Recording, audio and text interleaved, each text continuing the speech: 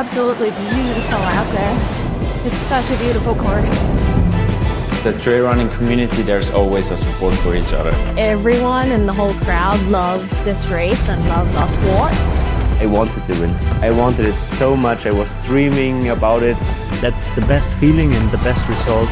That's why I do this sport. I'm really grateful to be at the start line surrounded by these amazing athletes. If you are a trail runner, you have to take part one time in your life.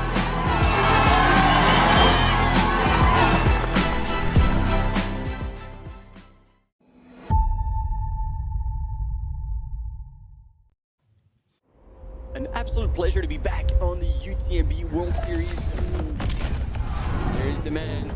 Oh. The world is watching. We're live. Merci à tous d'être présents. That gap is melting. Bonjour à toutes, bonjour à tous et bienvenue.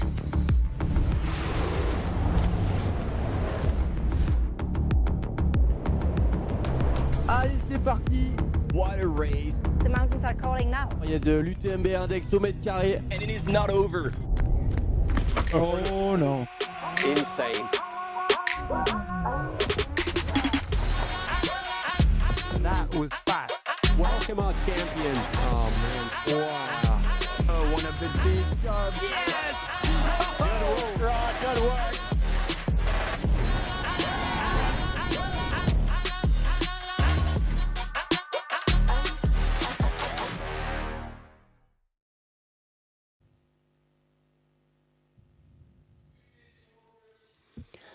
Ladies and gentlemen, this is it. One of the most awaited live broadcasts here. The European major of the UTMB World Series is starting. I am Martin Gaffuri and I am super excited to be joined by Stephanie Case. Welcome, Steph. Good morning, Martin. I am so excited to be here. This is going to be an exciting few days.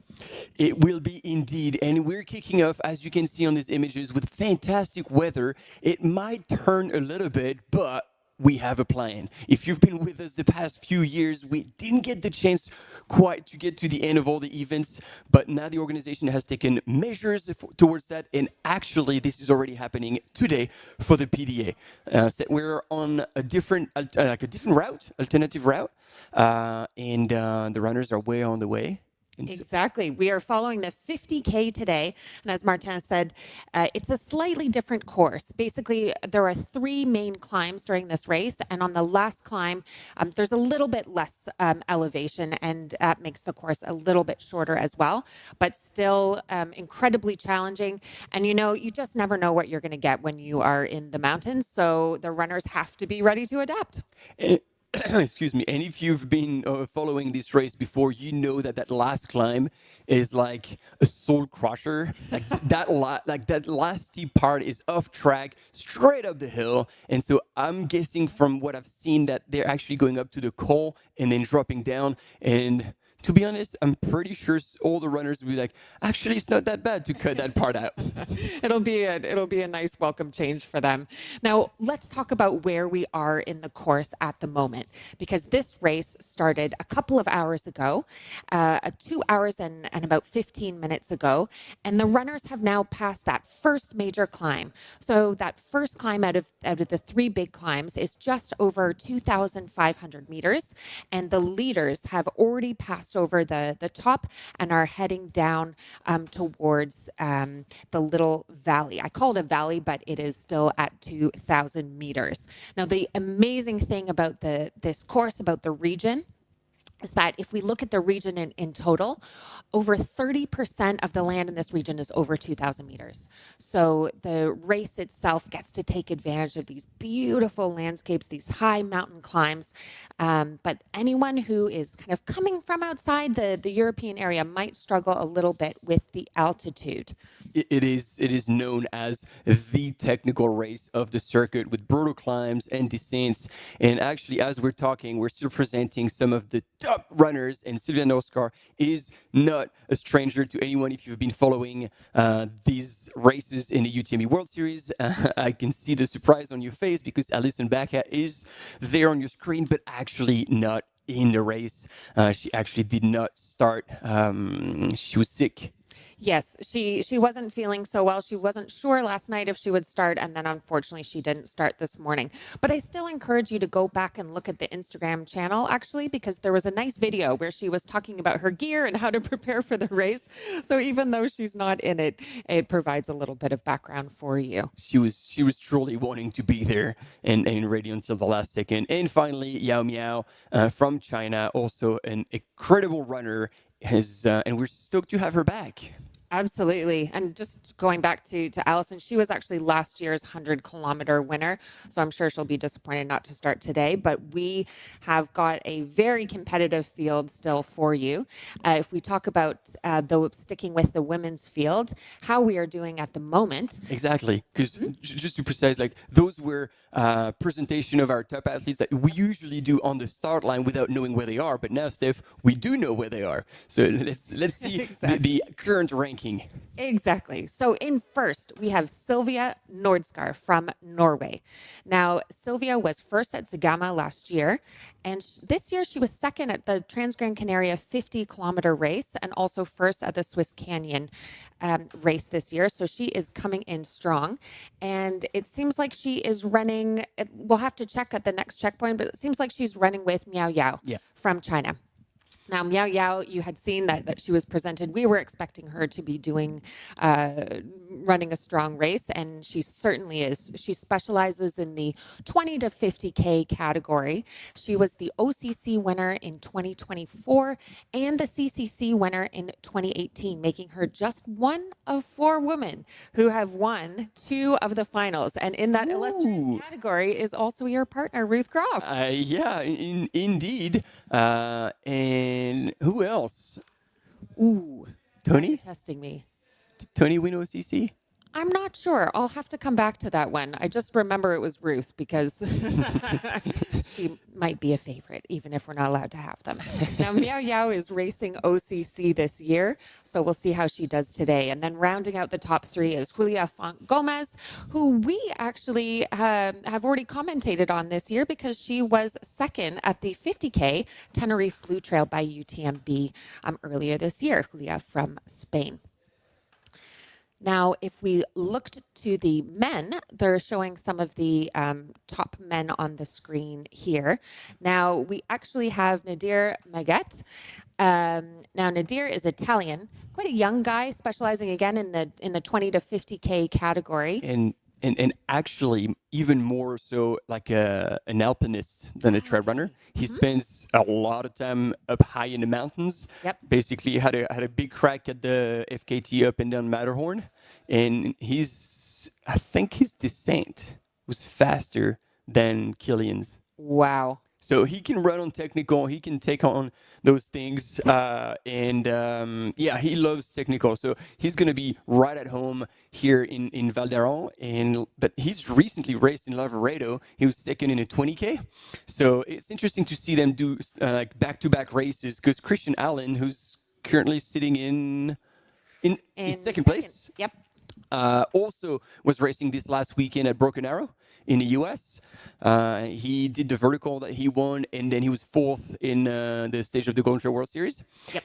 And then flew over. So it is interesting that these guys are going back to back, and yet they're still handling the pressure so far. Oh, we just had a change. Yep, we've seen both Nadir and now Lorenzo has come into second. So they have gone through that checkpoint.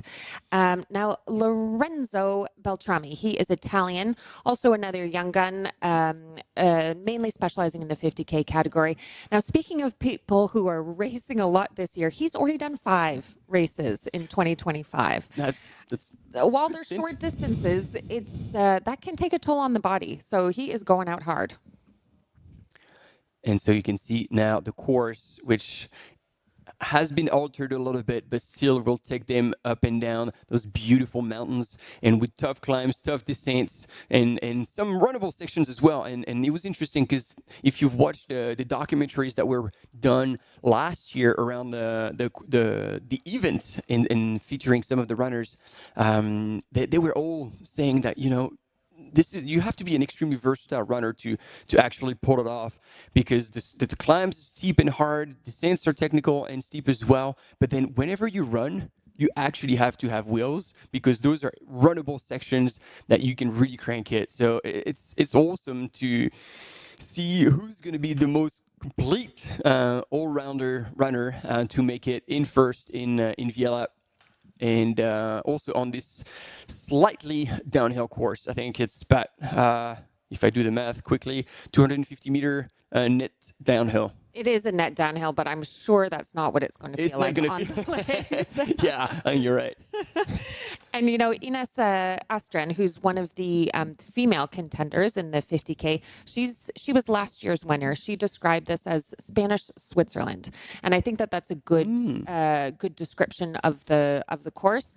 I ran the course, the 100-miler, some years ago, and it was absolutely stunning. But not something that maybe I was prepared for. Very technical course, as you say, but very runnable in parts. So there we go. This is a replay of our runners at the start this morning. Here it is, Nadir getting ready. Nice stash. That's new. Representing Team Terex. And with Ines. Oh, no, actually, it's not Ines. Sheila Viles, one of the old-timers. I don't want to say that, but she's still super young. She's won a lot of races. She's been doing extremely well in skyrunning. She was world champion. It's good to see her back. She was third or fourth at Transvulcania 50K, or like the marathon distance, sorry. So it's good to have her with us. And you can see all these runners doing gear check. And everyone has to go through elites and non-elites. Now, as we're watching the start line, I'm just noticing that now the first 4 men have been through the checkpoint, and there has continued to be a bit of a switch up. So Nadir Maguet, Lorenzo Beltrami, and then in third now we have Raul Criado from Spain, followed by Leonard Mitria. And now we also have the 5th, Sindre Buras from Norway. And seeing that Christian Allen is dropping down, maybe his bib has not registered through the aid station, because this is what we often see. Sometimes Life Trail doesn't pick up one runner and then all of a sudden it disappears and there's big drama. So we'll believe in failures, like a system failure, as opposed to Christian Allen going the wrong way or like being obviously experiencing wrong things, but we'll see. Yao Miao, as per usual, blasts off the front. And again, this is a reminder, now in every UTMB World Series races, at the front, there's 2 sections. Women's on the right, because women's are always right, and then men's on the left. And this is something that, you know, everybody's kind of now getting familiar with. And I think this is one of the great things that UTMB is putting together for gender equality in the race. And also to put forward the women's profile right on the start line. So a bit of a loop in town before shooting off. So on the left side of your screen, Christian Allen, then I think Lorenzo Beltrami is with the red, Nadir with the yellow La Sportiva. And now you can always pick out Christian Allen from his speed mullet, I call it. That mullet. I'm jealous. You can see that there on the left. It's very distinctive. And hopefully that will help power him up and down the hills. We'll have to see if it's true that maybe there's a glitch in the live tracking, or maybe his performance at Broken Arrow just took a bit. Yeah. I mean, to me, if anything would take a toll on Christian, it would be the travel, more so than the 20K race. Because I mean, the amount of miles that guy can cover in training, I think he would handle that okay. But yeah, the travel is really underrated when it comes to how much it would affect your performance, travel, and jet lag. It's a good point. Yeah. Oh, we'll see. We'll see. As of course, Broken Arrow is not just in the U.S., but on the West Coast. And so it's quite a lot of travel back. Now, talking about who we have in this race, we have 6,000 runners from 83 different countries. We were talking about the altitude earlier. Now, most of the runners here are from Europe. We're looking at a lot of runners from Spain, France, Portugal, So these runners will hopefully have had a chance to get out in the mountains, maybe not exactly on this trail, but in the Alps and the Pyrenees somewhere to be able to train. And while we will be live commenting on 3 races, there are actually 7 in total. Yeah, again, this is like the European major for the UTMB World Series, and it's been so for 3 years already. And yeah, it's such a stunning place. As you can see, all these glacial lakes and the high mountain makes it a very, very special environment for this. We have a quick commercial break coming up, but we'll be right back with you, so stay with us.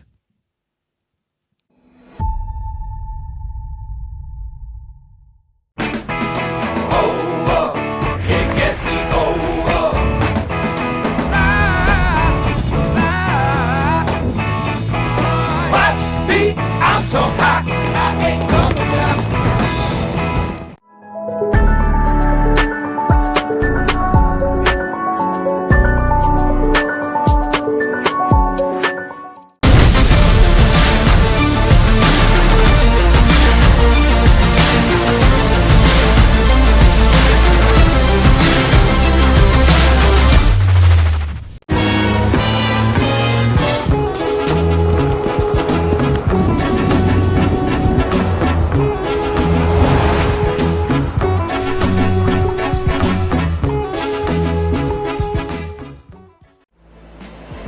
Absolutely beautiful out there. It's such a beautiful course. The trail running community, there's always a support for each other. Everyone in the whole crowd loves this race and loves our sport. I wanted to win. I wanted it so much. I was dreaming about it. That's the best feeling and the best result. That's why I do this sport. I'm really grateful to be at the start line surrounded by these amazing athletes. If you are a trail runner, you have to take part one time in your life.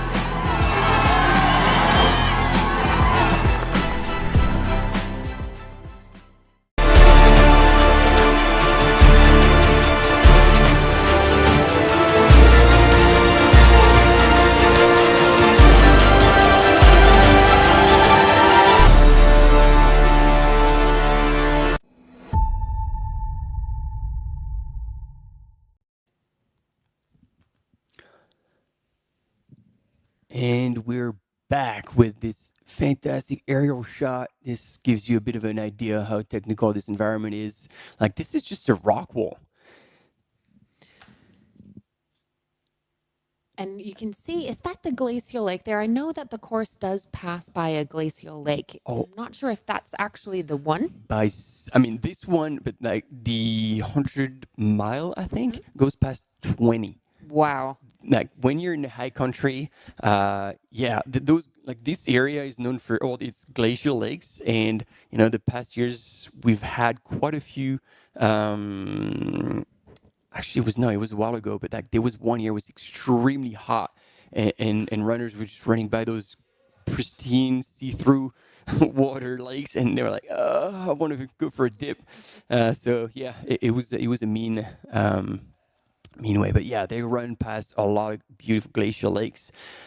So now we are looking at the part of the course where the top men are now on. So they have descended down into that little divot, that little valley at 2,000 meters, and they are progressing on the climb up to the next checkpoint. And so those are like kind of the Strava segments with the KOM. So on the left-hand side is the fastest time in the mains. Then on the fastest time, Q. I like that they put the Q. It's the queen of the mountain. Absolutely. Ines Astrain with the fastest time, and then you saw the average time gives you an indication of how fast these people are running. So it was 1:02, so almost double the time compared to elite athletes. Or sometimes it's funny because we do have random people who went on and claimed that that fastest known time, like basically that segment, king and queen of the mountain. So if you want to be featured on the screen, you can just try to figure out which are the segments earlier, blast yourselves, and then there you go. You'll be famous. You'll be on screen. Now, while we are following the top runners, the elites, it is worth mentioning that the vast bulk of the runners in this race are still on that first major climb up to that first peak just above 2,500 meters. So they are starting. This race starts at around 1,200, 1,300 meters, and then they have a long climb up over 2,500 meters. So we still have over 1,400 runners on that first major climb. So just something to keep in mind as we are following the elites near the front. Now, I've actually got a story for you about, about Val d'Aran. So I did this race, I think in 2021, and it was still kind of coming out of COVID times where there wasn't as much activity on the trails because of lockdowns and what have you. And during the first 5 or 10K of the 100-mile race, a pack of deer ran across the course. And of course, I didn't know what happened, but one of the deer ran and hit me in the head as I was running this race. And I had a whole bunch of Spanish runners come up and tell me what had happened.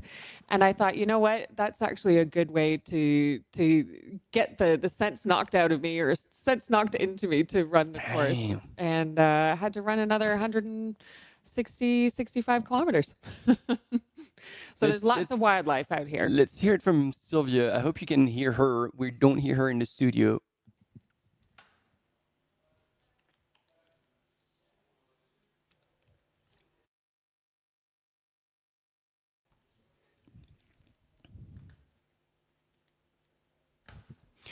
Let's see. Nope.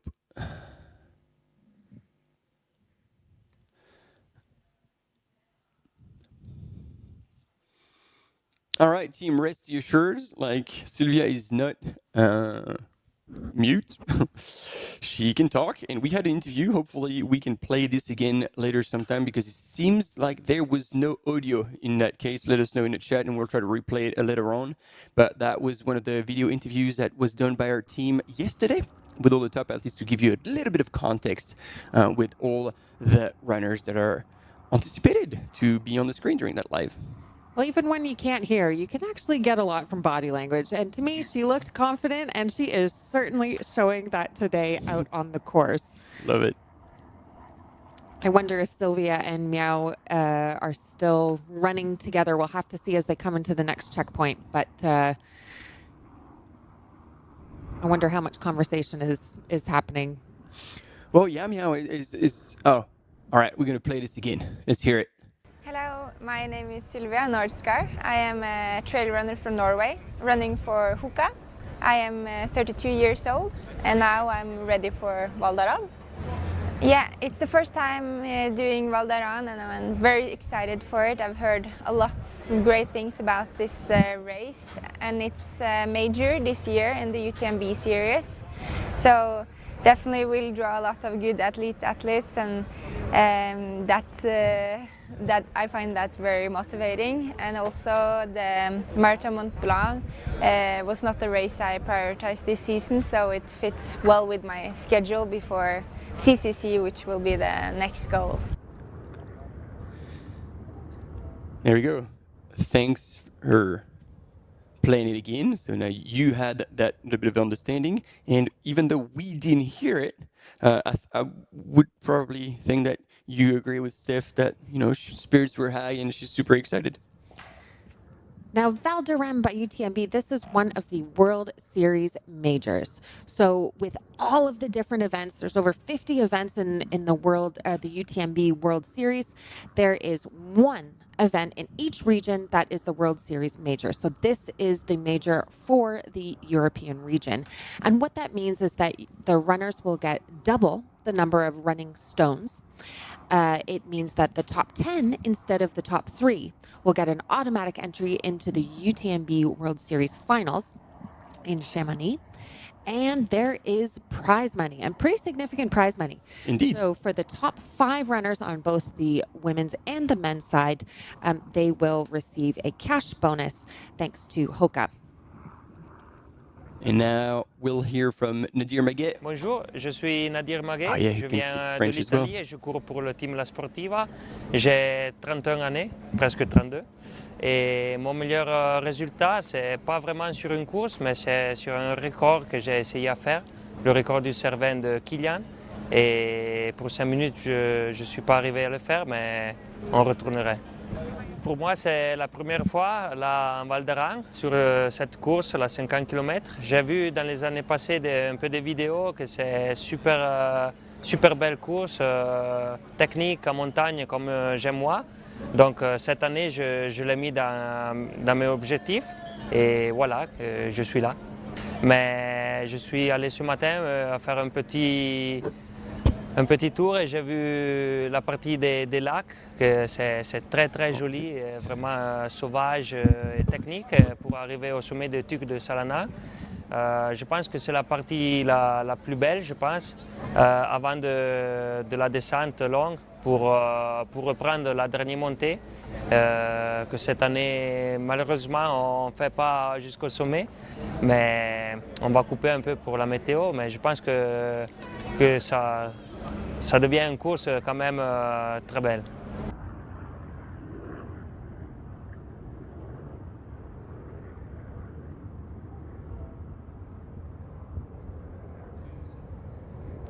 And we are back, and we are just minutes away from the top women coming through the next checkpoint, where we'll be able to see if the ranking has changed, if Sylvia and Miao are still running together, and how the top 5 is panning out. And so we had the interview with Nadir Maguet. He is from the Aosta Valley, and therefore can speak French, as you could hear from what we heard, because if you don't speak French and you're on the English channel, there was a bit of confusion, but we only heard the back end of it, and he said he's been on the course up to the Saladu, and he said that was the most exciting part of the race, according to him, and he was actually a bit gutted that they were not going to do the entire last climb, because that's what he likes, but he said otherwise he's really looking forward to the course. There you go. What's happening in the women's race here? Yes, and we have had the first 2 runners come through. So Miao Yao has clocked in first, but Sylvia Nordskar from Norway right behind, within a minute of each other. But so that gives you the answer, is that they are racing each other at that point. It is no chit chat anymore. I would like to be a fly on the wall or a fly on a shoulder there to see what was happening between those 2 women. And next, we can expect Julia Font Gomez, but perhaps there's a little bit of a gap. It looks like maybe Julia and Sheila will be coming in together. Let's see. Definitely the race is on between Miao Yao and Sylvia Nordskar. Now, the weather looks gorgeous there. Blue skies, sun. It's hard to imagine that there are storms ahead, but as we said near the top of the broadcast, anything can happen when you are in the mountains, and particularly in this area. We've had some difficulty over the last couple of years with trying to deal with the weather, but of course, safety of the runners is first and foremost. So this year, if there is a need for any change, the race organizers will make it to ensure that the runners are still able to hopefully run and be safe at the same time. These courses are rugged. They're going into the high mountains, and you really just can't take any chances. Absolutely. And I think for those who have had the opportunity to go over in the US, and I know you have, just as much as it looks like this, even though it's a little lower and a bit more rugged in younger peaks than Colorado. This environment there in summer is actually very similar, and so it's not only rain that's gonna hit. If it does, it's gonna be storms with lightning, and you can see that up on the top there's no cover, and so you're fully exposed. So that's why they're basically very careful about runner safety, as you were saying, and they don't want to mess with that. Coming up, ladies and gentlemen, an interview with the American runner from Team Nike, Christian Allen.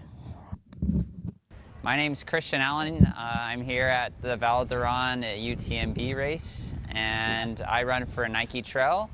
I'm currently 27, I think so. Yeah, 27.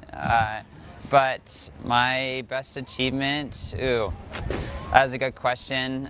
Winning Speedgoat, previously a UTMB race, was really fun and exciting. It kind of started a lot of my trail running career, so that was probably a big one for me. There's been a lot of other fun achievements along the way, but that one was special.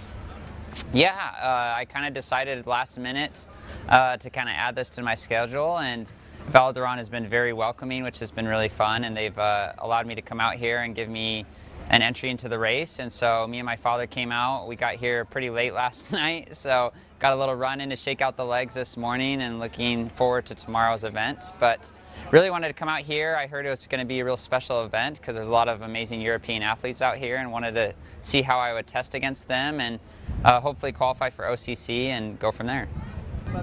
Yes, I try not to worry too much about it because I think you can only control the controllables, and I got here late last night and got a little shakeout the day before and got to see maybe the last mile of the race. But the first time I ran a UTMB race at Speedgoat, I hadn't really stepped a foot on the course, and so I just want to go out there, kind of run with the leaders, hang out the best I can, and if I'm feeling good, breakaway towards the end. And so it'll be fun to see how I fare on this technical course with such amazing technical athletes that come from Europe, and just go out there and have fun.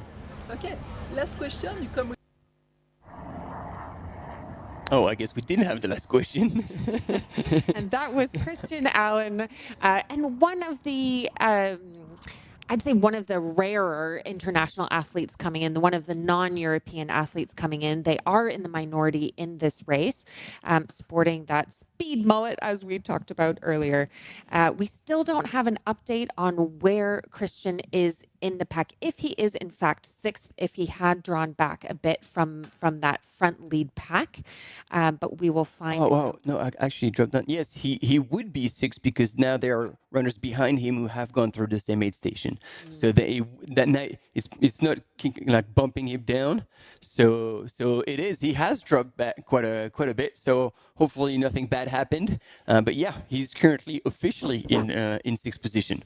Well, we say that, but actually when you look at the times are very close together. So while he might have dropped back in position, we're really just talking about minutes. Now, through that last checkpoint, you can see between first and sixth, where Christian is sitting, there's really only 7 minutes between them. So we could still see quite a shakeup coming through the next checkpoint. The men are still on that climb towards Tolk Salana, and they're just over halfway, we see, so still a few hundred meters left to go. And so again, looking at the women's race and how things are shaking out, like basically the last checkpoint, we saw the bit of a change between Sylvia and Yao Miao. Mm-hmm. So this is what we can start like anticipating, because Yao Miao in the descent, we know she's extremely good, and she would have most likely put an effort to like put a minute a little bit on Sylvia.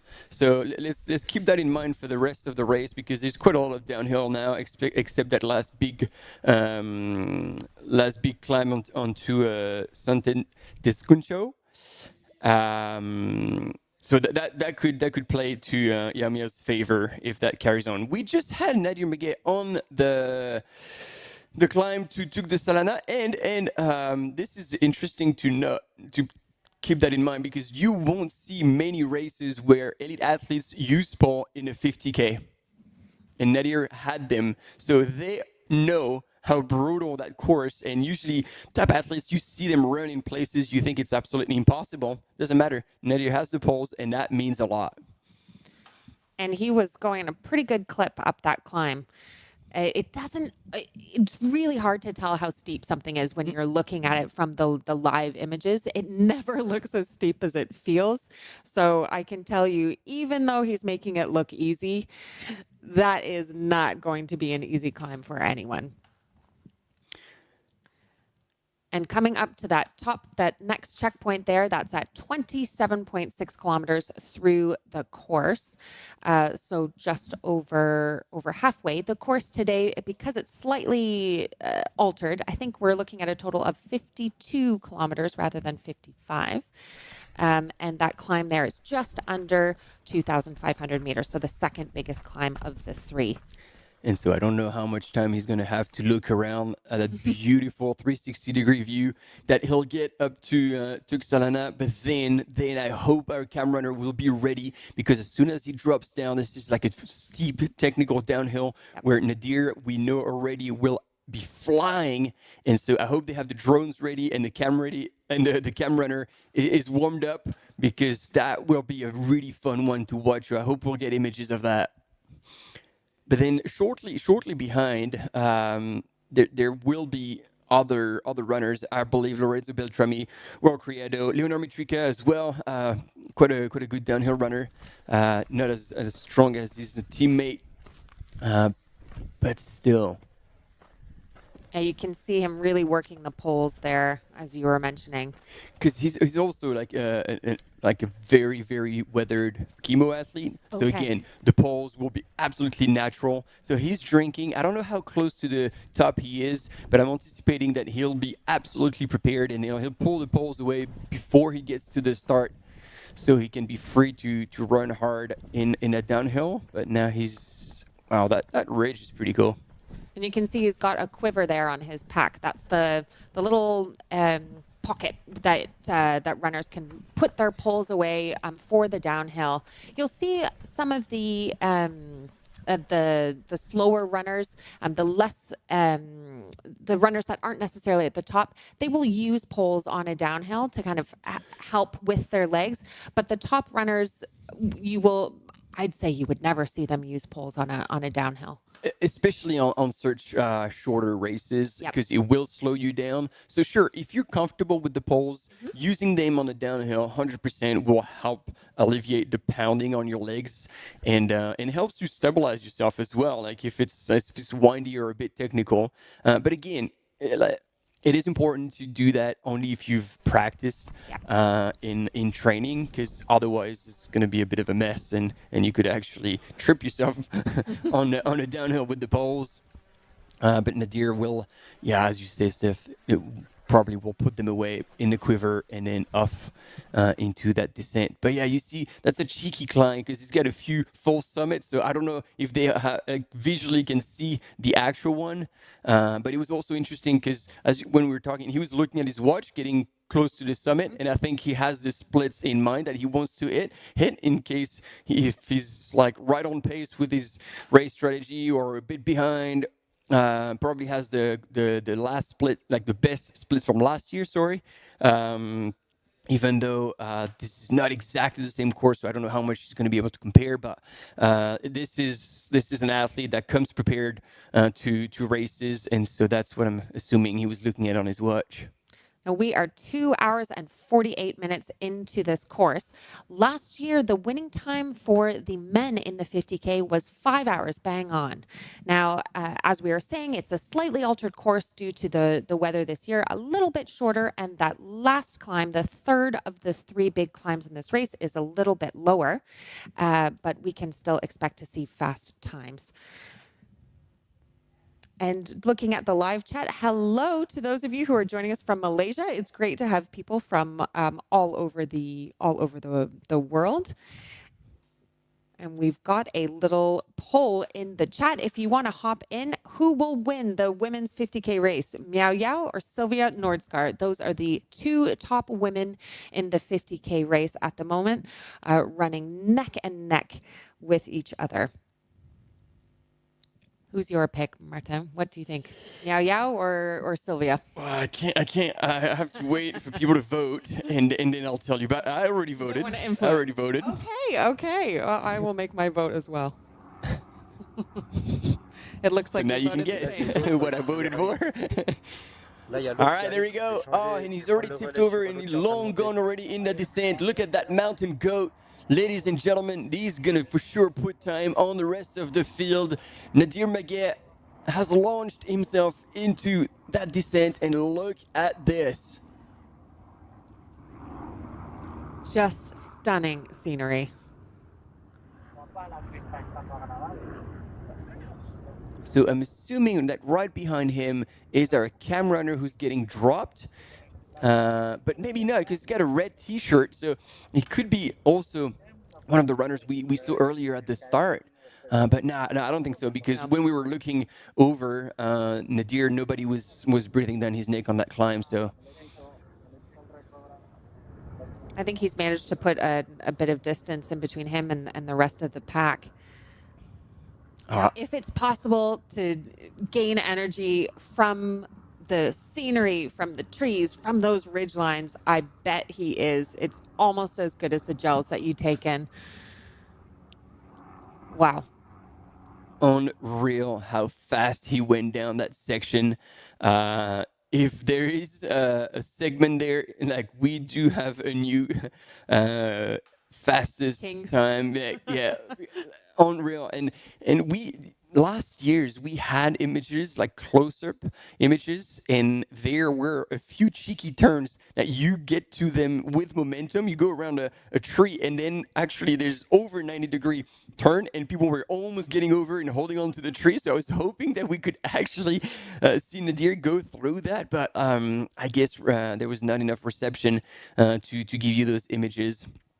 But there, as you can see, Tuxalana right at the top, second highest point in the course. And man, yeah, as you were saying, Steph, the views is stunning. And if you take a few seconds to look around and realize how lucky you are to be in that place in that time, that will definitely fuel your emotional cup and give you a bit of a boost.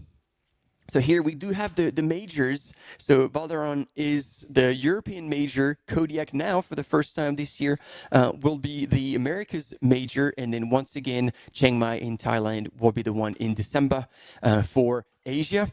And the Oceania one was Trail Australia for the first time and already took place back in May.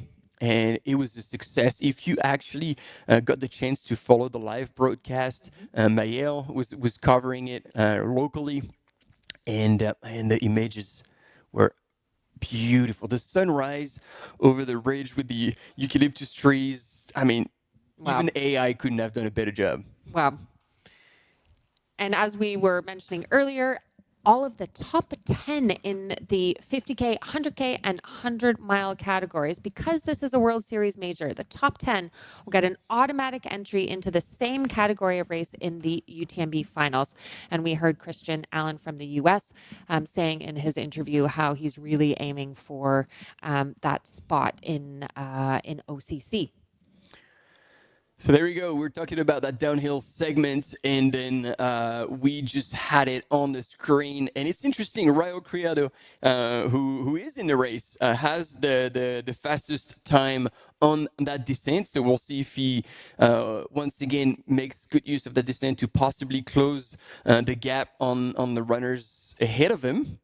But he hasn't gone through Tuxalana. Lorenzo Beltrami in second place has not gone through with almost 5 minutes back from Nadir Maguet. So Nadir, at that point, it's over. No, it's bang on halfway. But definitely most of the climbing has been done in 5 minutes. It's pretty solid. It is pretty solid. And it's interesting to see, looking at him on the downhill, if he was able to put that much time on the uphill, we might see that lead increase even more on the downhill, depending on how things go. Looking over at the women's side, if you're just joining us, Miao Yao and Sylvia Nordskar are running together. We do have the top 6 women that have gone through the last checkpoint. So now in third, we have Julia Font Gomez. And then we have Elisa Dusko in fourth, and in fifth, Sheila Aviles Castano. Yeah, again, Sheila Aviles, really good to have her here and back at racing. She's had issues the past few years, and it's not been easy on her, but we're absolutely delighted to have her back. She's one of the faces that helped grow the sport, and she's still part of it. Team, quick commercial break, but we'll be right back. Stay with us.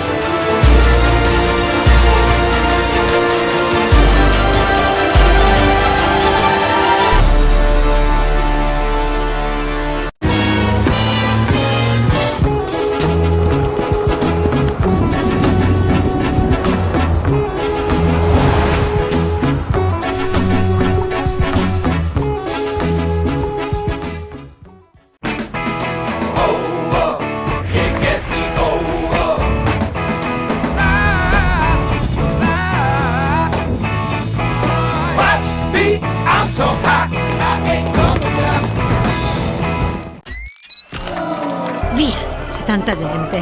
Non ci facciamo prendere dall'entusiasmo. Allez, bien gestion. Le cardio est bon, c'est parfait. Mi è venuta una vescica. Fa un male cane. Aïe. Ah, ça va pas du tout cette entrée. Ce l'ho fatta! È finita! Absolutely beautiful out there. It's such a beautiful course. The trail running community, there's always a support for each other. Everyone in the whole crowd loves this race and loves our sport. I wanted to win. I wanted it so much. I was dreaming about it. That's the best feeling and the best result. That's why I do this sport. I'm really grateful to be at the start line surrounded by these amazing athletes. If you are a trail runner, you have to take part one time in your life.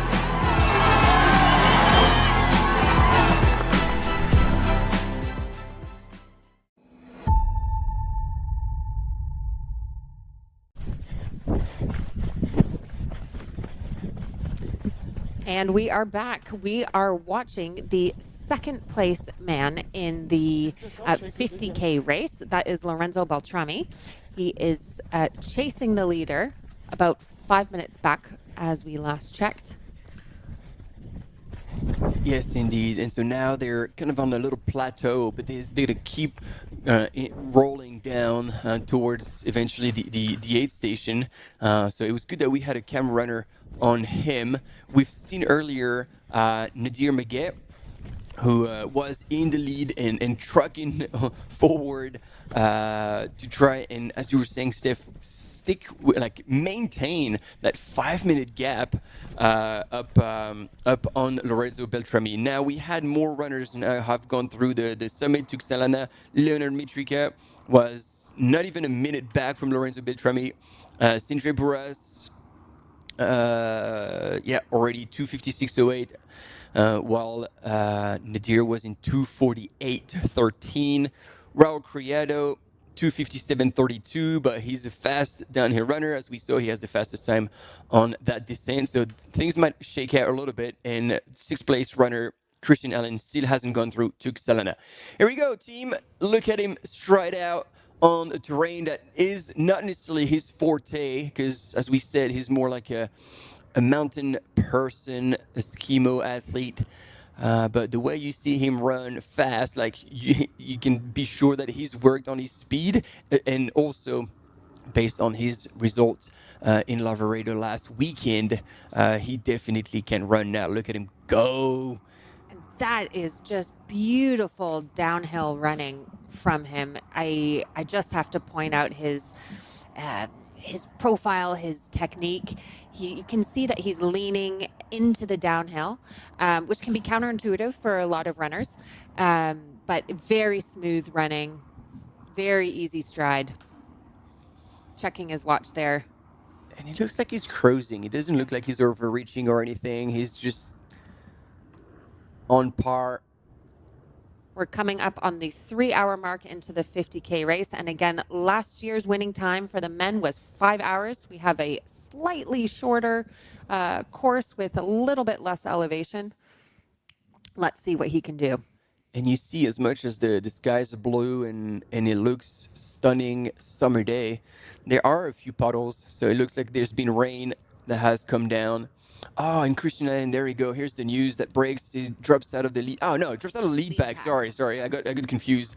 But again, that is not Christian's style to race at the back, to play the waiting game. So definitely something is going on with him, and hopefully nothing major.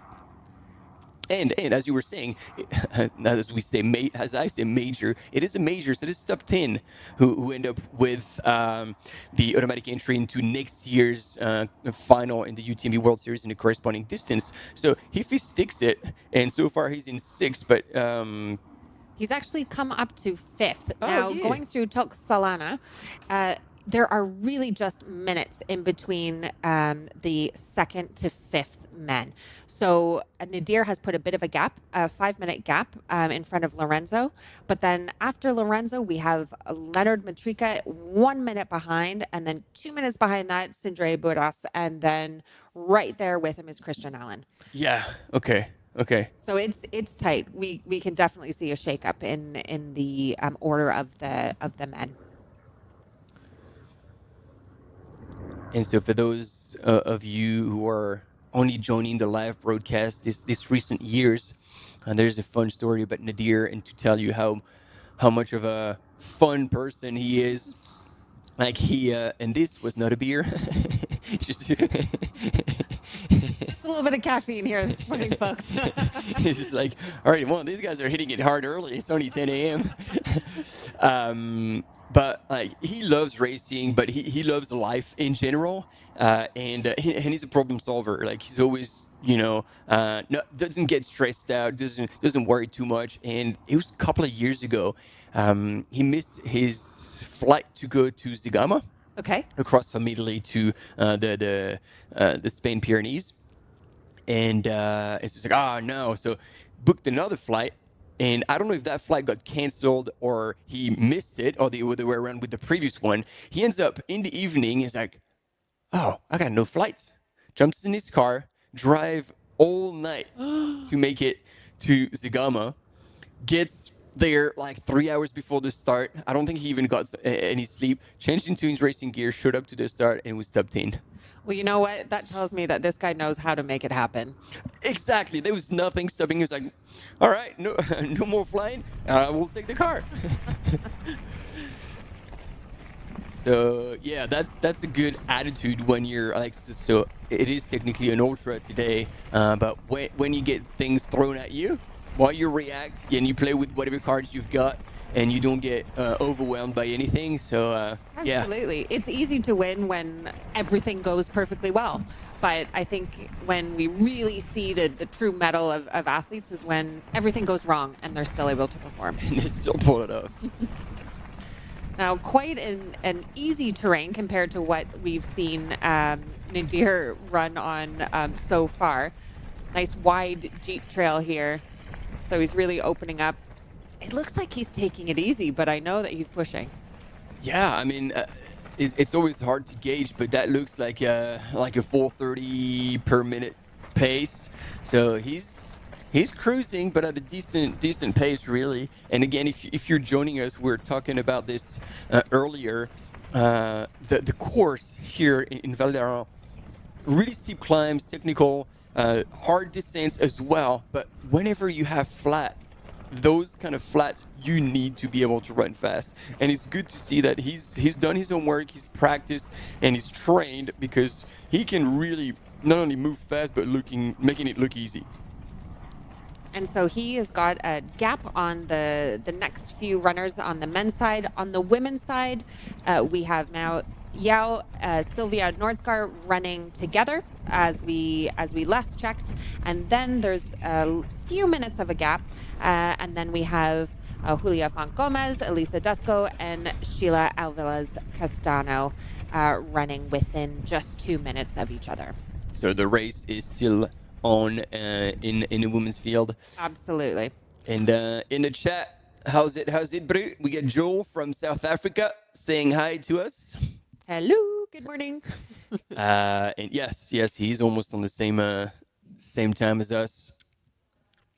It's good to see people tuning in from everywhere in the world to follow those races.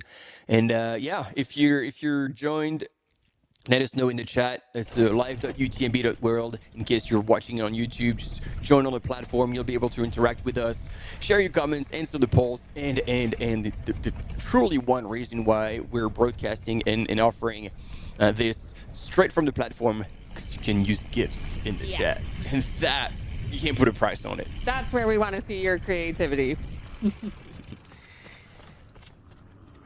So there we go. It looks like our mountain biker is going to stop, which is going to be perfect, because that'll give us an idea of how far back Lorenzo Beltrami is from Nadir. And then hopefully we'll see a little bit further back what's going on. So now we're still at the bottom of Tux Saladu. And this might be with our, could it be our top lady? We'll find out after the break. No, not quite yet.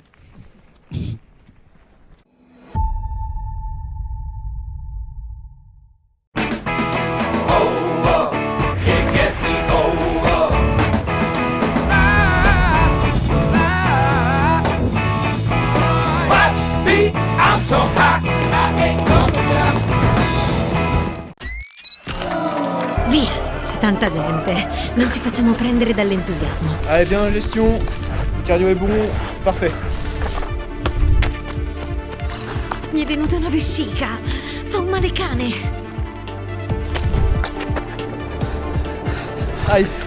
Ah, ça va pas du tout cette heure. Ce l'ho fatta! È finita!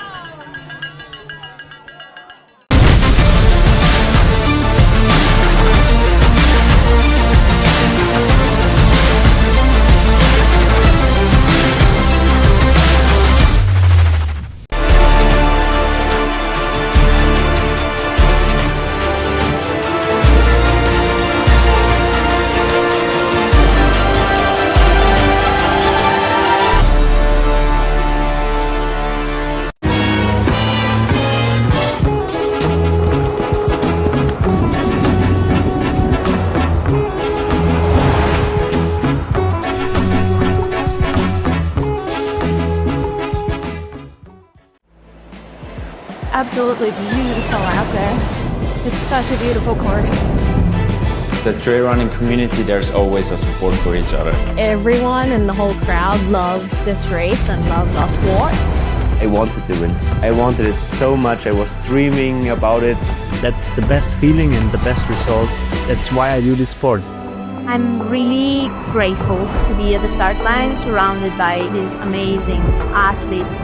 If you are a trail runner, you have to take part one time in your life.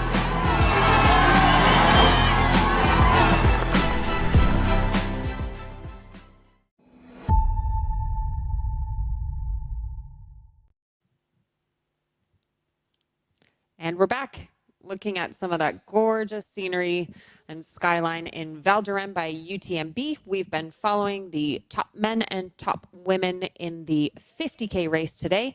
We are just over 3 hours into it, and quite an exciting race on both the women's and the men's side. There we go. This is what we believed we were seeing. It was indeed Yao Miao in the lead of the women's race on her way to Tuxalana, wearing a white t-shirt. So this is going to be our way to identify her, because I believe Sylvia will be kind of bluish top with the HOKA gear. Exciting times. And as we're talking about this with Steph, we're hoping that we're going to get images of Yao Miao going up and over the top and then down. In the meantime, Nadir is carrying on this course, left the Jeep track, single track now. It's contouring. That's a long section, then a bit of flat and then descent into the next aid station. And that one is going to be a quick one in Mont-Ramies. It's always a beautiful one, just around a pasture. Sometimes there's cows going on, so Nadir will be right at home. And yeah. He has less than 20K to go. Yeah, already. It is going to end quickly. Jumping into the chat, it's so wonderful. Hello to those of you in Poland and Mexico. Thank you for waking up early to listen to us. And interesting, on the women's side, Ines Astren, she from Spain, she was last year's winner, but she has dropped down to 10th. So just really shows the strength of this year's field as well. Nothing is a given when you come to the Pyrenees. You might be a winner one year and out of the top 10 the next year, but she'll be fighting for one of those top 10 spots in order to get an automatic entry to the OCC next year.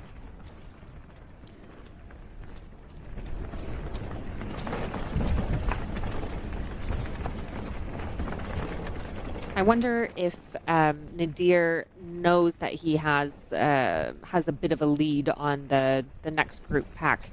It's always hard being the one who's hunted rather than the hunter. I guess just like we saw in the images, perhaps on that climb to Tuxalana, he could look over his shoulder and then see that not exactly the split that was that he had put on Lorenzo, but at least know that he had a bit of a safety blanket. In this terrain that he's running through now, it would be impossible to check behind you to see there's too many trees. Yeah, and it's a big drop on the left. Like maybe in 200-300 meters, actually the trees are going to be gone, and then you can really see the whole valley. Yeah, it's pretty stunning.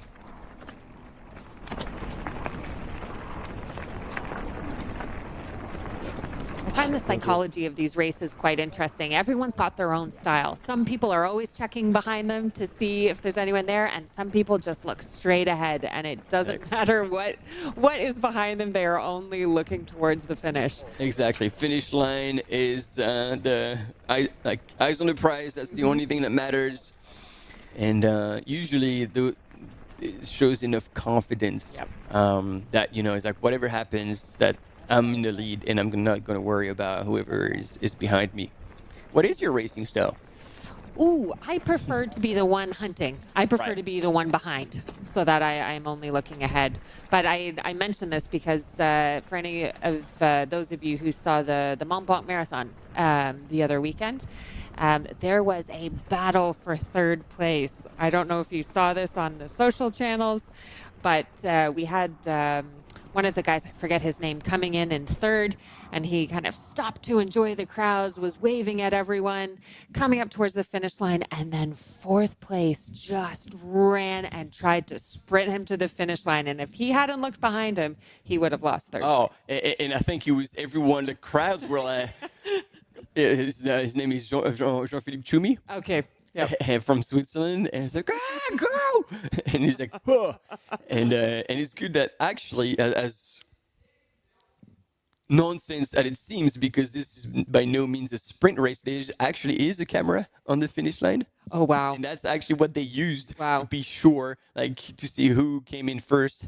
And then eventually Jean-Philippe was still climbed third place. That was, in the 90K.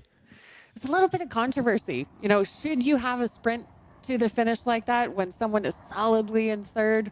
What's your take on this? Ooh, I might not have people agree with me, but I think he shouldn't have sprinted. I think if someone is solidly in third and they are walking to the finish, you let them have that finish. Well, then, from point where we'll disagree, because I feel like you have a bib on and it ain't over till it's over. You can always cross the line and then go back and then celebrate with your crowd. But I feel like, and it's just like in cycling, everybody, you know, you see that, you go, oh yeah, somebody passes him, and then everybody's like, no.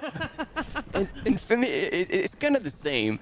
And actually, I liked Jean-Philippe's attitude on the finish line, because he was just waiting for the final, but he wasn't worried or angry or anything. It's like, that's a race, and he tried to like go until the end, and I think that was fair enough. That's true. Until you cross that finish line, until your time is never clocked, in the bag. The race is not over. So got to stay on your toes. There we go, ladies and gentlemen. We do have now a cam runner on the women's race. Yao Miao from China, representing Team Salomon, is launching herself into the technical descent. And just to give you an idea, like, she is extremely strong downhill runner. So if you feel like, oh, she's tiptoeing, not moving really fast, it just gives you an idea of how hard that descent is.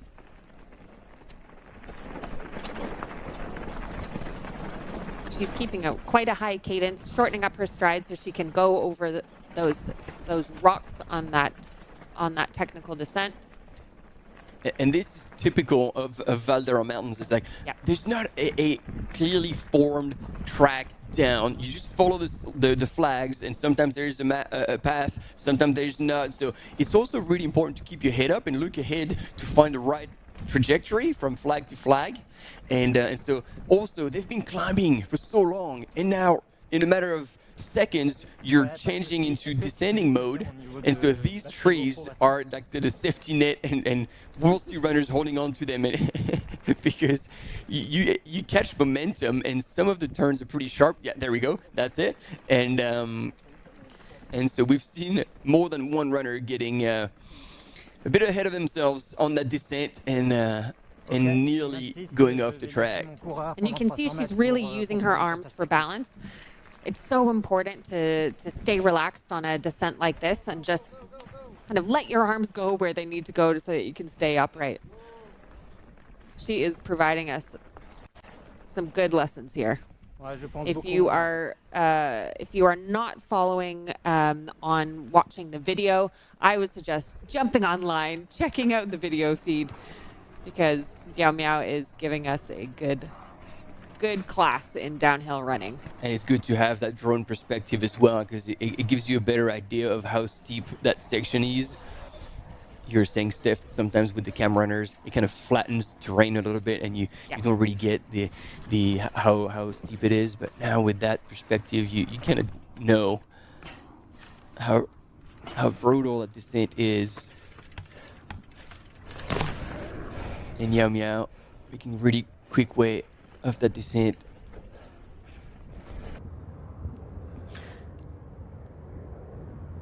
Now she is doing the second descent from these two first climbs in the race, and it's quite a short descent into a flat section, which the top men are currently on, and then a descent again into a valley before the final and third climb.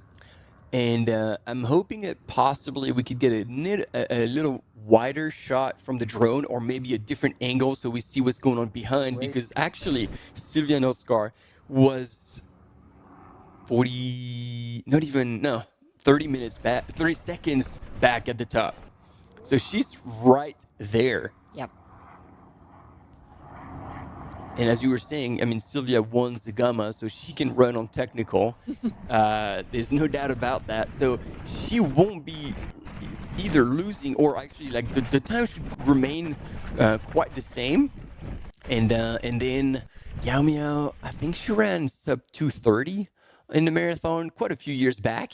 And then she's been around like between 2:30 and 2:35.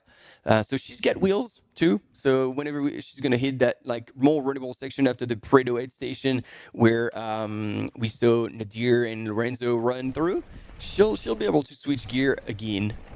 And this will be a great lead up to her participation in the OCC in the finals later this year. And just looking into the chat, we will be covering the 50K race today.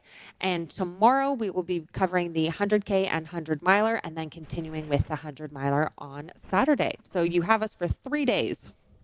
3 days this weekend, and then again next weekend, and then again next weekend. Ladies and gentlemen, the entire month of July is going to be spent with you all.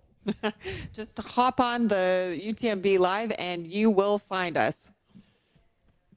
I myself will actually be racing next weekend, but I will be back for Eiger on the 19th. Awesome. What are you racing? I'll be doing Hard Rock. I am off to Colorado on Sunday. Right. It is true, and I knew that because I remember seeing a video of you running in a suit with a mask on. I'm like, holy moly. I did consider bringing my hypoxic tent here for our coverage. I would take that. Probably last like half an hour and then suffocate. All right, we do have a bit of a replay to give you some context. You were talking about this. Yao Miao, OCC 2024 winner.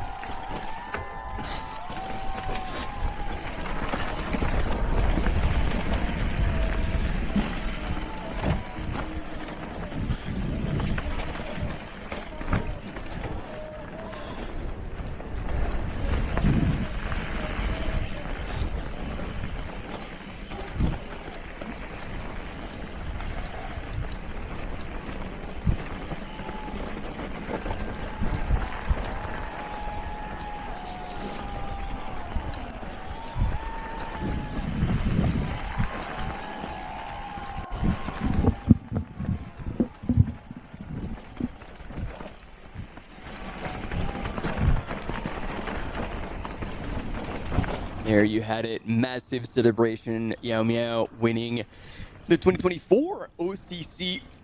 And as you were saying, now only UTMB is left in the UTMB World Series to put on her wall of fame.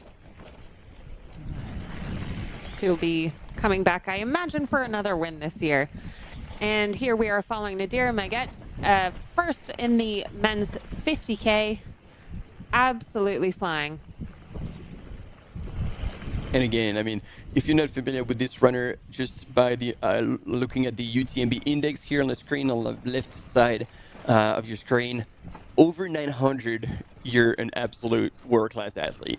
So 917, on paper, he was the one that kind of was supposed to take it out. And it's also interesting. It's like sometimes it delivers, sometimes it's not quite the right day. But it's usually a very good indicator of who we can expect to be up at the front. And it's made out of the top. Oh, you're gonna have to help me on that. Top 3 or top 5 results in the last 2 years. We're gonna figure this one out.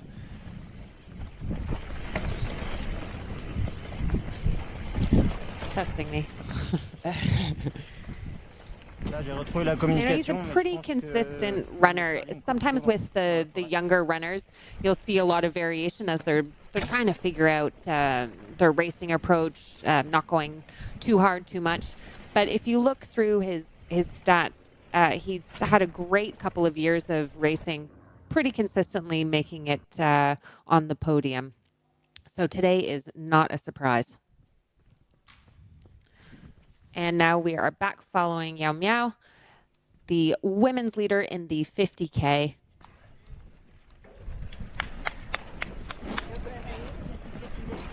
And she looks like she's really pushing it on the downhill. She is not letting up. She usually races pretty aggressively, and she knows as well that she's a good downhill runner, so she might actually be playing her cards in that section, possibly to try and also pull away from Sylvia, try to make a bit of a move, open a gap, out of sight, out of mind kind of thing. And she's really in her comfort zone in the 20 to 50K race category. This is her specialty, and she was showing that to us today. Now we have Nadir coming through a checkpoint.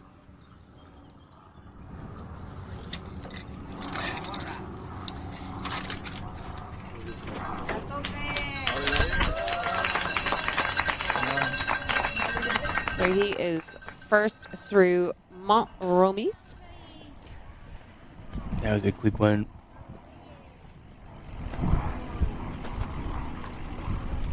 Putting his poles away again in his quiver. So it's so hard to get those poles away while you're moving. It really takes practice. And so very, very quick stop there. It looked like I don't know if there was already powder in his flask and he just filled it with water, because those big containers, usually it's only water, and then you get the knack at the aid station. So I feel like he was prepared, and he had that flask already with the energy drink, pour water into it, pour a little bit over his head, and then off he went. And there we go, ladies and gentlemen, Sylvia Northstar. Sorry, I said blue. That is kind of a, how would you call it, pink salmon color. But what do you think? A minute? 90 seconds back from Yao Miao? Hard for me to tell because of the terrain, but that might be a good estimate. So Nadir has passed the 36-kilometer mark in what is now a 52-kilometer course. So we will see him come in under the 5-hour mark, I imagine. And following the second woman, Sylvia Nordsgaard, she will be chasing down Yao Miao.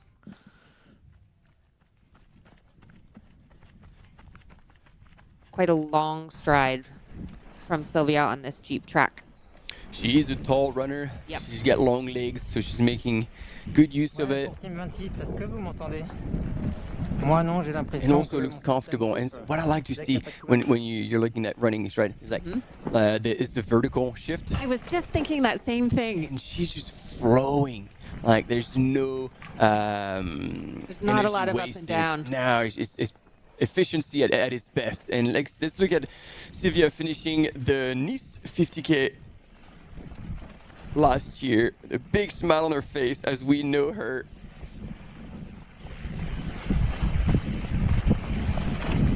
She's one of the friendliest runners in the circuit, always happy, always there to help other people as well.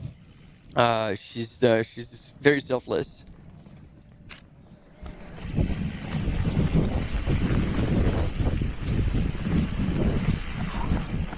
She's already started off with a good year this year, with second at the Trans Gran Canaria 50K and also first at Swiss Canyon.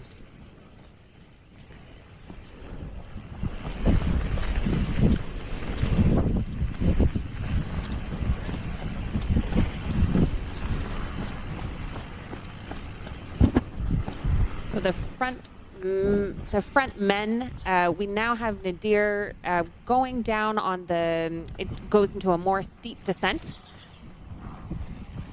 down towards the checkpoint at 41 kilometers. And the rest of the lead men, that lead pack, are just finishing that plateau. But he's got a pretty good lead in front of him.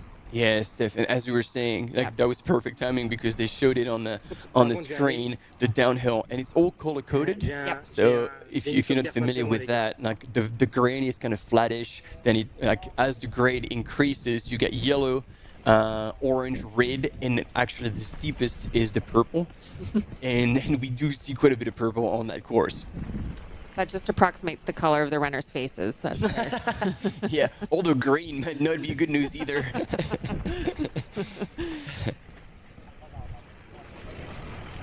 This is the third place women. I feel like that could be Julia with a Brooks top, but I got that wrong with Sylvia, so now let's wait. It is Julia or Julia, if we are using the Spanish pronunciation. Julia Pont. She is running for Brooks. Yeah, I think that and not using poles. We were speaking a little bit earlier about how Nadir was really working the poles going on the uphill, but often in a race of just 50K, the top runners will go without poles. We can see her hands on her thighs. So we're being told here this is Italian runner from Team Scarpa, Elisa Desco. To be confirmed. I'm not sure about that. We'll see, because whoever that was getting actually pretty close to the top. So we'll have a split there. Je vous retrouve tout juste. Très souvent, il y a tout qui coupe. J'ai juste en écho dans mon micro. And as you can see on the screen again, we had the grade of that downhill where Nadir is running. Let's get the confirmation there.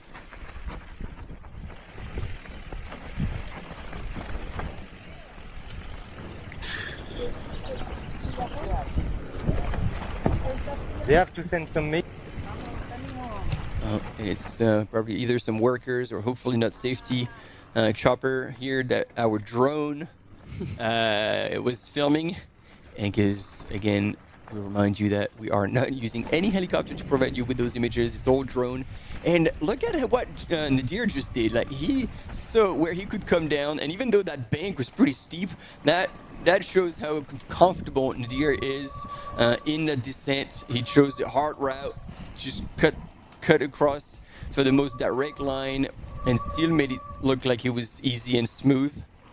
Now, to keep up with these runners and to make sure that you have these images, we have top runners as our camera people, and also now on mountain bikes as well.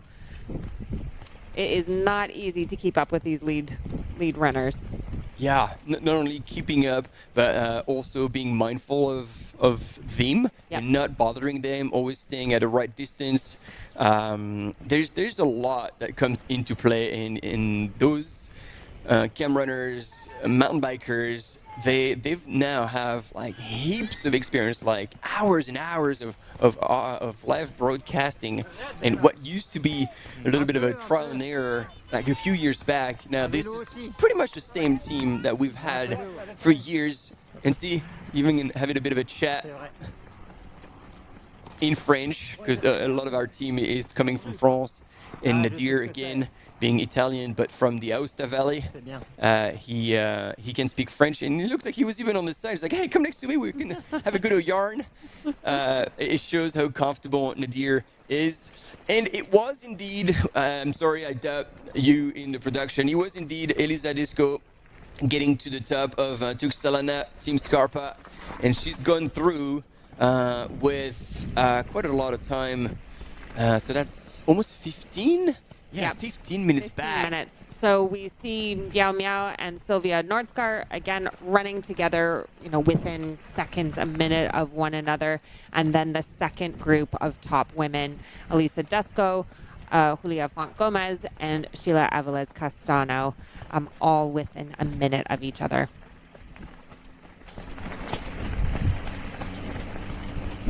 So that long descent, Mont-Romes and Artias, sub 20-minute descent for the fastest time on that segment. But again, we might see Nadir crush that. Although he's not firing on all cylinders. You can see he's just holding back and cruising down. Man, the past few years we've had some pretty bad crashers in this section. Oh, really? Oh, yep.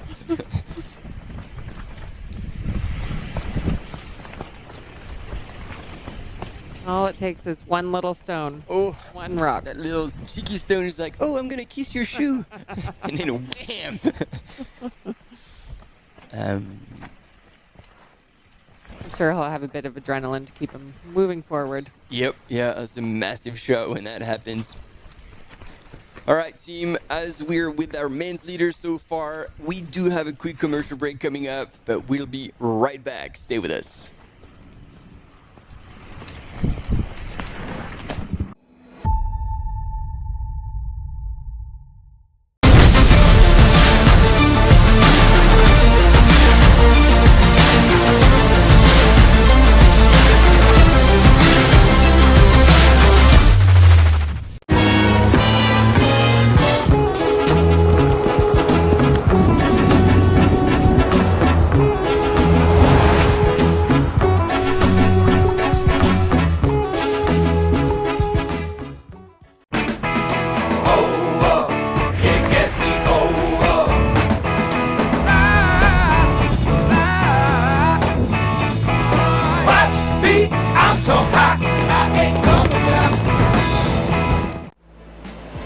Absolutely beautiful out there. It's such a beautiful course. The trail running community, there's always a support for each other. Everyone in the whole crowd loves this race and loves our sport. I wanted to win. I wanted it so much. I was dreaming about it. That's the best feeling and the best result. That's why I do this sport. I'm really grateful to be at the start line surrounded by these amazing athletes. If you are a trail runner, you have to take part one time in your life.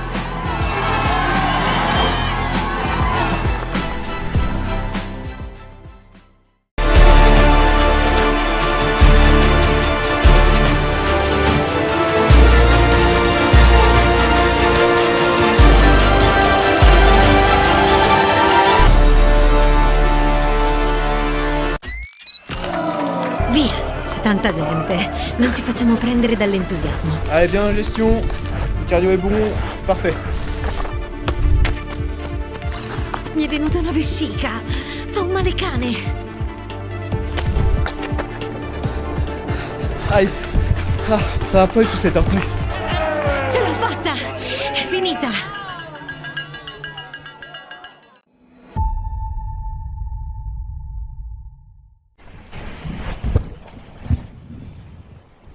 Welcome back. We are following the top men and top women in the 50K race for Val d'Aran by UTMB.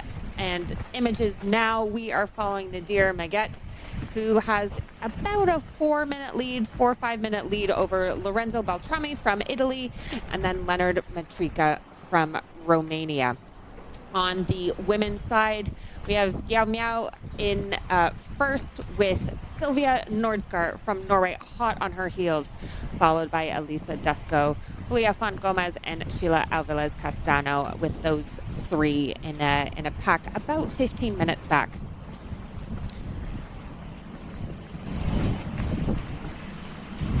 Now, we've been seeing Nadir run very smoothly, very easily, but it is still possible. I want to say it's still possible for the gap to be closed before the end. Lorenzo Beltrami would really have to, I think, put on the jets to be able to close that 4 or 5 minute gap.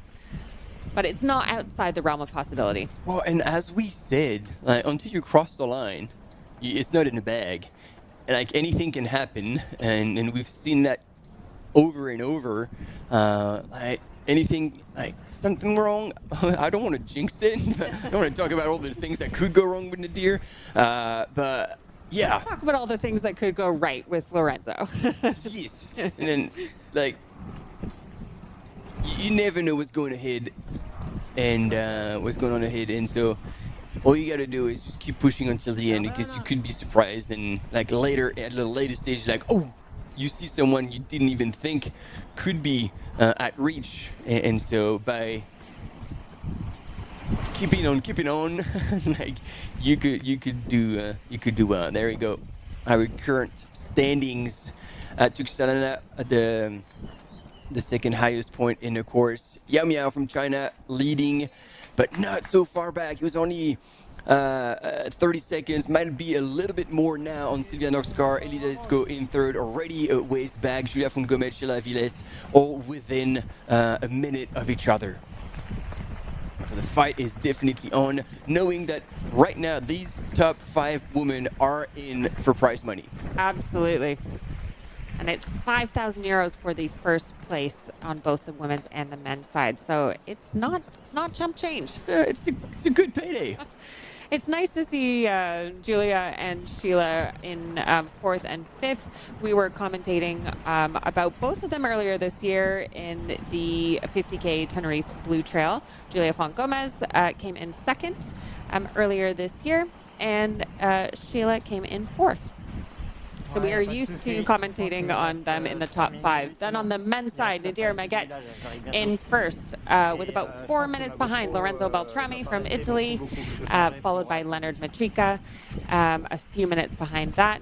Then Sindre Bodas and Christian Allen from the US with the speed mullet in 5th. So only 10 minutes in between 1st and 5th on the men's side, with a bit of a bigger gap, 15 minutes between 1st and 5th on the women's side.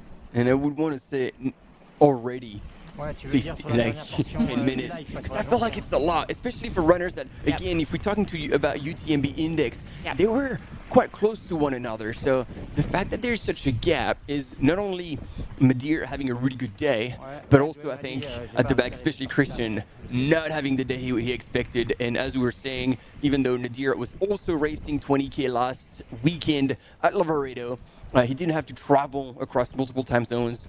And it sounded also, based on the interview, if you weren't with us, that we had with Christian Allen, that it was kind of a last-minute decision. Like, he was, oh yeah, okay, I could run there and punch my ticket for next year's OCC.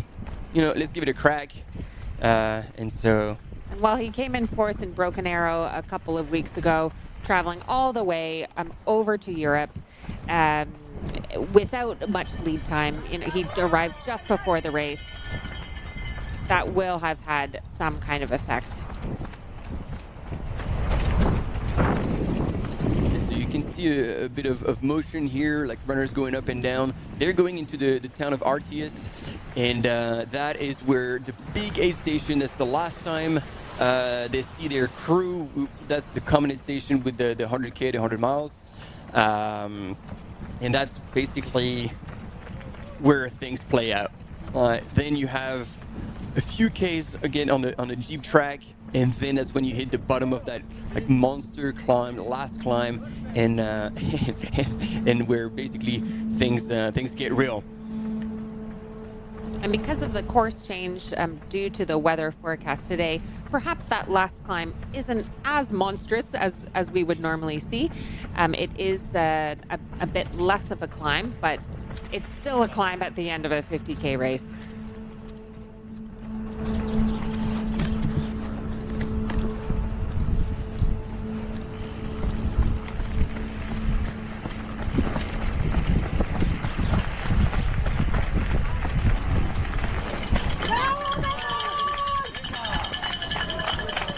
As we are getting to the last end of the race, the last third, we're seeing more crowds out on the trails.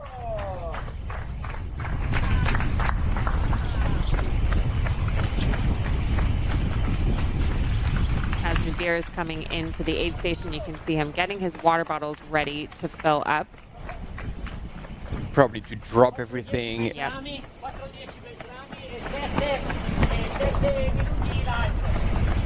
You can hear in Italian somebody giving Nadir the splits.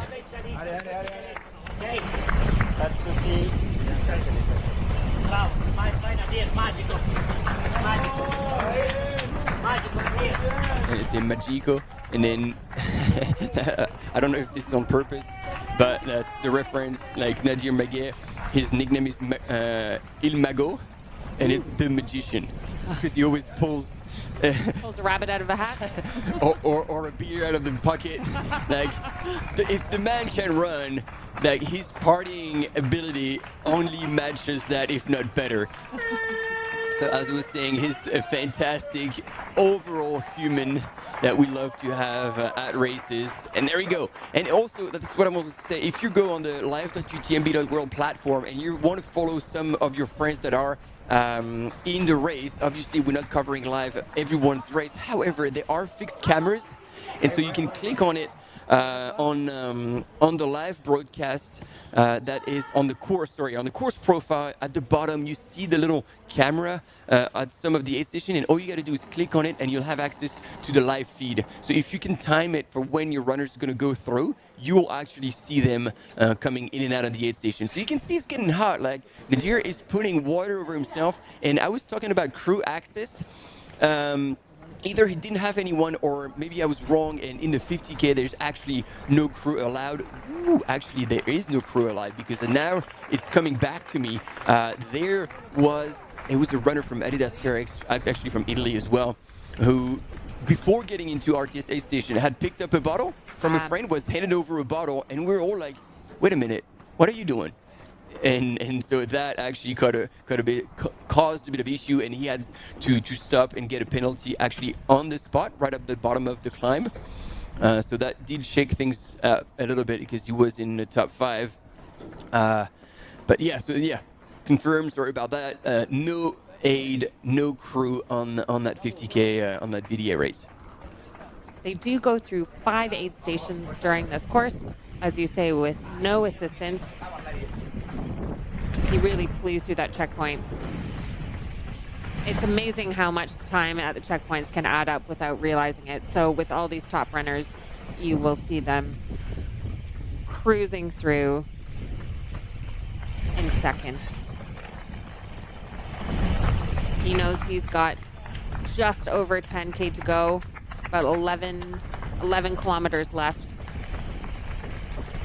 3 hours and 45 minutes into the race.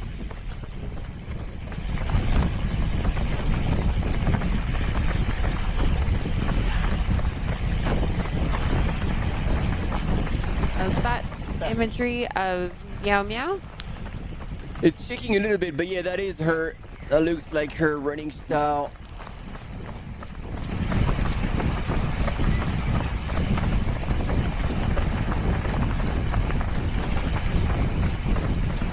So as we still have the audio of our cam mountain biker somewhere freewheeling into the descent. There we go. It's been cut. Thank you. So again, we are following the top runners here that are 40K, 35K into this 50K race. But the bulk of the runners that we have in this race are still working on the first climb, working on the first descent. We have to remember this is a long race, and we are just seeing a slice of what these top runners are putting out there. And now we are following Sylvia Nordskar, second, right on the heels of Yao Miao from China. She will be looking to make sure that she doesn't widen that gap. And we'll have to see if she's going to try to overtake at some point. Perhaps difficult on these technical trails. Maybe she's waiting until the terrain opens up a little bit more before she makes a move. About 34 kilometers on the women's side as we're seeing Sylvia into this 52-kilometer race. If you're just joining us, we are following the top men and top women in the 50K race at Val d'Aran by UTMB. Over the next 3 days, we have 6,000 runners from 83 different countries, primarily from Europe, Spain, France, Portugal, people who are used to training in these mountains. There are actually 7 races in total, and we will be with you for 3 of them, the 50K, the 100K, and the 100-miler.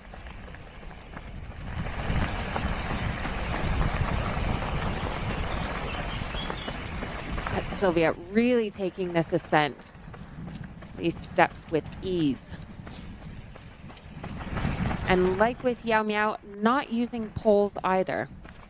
So just relying on the pure grit and strength of her quads to get her up to the top. Yeah, and it is interesting seeing how runners taking different options when it comes to the poles. And I was saying it's almost surprising to see on the 50K elite athletes using poles, but again, it's how much you're used to it. Yeah. And Nadir being a skimo athlete in the winter, like that's just an extension of his body, and he knows he's like carrying those poles the whole way through is worth the weight to power himself up the hill, especially because I think originally he was supposed to, he felt like he was supposed to go to the very top of the last climb, and that for poles, it's like it makes a world of difference. You'll see it if you're not familiar with it. Obviously, they're not going to go up to that very top section today, but I think on that last part, it is so steep that it does make sense. However, I don't know if this is going to change this year, but the past years, there was absolutely no reception in that section. So basically, we see them on the forward drive track. We see them branch, take a left-hand turn onto a little bit of a single track. But then they disappear because we lose reception, and then we catch them close to the top with a drone shot. But then again, if they branch out earlier, I don't know when we're going to see them back. Ouais, bien reçu, je ferai un stop pour le chrono. On the men's side, just a recap of the top 5. Nadir Maguet, Lorenzo Beltrami in second. Now, through the last checkpoint, there was, again, about a 4-minute split between them. We're still waiting for Leonard Mitria, Sindre Bodas, and Christian Allen to come through at that checkpoint, RT's checkpoint. And then we will get an update on the split. On the women's side, we've been following Yao Miao and Sylvia Nordskar right on her heels in the top 2 with a 15-minute split between them and Elisa Desco, Leah Font Gomez, and Sheila Aviles Castano.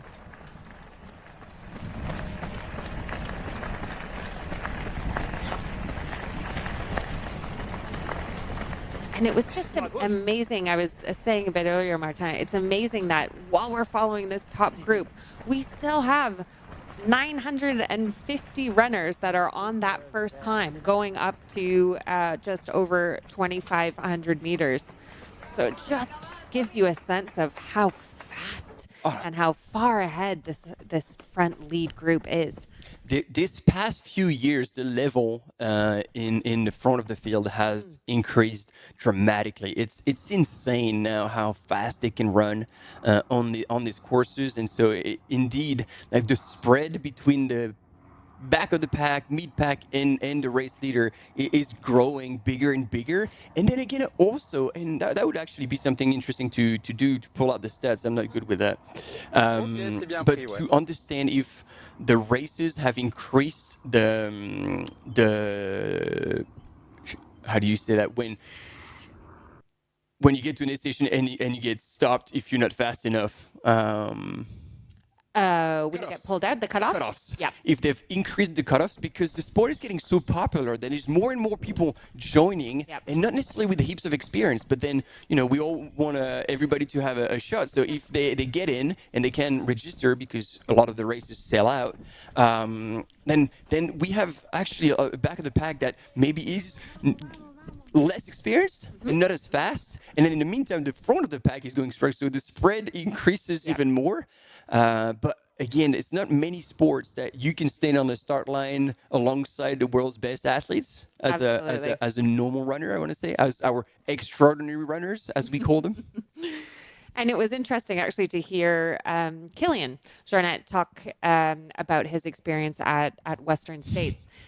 He came back after years of running Western States. He was an hour and 15 minutes faster. An hour and 15, yeah. But still didn't win. He came in third. And he said, look, we are, the whole field, we are all becoming so much faster, not because we're getting better, but we are learning from the years of all of the athletes running. We're getting better with nutrition. We're getting better with gear. We're getting better with our training.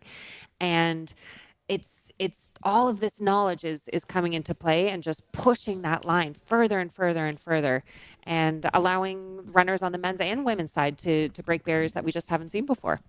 Absolutely. And as you were saying, looking back, I wouldn't call us veterans, but we've been around. Sure. We've talked about this before. You start off racing in the shorter distances, then the longer distances, and commentating is the end of the curve. Well, it is for me, but you've still done pretty well recently, and then hard rock. I mean, you're taking on a beast, and with good odds. And we've got Tony McCann will be commentating Eiger, and she is racing, and coming on the commentary side. So I'd have to say she's still at the peak of her curve. Yeah, but where I was going with this is we've seen in the past, I don't know, 10 years ago, if you had time and you were enjoying spending 5-6 hours in the mountain every day, you would show up at an ultra race and you'd have good chance of being top 3, hitting the podium. Absolutely. Now you do this, you're barely in the top 10, if that.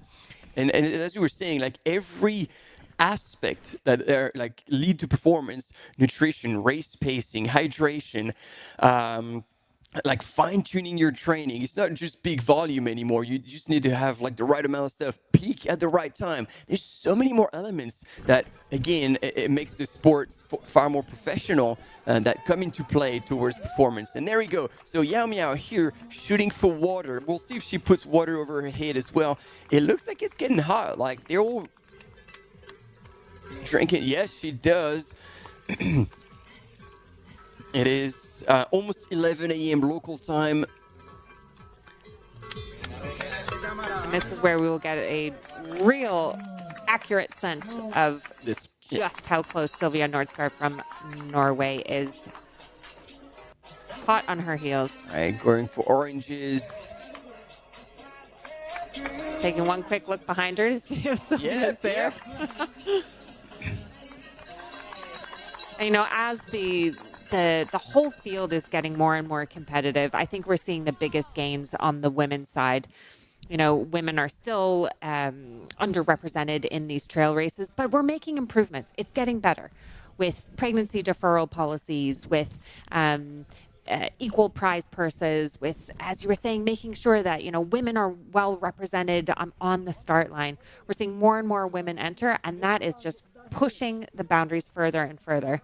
And look at this. Sylvia is getting to the aid station now, so it's barely going to be a minute between them two, but she will not have seen Yao Miao. No. So she won't know at that point. I'm sure they'll tell her far at the back. aid station.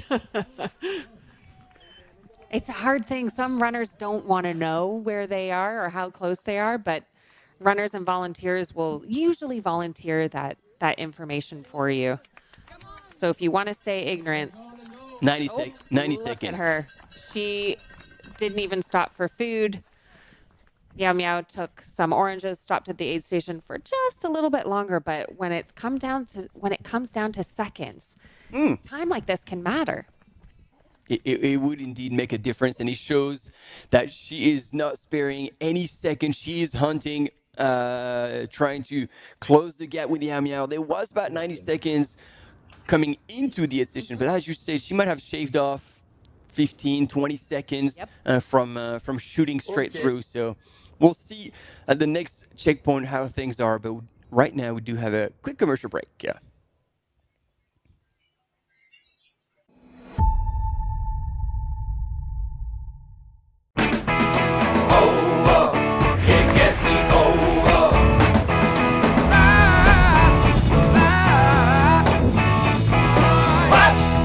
I'm so hot, I ain't coming down.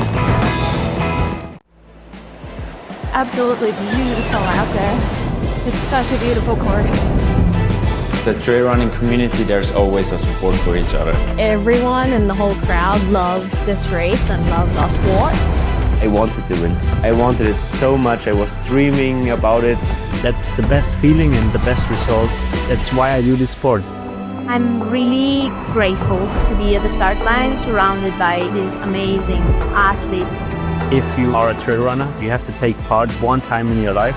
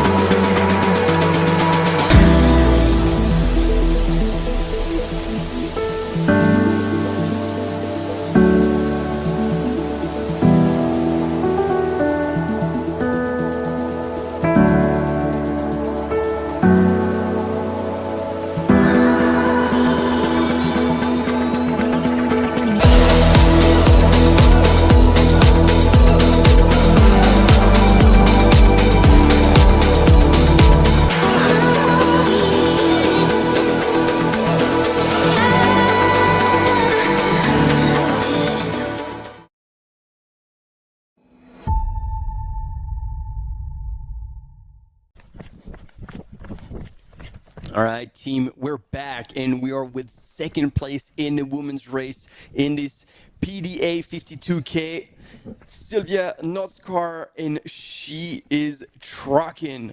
We were talking about her running style, running economy was spot on, and look at her, just as you were saying as well, fast cadence, but still opening up when she can. She's in control, and she is chasing. Yao Miao, last aid station, was 90 seconds ahead, but again, Sylvia shaved some of that time off by flying through the aid station. So big step for Sylvia at this point, and definitely the battle is on for the win. I think there's a chance that she could overtake her. Just looking at the differences in styles on that last section, and even hearing their breathing, I feel like Sylvia's got an overtake in her. So we'll have to see. And if you want to jump into the chat, we've got a live poll going about who will win the women's 50K race. Right now, Yao Miao is the favorite to win, but I don't know. I don't think we should give up on Sylvia Nordskar at the moment. Now on the men's side, we've got Nadir Maguet in first, followed by Lorenzo Beltrami, and we are following on the screen Leonard Mitria.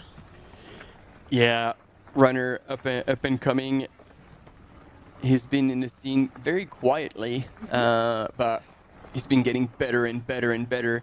And again, you see his UTMB index, not quite the 917 that Nadir Maguet has, but still pretty strong. And it's good to see him like doing his thing, doing his race, not worrying too much about what's going on. And he's moving up the field to now be running in third place. So exciting to see what he can do. Now back with Sylvia Nordskar, you can see the stats on the screen because it is hard to tell how steep it is, but that is at 15% negative decline. I would even challenge that, and it looks like it's even more, seeing how Sylvia just tiptoes and try to keep herself up straight. She is taking the descents not as aggressively as Yao Miao was. We saw Yao Miao earlier just really going for it on the descents, arms out, not flailing. It's purposeful. It's to help with balance, but really flying on the downhills. Whereas Sylvia has a much more controlled style. Yeah, and again, as much as they've now covered over half the distance, probably like 20 Ks left or something, it is still 20 Ks left. Yeah. And so if you shot your quads or IT bands, that's still a long way to go. Mm-hmm. So I think Sylvia is trying to be probably a bit more conservative in that descent, looking after herself. That last descent, I suspect she might open up a little more and see, like, basically give everything she's got, because it's a long descent and it's brutal. It's steep at the beginning and then it's kind of flowy but always down, and then you have another few steep sections in the trees. So she's got less than 15K to go, but she really can't, if she wants to overtake, she really can't afford to take it conservatively right now, I have to say. Not that being in second is anything to shake a finger at. But anyone who gets in the top 10 in this race gets an automatic entry into the UTMB finals, so the OCC, which is in the 50K category, and the top 5 are all going home with prize money. See, exactly, to illustrate what you were saying. Yep. That's a perfect split screen here, and you're right. Like, Yao Miao is attacking the hill and then pounding her legs way more. Actually, now it's interesting. She alternates. Actually, there's a few tiptoes and then a few bung bung bung, bigger steps, bigger pounding. There we go. Now she's opening up. She's giving the camera person a run for their money. Another tough day in the office. Nothing as tough as the Wild Struble race we commentated last year when they were running through knee-deep snow. Yeah, that's a bit of a game changer when the element come into play, and we might see that this weekend. Anything can happen. Anything indeed.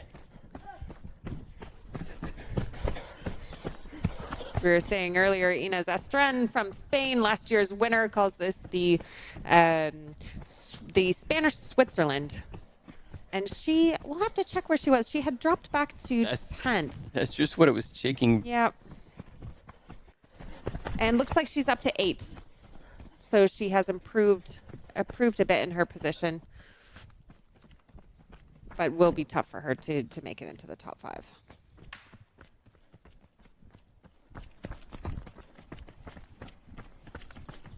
Really helpful to see the split screen between the two different styles of the first and second place women. Yeah, because, we were saying, Sylvia would have shaved off a few seconds from the lead that Yao Miao had on her at the aid station. But looking at how Yao Miao is flying down those technical steep switchbacks, she might make a bit more time, and it might be up to 2 minutes or more at the RTS aid station. We'll see that whenever they come into it. And here we got a jam. cow jam indeed. All right, team, we'll be right back after this commercial break.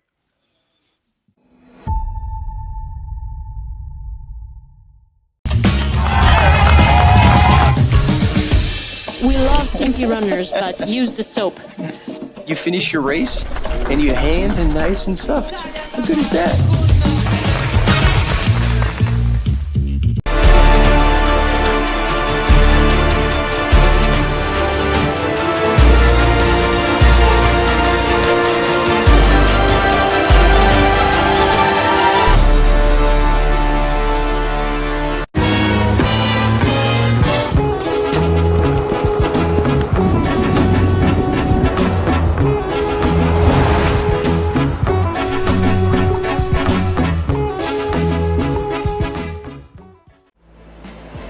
Absolutely beautiful out there. It's such a beautiful course. The trail running community, there's always a support for each other. Everyone in the whole crowd loves this race and loves our sport. I wanted to win. I wanted it so much. I was dreaming about it. That's the best feeling and the best result. That's why I do this sport. I'm really grateful to be at the start line surrounded by these amazing athletes. If you are a trail runner, you have to take part one time in your life.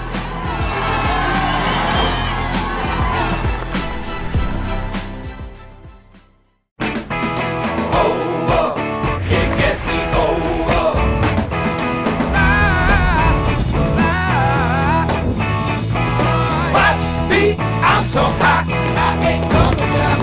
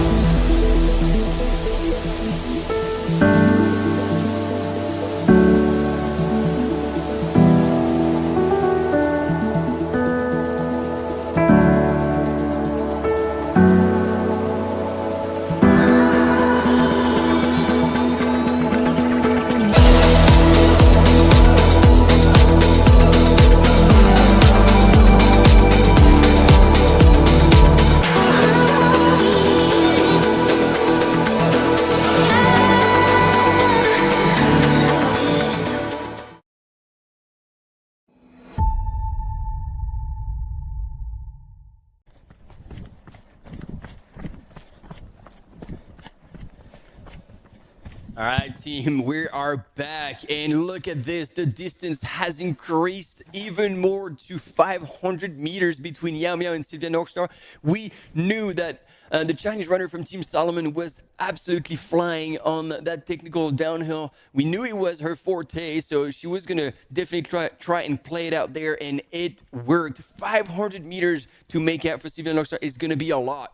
Yep. It is not over, indeed, just under 15 kilometers until the finish line, but that might be a section where things got a bit more definite in that current ranking. Just before the commercial break, it was 300 meters, and so she's almost doubled it in the span of one commercial. Definitely making up some time and putting some distance on that descent. But of course, they've got one more climb. They've got one more climb to go, and that's where Sylvia might show a little bit of strength here. But Yao Miao is absolutely dominating on the descents. Yeah, and it's good to see her at this level. We know how much she can, how strong she can run. Sometimes she's not in the best day, or she starts out too hard, too aggressively, and fades a little bit.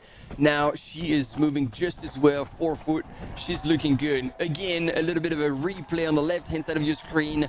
Yao Miao winning OCC, the UTMB World Series final in Chamonix in the 50K distance. And that was only last year. And it looks like she's back on top of her game over that distance so far. And actually, it's interesting that the top two women here are coming from China and from Norway, when the majority of the runners in this race are really coming from Spain, France, and Portugal. So while this is quite European dominated, it's wonderful to see runners coming from all over the world continuing to excel. Indeed, especially as we were mentioning earlier, this is a major in the UTMB World Series. And so that means that once there's prize money, so as an elite athlete, you call it as you want, but they're professionals. So that is a good payday if you can come in the prize money in the top 5. But also, punching your ticket, your automatic entry into OCC, the corresponding distance, or possibly if you ask for a bit of a tweak, move up in distance one rank, so you'd possibly could ask for an entry into CCC. That is a big deal. That is a big cross that is checked. It's all right, I have this in the bag for next year, and I can now focus on the rest of the season. So there's many reasons why on these majors we always see a deep field and an international field. Absolutely. And you get double the number of running stones. That's right. So each stone is an extra chance in the lottery in the UTMB finals. Yes, true, because we talk about elite athletes, but everybody else who are putting their name in the hat to participate in the races in the UTMB World Series final. That's right. There's double the amount of stones, so basically you increase significantly your chances of being drawn. And so that's why we also see indeed stacked field. A lot of people coming from further away to participate in these majors. There we go. Yao Miao entering RTS on the road. She probably has 1,500 meters left to go before hitting the aid station. With just over 12 kilometers to the finish. She can't smell it yet, but she can see it in her sights. Yeah. And then she is going for it. God, I love to see this. It is so exciting to have a real race at the top of the women's field.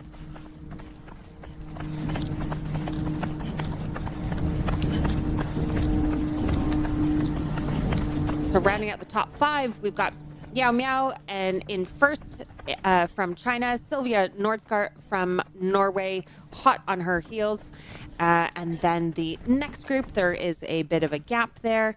Still about a 15-minute gap. We've actually got a switch up in third. We now have Ikram Orsala from Spain.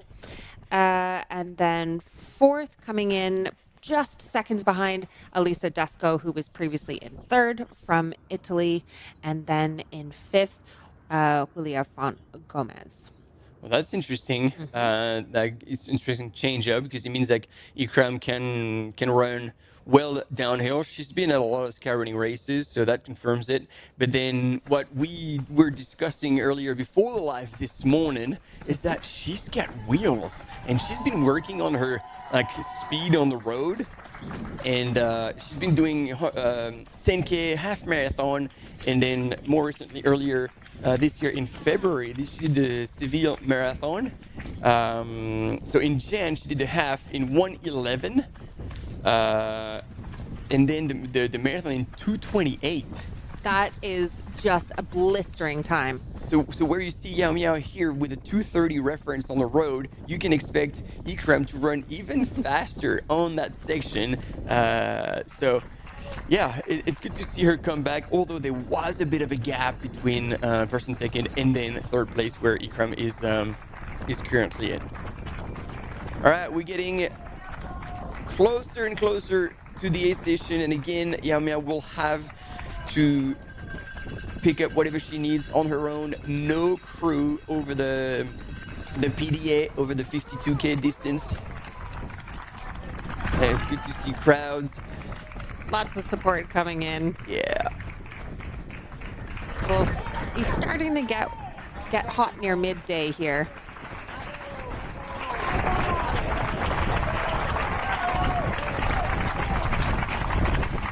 She is focused.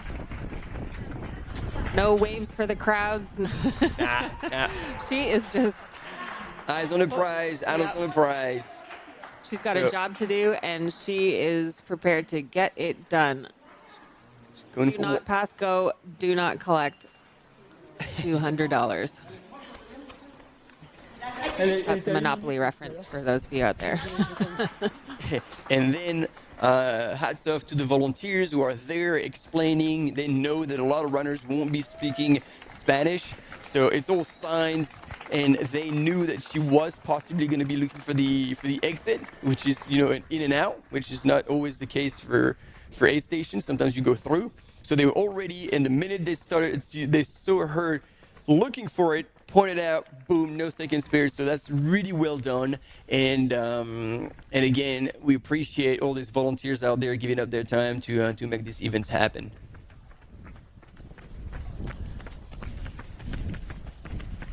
So we have Nadir on the left-hand side of your screen on the part of the course that I've actually never seen before. So we do have new images, or maybe this is the alternate route where the runners were taken. And look at this. He is like, oh yeah, I'm going to take a few extra steps not to get my feet wet and go over the stones to cross that little creek. Well, he's got a pretty comfortable lead, so... He's like, hey, why not? I am not getting my shoes dirty. He could be wearing Italian leather. We just don't know. Very well could be. And there we go. So we'll see the splits. And again, it will be good to confirm or not what we assumed looking at the way Sylvia and Yao Miao were running. Is there a bigger gap now between these two? And so Yao Miao went through RTS in 4:15:39 elapsed.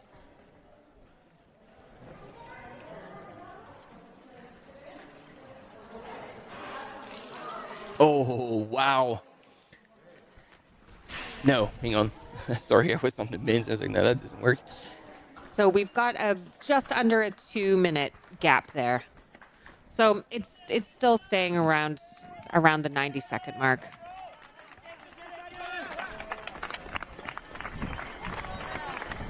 Yeah, so she's put time on Sylvia, but not as much as we thought. No. Because she again, like doing the quick dynamic math, like there was about 90 seconds, but again, less than that because she went through the station faster. So we could look at maybe 70 seconds. But then at that one coming in, and they were both had a pretty similar transition at that one. And it's now at the 2-minute mark. So Yao Miao still managed to put a bit of time on Sylvia at that point. But Sylvia doesn't look tired at all. She's still focused. And it is close. It really is. The race is on.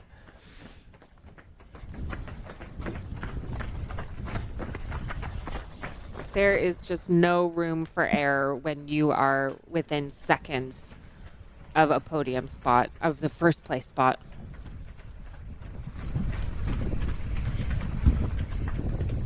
One misstep on nutrition, one actual misstep on a rock could really change the game.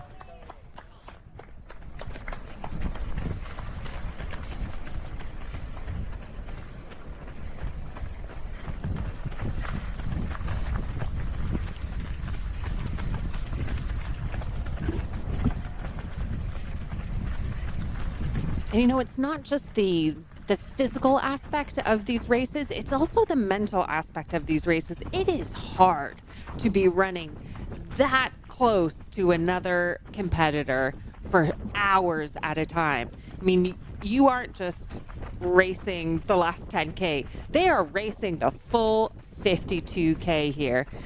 And that can really requires strong mental energy to be able to withstand that. I know I've certainly been in races where I've had a runner close behind me and I just think, oh gosh, let's just stop and let them go past. Like, offload the mental burdens. All right, you can have it and I can run at peace. And that's where, if you're running any races in the States, that's where pacers come in and don't let you crack the whip and just exactly. keep you going. But you're right. I mean, there's not only the mental strength of just going pedal to the metal and just hard throughout the entire course, but then also you got to stay aware, because hydration, nutrition, like 50K, you get that wrong and you're out of the game. But also when it comes to finding your way on the course, as I was telling you, the up and down, sometimes it's not a clearly formed trail, it's flags. So you also have to be very aware of where you're going, because you take a wrong turn somewhere and that's it. That's those hard-earned seconds that are just flying off. So here on the left-hand side, is that the second place runner? I don't think so, because unless it has changed, because Nadir was in yellow, but he's long past that point now, and Lorenzo Beltrami was with the red top. I don't know if we do have a replay maybe of that section. Yes, that was a replay. And now we are back with Nadir, and again, he used his poles on that climb, and is that already done? Yes, I believe it is. So they went over the col at the back, and now he's already on his way to the finish. Yes, that doesn't make sense. You're right, because you're pointing at the course profile, and he should be only halfway through that climb, but he's putting his poles away. Yep, they've just updated. Ah, cheeky. Nadir has now finished the last climb and is just coming to the top of that plateau, whereas you say he'll have a pretty gentle descent and then a steeper descent right near the finish. And look at him pulling up his phone. He's texting people. It's like, get this party started. I'm coming. All right, team, quick commercial break. We'll be right back for the party.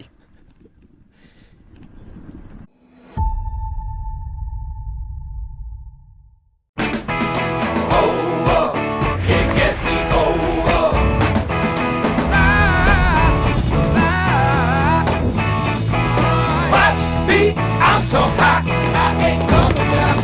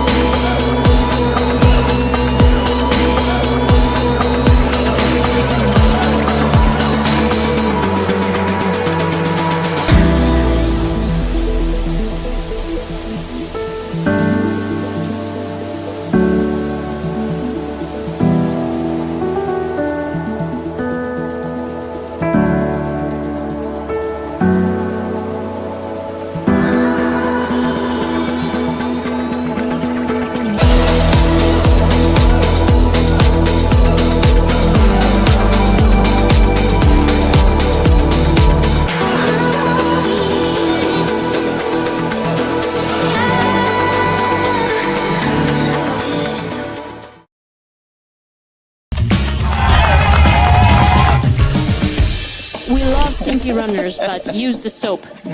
You finish your race and your hands are nice and soft. How good is that?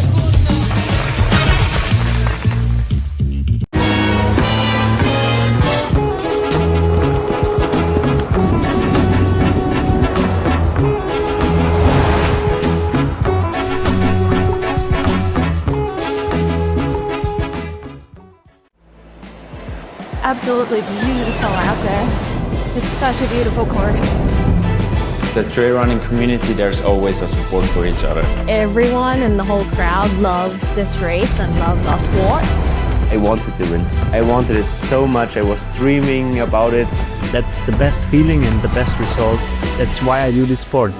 I'm really grateful to be at the start line surrounded by these amazing athletes.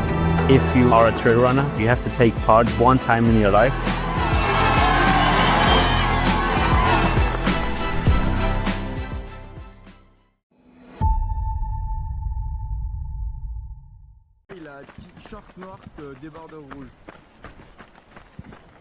And we are back. During the commercial break, we saw Nadir Maguet go through the last checkpoint of the race, give himself a little douse of water to help with the heat, and continue on his way.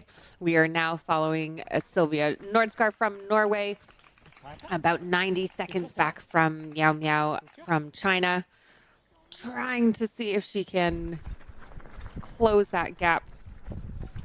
It's anyone's game.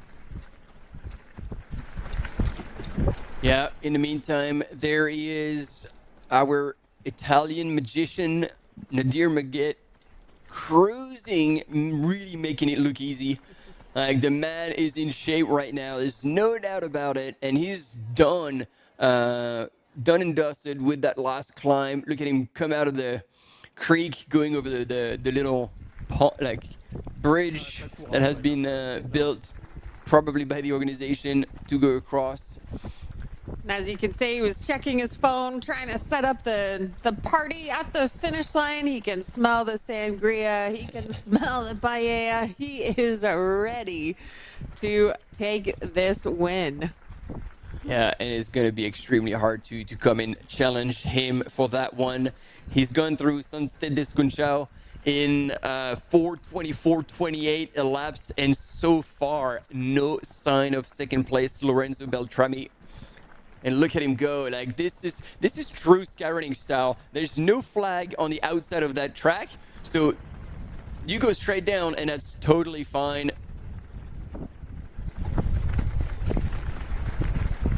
He is taking no prisoners.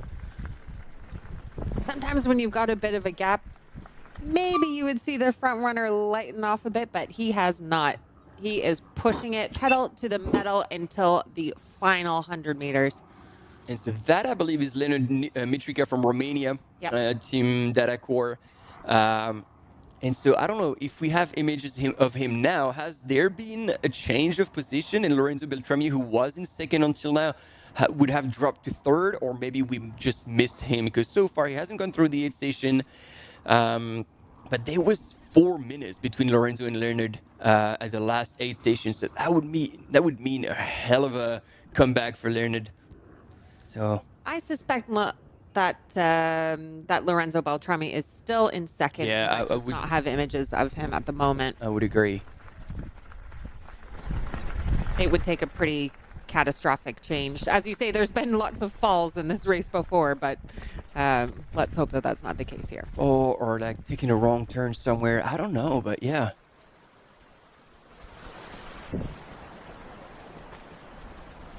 Let's see, Leonard coming for the last climb. Yeah, but look, we have a mountain biker like going with him, so it all points to making us believe that he's in second. Ooh, big question mark here, team. They're keeping us on our toes. Yep.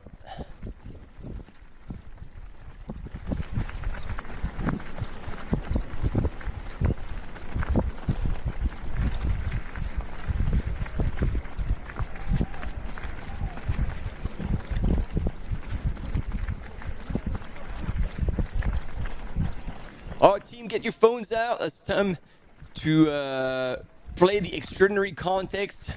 And if you missed it, there you go. Flash that QR code and you have a chance to win a bib number for the race of your choice, some HOKA gear, some other sponsors, products. There's a lot of stuff to be made. Sadly, we cannot play, so it's... I was just getting out my phone, Martin. Come on. Now it's your chance. We're out of the game.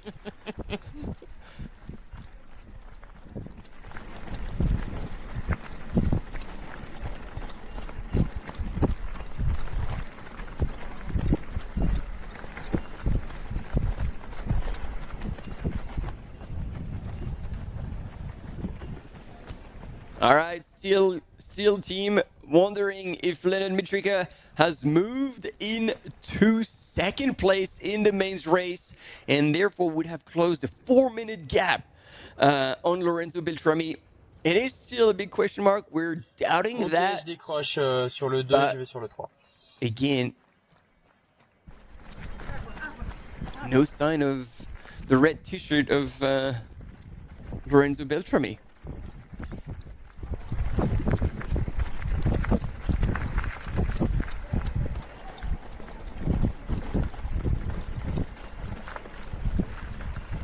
There we go. We've been told. Oh Jesus, those are big heads. Literally, not metaphorically. We've been told to show our faces, and it's probably not for us actually. It's because they really worked hard to put this background together. So they was like, guys, come on, put it on the screen, show how hard we've worked to put this together. So yes, this is a little bit of an ambient thing, although it is framed a bit narrow. There's far more stuff on the outer side of the screen. A lot of fun stuff. Give a bit of an environment. Oh, we have the aid station. We're not that important. And so here, that's Vikram, but it's before coming into the aid station. Is that Elisa? No. This is Ikram. Oh, that's Ikram. Ikram. Yeah. So as we were saying, she's moved into third, but like her leg speed on the road for that section that was super runnable and still coming out for a couple of Ks of the aid station, she will make a lot of ground on her competition. So pull away from fourth and fifth and the rest of the field. And I believe also, look at her go. Yeah, I believe possibly make a bit of time on Sylvia. Although, let's look at the split, but it looked like a fairly big split. Oof, yeah. You've got a 14-minute split there. Yeah. So that I would say would be too difficult to make up unless something really major, big happens. Yeah. Exactly. Now, we've been seeing some of the runners pour water over themselves and have been guessing at the temperature because it has been hot in some previous years. But actually, the temperature we're hearing on the ground is pretty mild. So not extreme temperatures. But it is confirmed. So on the images, you can recognize where Leonard was running earlier in Lorenzo Beltrami, and now we've seen Leonard clock through Sante Desconchao, and so he's 6 minutes back, but he did make up 4 minutes on Lorenzo Beltrami since the last aid station. So either Leonard has cranked another gear hard, or something happened to Lorenzo Beltrami and he fell back. So he's still in third. We obviously saw it on the images, and he's not that far back. But man, what a move. I was not expecting that. That is exciting. You did call it. Yeah. So, I mean, Leonard, as we said, like he's like, I think it's almost not true anymore to say that he's an up-and-coming runner, but he's confirming that like the work he's been putting the last few years is paying off, and this is a UTMB major, and he's right now running in second place. That is a lot. We could say Leonard Mitria has graduated from up-and-coming to high and arrived. Yeah, now he is definitely going to be like one of the men to watch whenever he's going to be towing the line. And here we see Ikram as well, fueling on that section. So basically, she spared no time at the aid station and is fueling on the go. Is a takeaway mode. I'd like to see a poll in the chat. Who has the better hairstyle? Yep. There's either Christian Allen with the mullet or Ikram. Ikram has some volume too in there. T-shirt rouge, Joey, t-shirt rouge. And so, once again, we're back with Leonard Mitria. The runners from Romania are definitely coming back strong. Coming strong on the international scene. And it's good to see them well. It's like Poland a few years back, where the first runners were breaking it onto the international scene, and then the whole nation just got interested in trail running. And now there's so many runners and trail runners in Poland that we absolutely love seeing it in the chat. And actually, speaking of Romania, I think currently in 8th place, we have Christian Manole, but it says he's from Spain, but he's actually Romanian. Because he's been living in Spain for over 10 years now, so I guess he might actually have the Spanish nationality, but you're absolutely right. Ionel is originally from Romania. And on these images of Ikram, Rasala will have a quick commercial break, coming up, and we'll be right back for the race of this fantastic 50K race, the PDA at the Valderrama UTMB.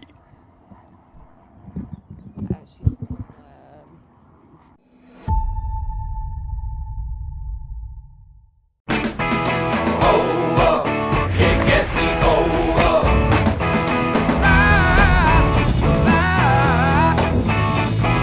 Watch me, I'm so hot, I ain't coming down.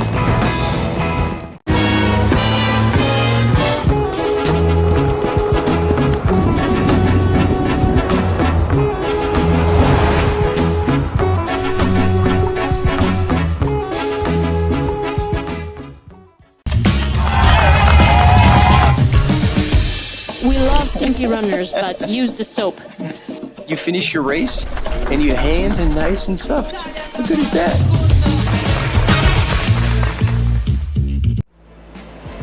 Absolutely beautiful out there.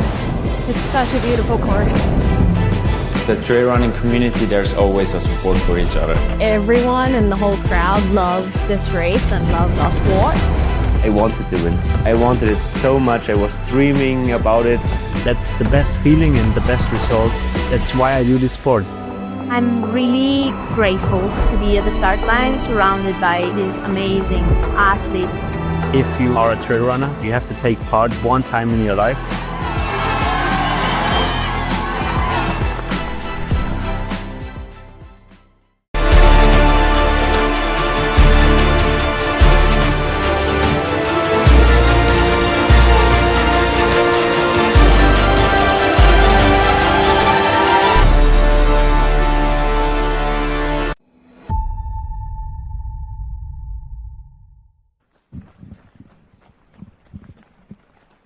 And we are with you live following the 50K race at Valderrama by UTMB.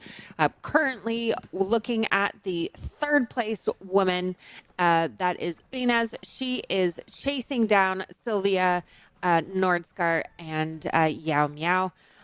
There is a bit of a gap between Ikram and the second place woman. About 14 minutes, but she is being chased. Behind her is Tulia Font Gomez from Spain, just 1 minute behind. And then 1 minute behind her is Elisa Dusko. So a bit of a switch up. Elisa dropped back from third now down to fifth. But again, we're talking seconds, minutes in between this second group of runners. So Yao Miao and Sylvia Nordskar in first and second, and then this group of three really battling it out to see who can make it. But Ikram is leading that second group at the moment. Then on the men's side, Nadir Maguet is comfortably in the lead with about a 7-minute gap on our new second place, Leonard Mitria, who actually has managed to jump from third into second and created a 3-minute gap between him and Lorenzo Baltrami, who fell back. Wow. So that means he's put 7 minutes on him on that section. Yep, that's Something incredible. must have gone wrong. Here he is, Lorenzo Beltrami from Italy, previously in second place, and you can see he looks shattered. His running style is quite stiff, whereas the others were really, you could tell they were going much faster and opening up a lot more on quite an easy terrain. This is a wide Jeep track. And look, he's holding his hip. Something must have happened because he looks like he's just covering ground as opposed to really racing. Oh man, I hope he's okay. You see Leonard looking at his watch, trying to gauge how far back he is from the finish line. Again, representing Team Datacor and Team Roma as well. The Spanish team has been sponsoring a lot of athletes for the past few years. And looking at his watch, probably gauging his effort and seeing how hard he can still go until getting to the finish line. He's running quite well at this point. I think he knows that that he's kept a bit in the tank to be able to make this surge later on. And this has got to be a tough moment for Lorenzo Beltrami. He was really in second for quite a good chunk of the race. And now just 5 kilometers from the finish, dropped back into third. And there's only a few minutes behind him. We have Pablo Bautista Rovira from Spain, as well as Sindre Burras. So it's not a given that he'll be able to hold on to third either. Yeah, seeing like he bled 7 minutes on Leonard, so obviously Leonard it must have been going pretty hard, but still that's a lot, 7 minutes. So knowing that, yeah, as you said, he's 3 minutes only on the runner behind him, Pablo Bautista, and then as you said, Sindre Burras is also right there, 30 seconds back, and actually they might be just there now together, running in fourth and fifth. Yep. That's got to be Pablo and Sindre running together in fourth and fifth in the men's race. Sorry, very different styles. And just incredible. As we're coming into the final few kilometers of this 50-kilometer race for the leaders, we still have over 350 runners still making it through that first climb up to 2,500 meters. This is such a varied pack, an incredible group of runners.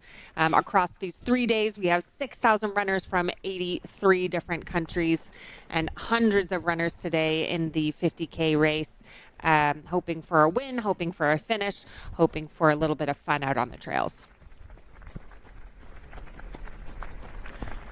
And so Sindre looked like from the drone shot, looks like he was getting dropped a little bit. But he's done well. Like this year earlier at the County Ultra by UTMB in the 50K, he was 5th. And then last year had a crack at OCC, finishing 25th. So I think he just wants to come back because he did Eiger as well last year in the 50K distance and was 3rd. So yeah, he's definitely not here by accident. That Norwegian runner.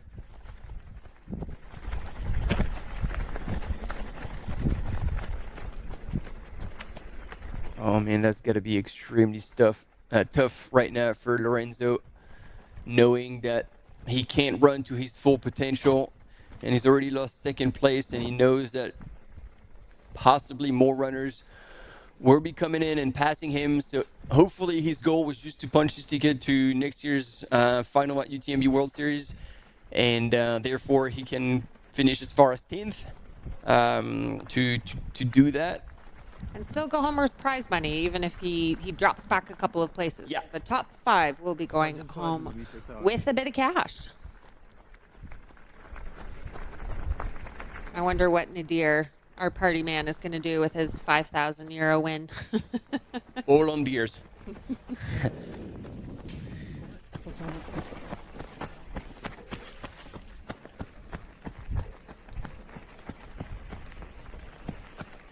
Le 4e, c'est le 3020, le 4e. Now we are, according to the live tracking, Nadir, our men's leader, is estimated to come into the finish in about 17 minutes. So that would put him at a finish of around 5 hours, which was what the finishing time was last year. Now the course is slightly altered this year due to the weather forecast. It is 52 kilometers rather than 55 and a little bit less, a couple hundred meters less elevation. So it's not an exact comparison, but last year's winning time was 5 hours bang on. For the women, it was 6 hours and 12 minutes, and that was from Ines Estran, who last we checked was in 8th, and she is still currently there. And I like that you were talking about him because he's showing his strength. He's done this race many times. He's won the 100K 100-mile race here, Yone Christian Manolet, and now he's in 6th. So it is good to see that the man can still run fast on 50K and especially manage his effort perfectly, because now he's creeping up on the field, and he still has 5 minutes to close. But fourth and fifth, if they're still somehow together, we still had images of Pablo Bautista in a full blue outfit. Yep. Like if he can close 5 minutes, that's 2 for 1. Yep. And Lionel Christian Manole, he, I believe he's a fireman in his regular life, and a vegan. That's how he describes himself on his profile. Won't believe that. He's not the man who would lie about that kind of stuff. He's got some fires to put out here, because there is there is heat coming from the top runners in the men's field.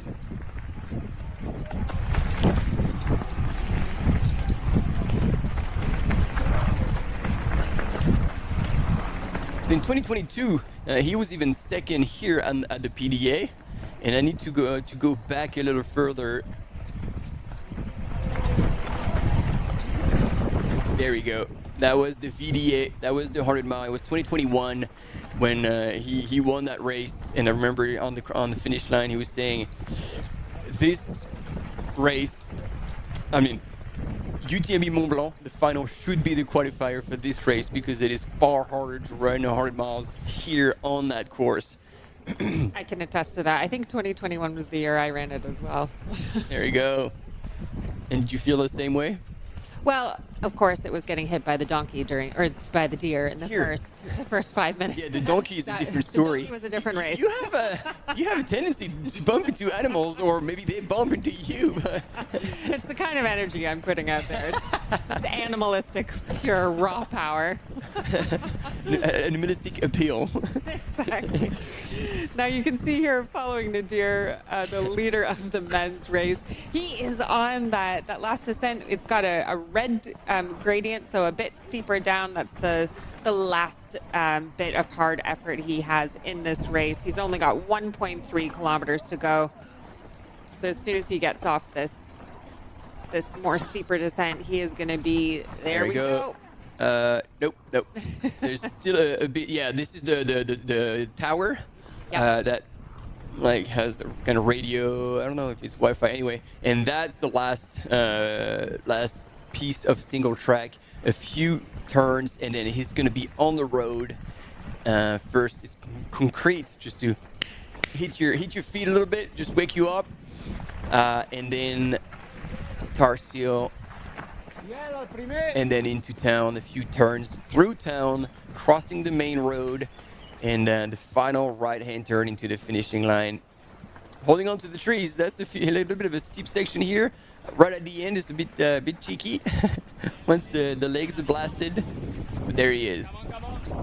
And he is not letting up. Oh, no. He, at this point, I would like to say he's got the win in the bag, and he is flying to the finish, ready to celebrate, ready to spend that hard-earned prize money.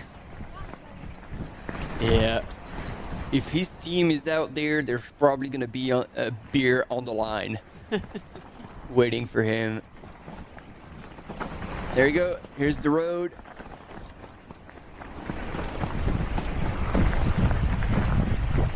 Masterclass, ladies and gentlemen, today by Nadir Maguet.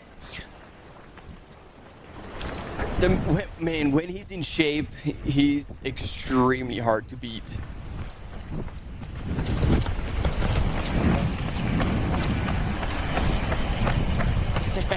Look at him giving a bit of a sign to the cam runner, the audience. He's like, yes, today the win was mine.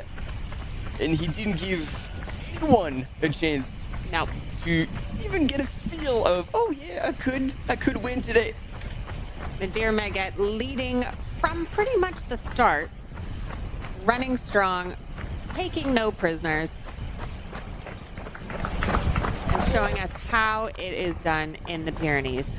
And on the left-hand side of your screen, carrying the camera, is also sometimes part of the camera team, and always getting a lot of images, especially on the downhill. BL Raffolz, an orienteering athlete, and yeah, always present. And he's one of the few who can keep up with all the runners in the descents, holding a big camera. And also, he could be a stuntman because, man, the amount of time he crashes, he goes all out to catch the best possible images, and he really goes to the limit. So I think he's going to be paying extra attention on the road, because you don't want to crash here. But man, on trails, especially when it's muddy or technical, he goes until he breaks. Less than 500 meters to go as Nadir Maguet comes towards the finish line. And so I don't know if Depa, like I know Depa is in Vieira, he's part of the event, and we're super happy to have him back around. I don't know if he's going to be on the line, bringing in Nadir for his win on the PDA. But yeah, they're going through a bit of, there was already road work last year. It's just moved a few hundred meters. Sounds about right.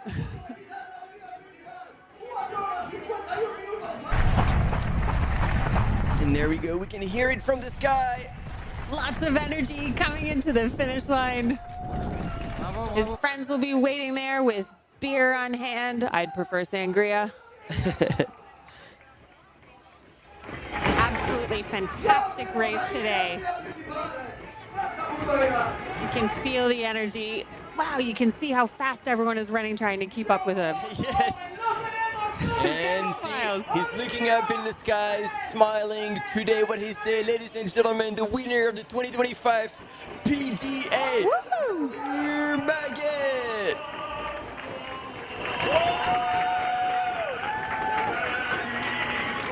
And he's gonna ring the bell. Yeah. That was an incredible race, just expertly executed. Strong climbs, fast descents. Maguet did not let up for a single part of that race. And Mago, the magician, has done it again. And he's ringing the bell, La Campana, as they call it down there.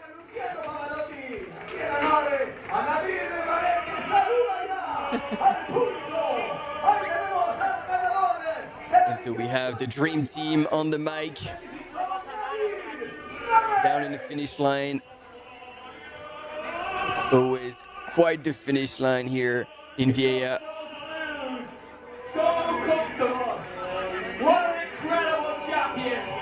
As he does his lap of honor here at the finish He line. really didn't look like he struggled during any part of that. If he did, he kept that under wraps, because what he showed to us was just pure craftsmanship. Just another Thursday morning run.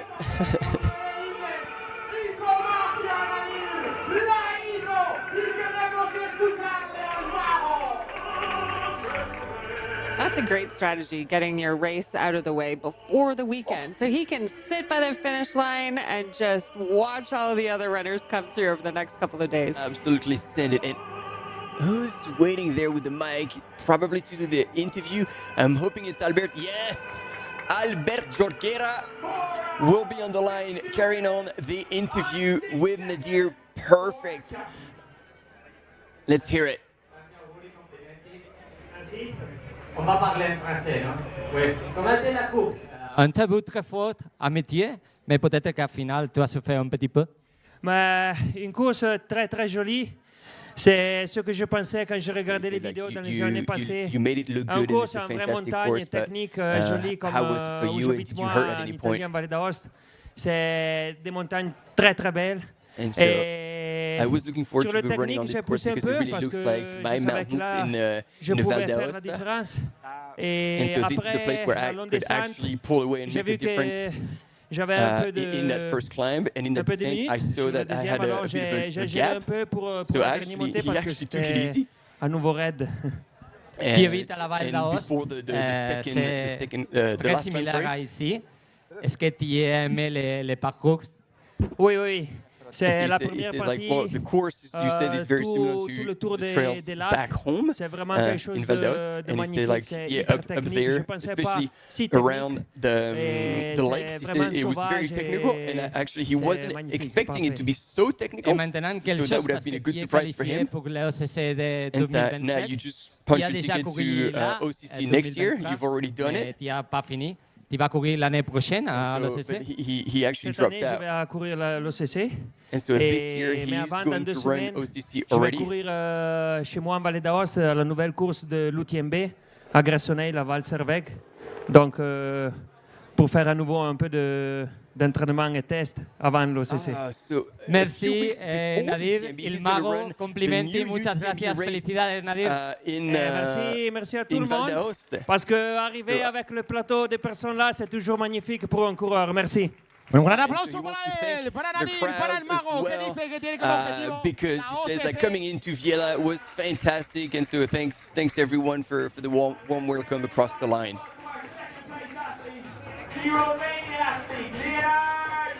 Nadir Maguet, our men's winner of the 50K race, finishing in a time of 4 hours and 52 minutes. That's 8 minutes faster than last year's time. But of course, we had an alternate course this year that was a few kilometers shorter due to the weather forecast. Next up, we should be expecting Leonard Mitria, who shifted into second. Yeah, he'll be there any second.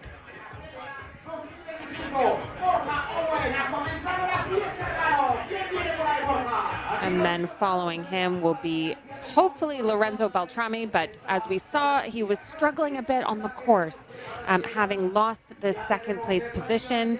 Either he just burnt out, pushed a little bit too hard too soon, or is dealing with some niggling injuries. We're not sure, but there is a chance that he will be overtaken by Pablo Batista Rivera. Okay, so just to correct from the interview that I misunderstood, it's not 2 weeks from UTMB, it's in 2 weeks. He's going to be at the Monte Rosa Val-Servec for his last kind of checking before UTMB. So I wanted to correct that because, yes, this is a new race, Monte Rosa Val-Servec by UTMB. That's going to take place not next weekend, but the weekend after. And we'll be there. Because any weekend in July, we'll be there. We as in the global we. The global we, the UTMB World Series live broadcast with everybody behind that. So the cam runner, the teams on the ground, the teams in the studios here, and then whoever is behind the mic today, it is us. And there's going to be a bit of rotation. Leonard is not feeling safe. He's just looking over his shoulder still. But I think he's pretty well into second place, seeing that he kept up his effort. And sadly, Lorenzo Beltrami really was suffering from something. I really hope we can get a bit of an interview with him on the finish line to understand what happened to him. You know, speaking of the upcoming live stream schedule, and that we will be with you every weekend this month, I think we've got a surprise for all of the viewers and listeners for Eiger. I don't want to speak too soon, but I think you will see something interesting in terms of the commentators. Ooh. Yeah. Can you guess? Nope. Well, I will just build up the suspense. You'll have to tune in to find out. Please do.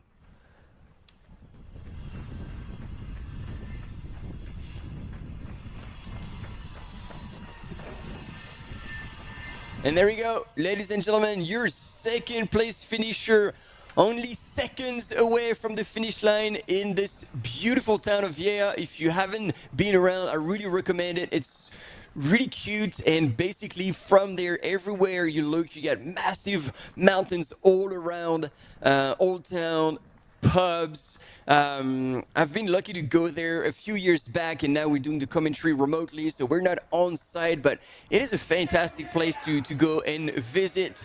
I wish we were there.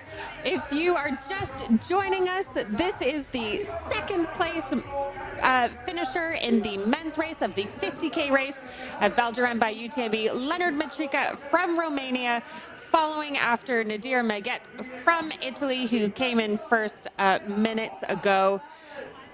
Leonard Mitria, fabulous race for him. He shot in from third up to second, coming in for a finish with the crowds. Leonard Mitria from Romania,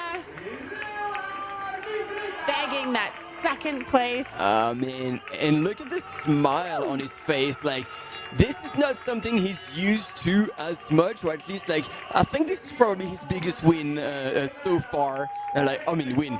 Biggest performance so far, taking the second place here, and leaving some of the really strong runners of this 50K distance behind him. And he's still got some energy in those legs. You can see it from the way that he jumped with ease to ring that bell, and now he's going back for a victory lap to welcome the crowds. What a great day for Leonard Mitria. And so he's sporting high the Team Joma's colors across the line. And see, that's what we're talking about. You cross the line, and then you go high five the crowds, not the other way around. Finishing 8 minutes behind Nadir Maguet. He really made up time in that last third, the last quarter of the race. Yeah, and we see here now our third man, Pablo Bautista, is now past Lorenzo Beltrami as well, is running into third. And while you hear the official finish line music, a very emotional one, like, man, that drew tears on the finish of especially the 100-mile race. We're just, man, it was so intense. There we go. Let's hear it. Thank you very much. How was the race for you? We saw you coming from behind to the top and overtake people. How was the race for you? I started a little bit slower to have enough energy on the second half. On the first point, at 8 kilometers, I was on the 9th place, I think. And after this, little by little, I push to catch the other runners. And on the 24 kilometers, I was already on the 4th place. And from there, I just said that I have to keep my pace to save energy on the last climb. On the last climb, I catch the second runner, Lorenzo Beltrami. Exactly. And from there, it was very challenging to keep the second place. I knew that the first place it's far away, and the target was to maintain the second place. How did you feel the terrain? Too technical? Is it you can compare it to OCC, for example? Just a little part. Was technical first half, but from the 28 kilometers was very, very runnable. No rocks, just the road and run. And what are your next objectives? Are you going to be in OCC again? Next objective is CCC this year in 2 months. And I could say that this is a good training for CCC. So thank you, congratulations, and good luck in the CCC. Leonard Mitria.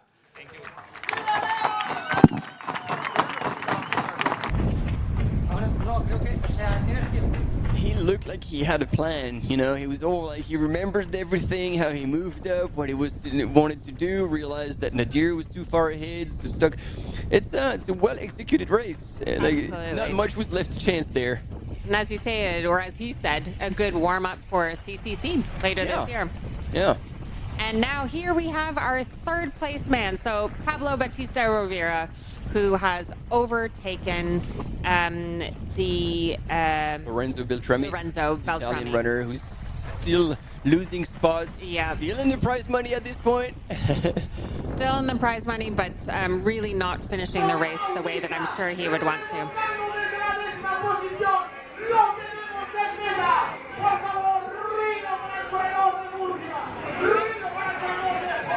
He's going to be incredibly happy with this third place.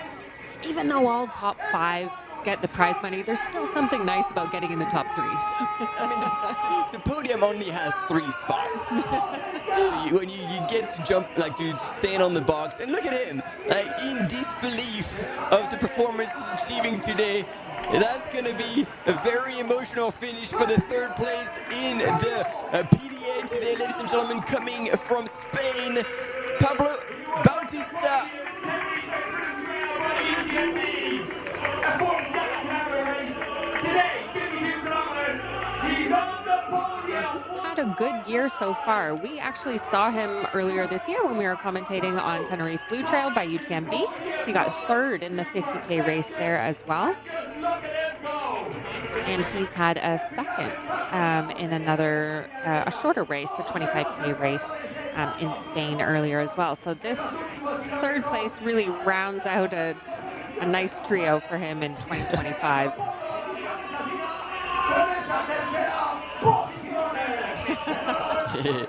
A lot of emotion there on the finish line. Yeah.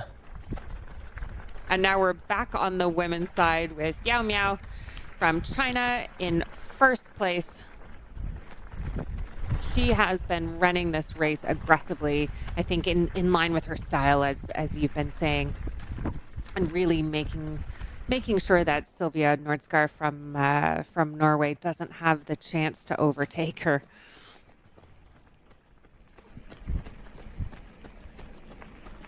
And so we had the split at the last aid station at Suntet Descochao, and 5:01.59, so almost 5:02 for Yao Miao, and then 5:05.14. So that's like that gap is still increasing.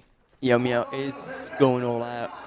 Oh, and here he is. At least our Italian friend would have grinded it through, but not only he scores 4th place, which means he's in the prize money, but also basically, oh man, head down. There's very little joy here. If anything, that's going to be relief, and hopefully. That looks like a tough finish for him. You know, in Italy, they have this saying, when you go into a race in buca al lupo, into the mouth of the wolf, and the response is crepi lupo, death to the wolf. And it looks like he really fought the wolf today. Yeah, and even like Nadir was on the finish line trying to welcome him and say, hey, good job. He got nothing. No, he went into the pain cave, and I think he's staying in there. Yeah. Pablo right, Bautista, we're going to from interview him in English. Pablo, you did like this, like, whoa, what have I just did? You were telling me now, I don't know what happened. What happened? I truly doesn't believe what happened today. I'm kind of on a cloud right now. I was thinking about finish this race because it's my first 50 kilometers race. I didn't expect this result. And now I just want to thank the whole Val d'Aran because this is incredible. I enjoyed a lot last year, DS, and this year the 50K was just amazing. Acaba de entrar Sindre Buras, el corredor noruego. Seguimos con la entrevista con Pablo en inglés. Pablo, I think that you should be really happy. You did a very smart race coming from behind. How was it for you? I don't really have a strategy. Just keep going, keeping the pace. I realize I'm kind of hard running, and I like pushing, but I don't know what happened because I started like 7th and I arrived in the 3rd place. So now I just want to think about it, think about the next races, the next steps to come because I do believe this is my distance. Muchas gracias, Pablo Bautista, desde Yecla, desde Murcia. Segundo clasificado, tercer clasificado aquí en Val d'Aran. Espectacular. Pablo Bautista. Well done. It's good to see like the stoke and the joy of scoring high on such a race, discovering a new distance and seeing that you go into the unknown. Absolutely. But it kind of works out, and it's not like okay, you cross the line. All right, job done. Thank you. See ya. No, Like, this is a moment I really, it's going to remember for a long time. And, you know, it also speaks to how a second place or a third place or a fourth place can mean different things to different people, right? He was in 7th and he came all the way up to 3rd. And that just has so much meaning. Whereas when Lorenzo crossed the line, he had been in 2nd and he dropped down to 4th. And I mean, you could see he was just shattered. So it's not just about the place you get, it's also the feeling you have about your own performance and whether you finish strong or unfortunately you finish with a bit of a struggle towards the finish line. So yeah, like the way he basically blasted through the kind of finish line area, we won't get a chance to have an interview with Lorenzo, and therefore we won't be able to kind of find out what happened, because I'm still convinced that something happened, and yeah, hard to tell what, but it is what it is. And in the meantime, we'll have a bit of an interview with Sylvia Nordskar, where the gap between her and Yao Miao has increased to 800 meters. Hello, my name is Sylvia Nordskar. I am a trail runner from Norway, running for HOKA. I am 32 years old, and now I'm ready for Val d'Aran. Yeah, it's the first time doing Val d'Aran, and I'm very excited for it. I've heard a lot of great things about this race, and it's major this year in the UTMB series. So definitely will draw a lot of good athletes, and that I find that very motivating. And also the Marathon Mont-Blanc was not the race I prioritized this season, so it fits well with my schedule before CCC, which will be the next goal.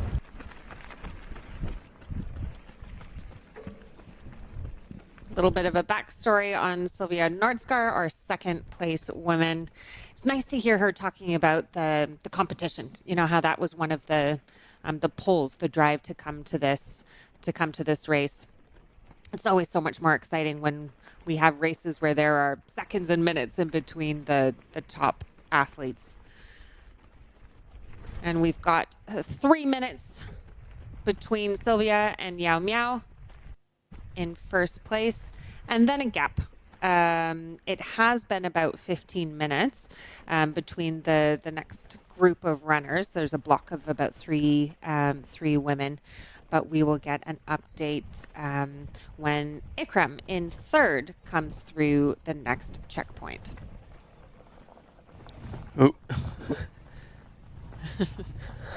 It's not really a place where you'd expect a car to come right at you, but that's keeps you in check. Yeah, so it seems like today, you know, these female runners came into the race with a certain level of fitness, and they just delivered. And it's not so much a race strategy. It's just Yao Miao seemed to be stronger, and then gradually is increasing her lead, not by much, but she's consistently increasing from 300 to 500 to 800 meters now. Sylvia is still seemingly running her race, and here she is, perfect. Thank you for the studio for the realization. 3rd place, Ikram, is also running her race at her level, coming back as well, strong after being outside of the top 5, and now making good use of those runnable section. With once again a 2:28 marathon earlier this year in February in Sevilla, Spain. So this woman has wheels. That is just blisteringly fast. And Ikram is now coming to the top of that last climb, and then we'll start on the plateau and then a bit of a descent.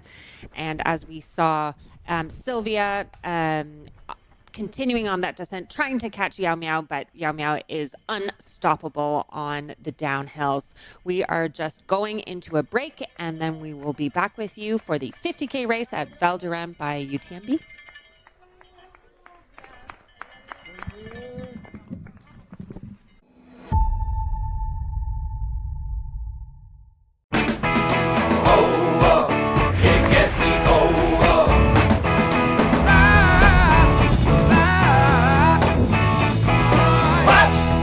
I'm so hot, I ain't coming down.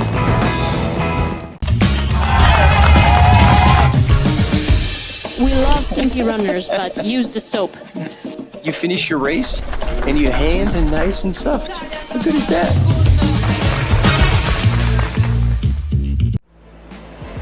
Absolutely beautiful out there. It's such a beautiful course. The trail running community, there's always a support for each other. Everyone in the whole crowd loves this race and loves our sport. I wanted to win. I wanted it so much. I was dreaming about it.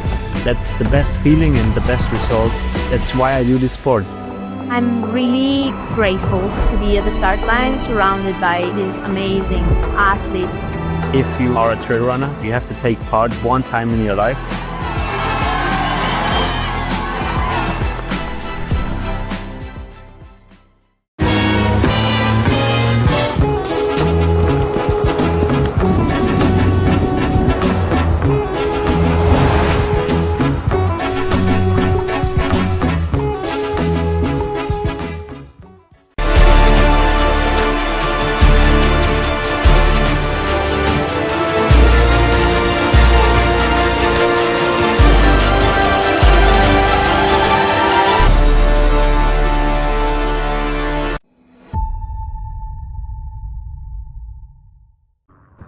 BTS.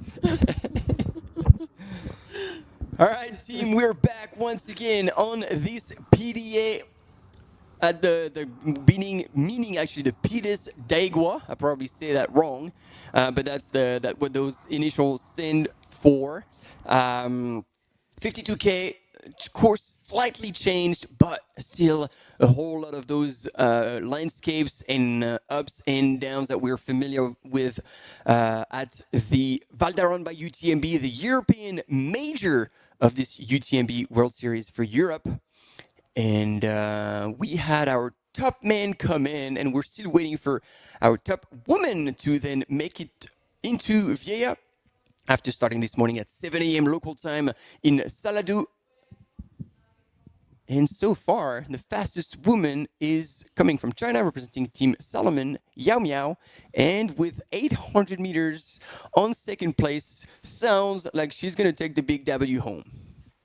Absolutely. And on the men's side, just to recap, we had Nadir Maguet from Italy in first in 4 hours, 52 minutes. We had Leonard Mitria from Romania in second. Pablo Bautista racing into third from Spain. Lorenzo Beltrami from Italy, unfortunately dropping down to fourth. And then in fifth, Sindre Bordas from Norway. Now, it's interesting you referred to the race as PDA, which it is. It's the 50K race. But as an English speaker, I haven't called it PDA because that has a certain meaning. It has a certain meaning for English speakers. It means public display of affection. Well, there's a lot of affection during that race. We just love it in trail running. That's true. We have seen some solo PDAs on the finish line. No, that's a good point. I didn't click, and so when I actually did like the translation of what it means, Pides d'Aigua, that was helpful for all the Spanish speakers. They wouldn't have clicked, but yeah, I get your point now. Well, let's see if we see more PDAs on the finish line of this race as we are following, particularly the top women. We've had the top men already come in. We are waiting for the women to finish.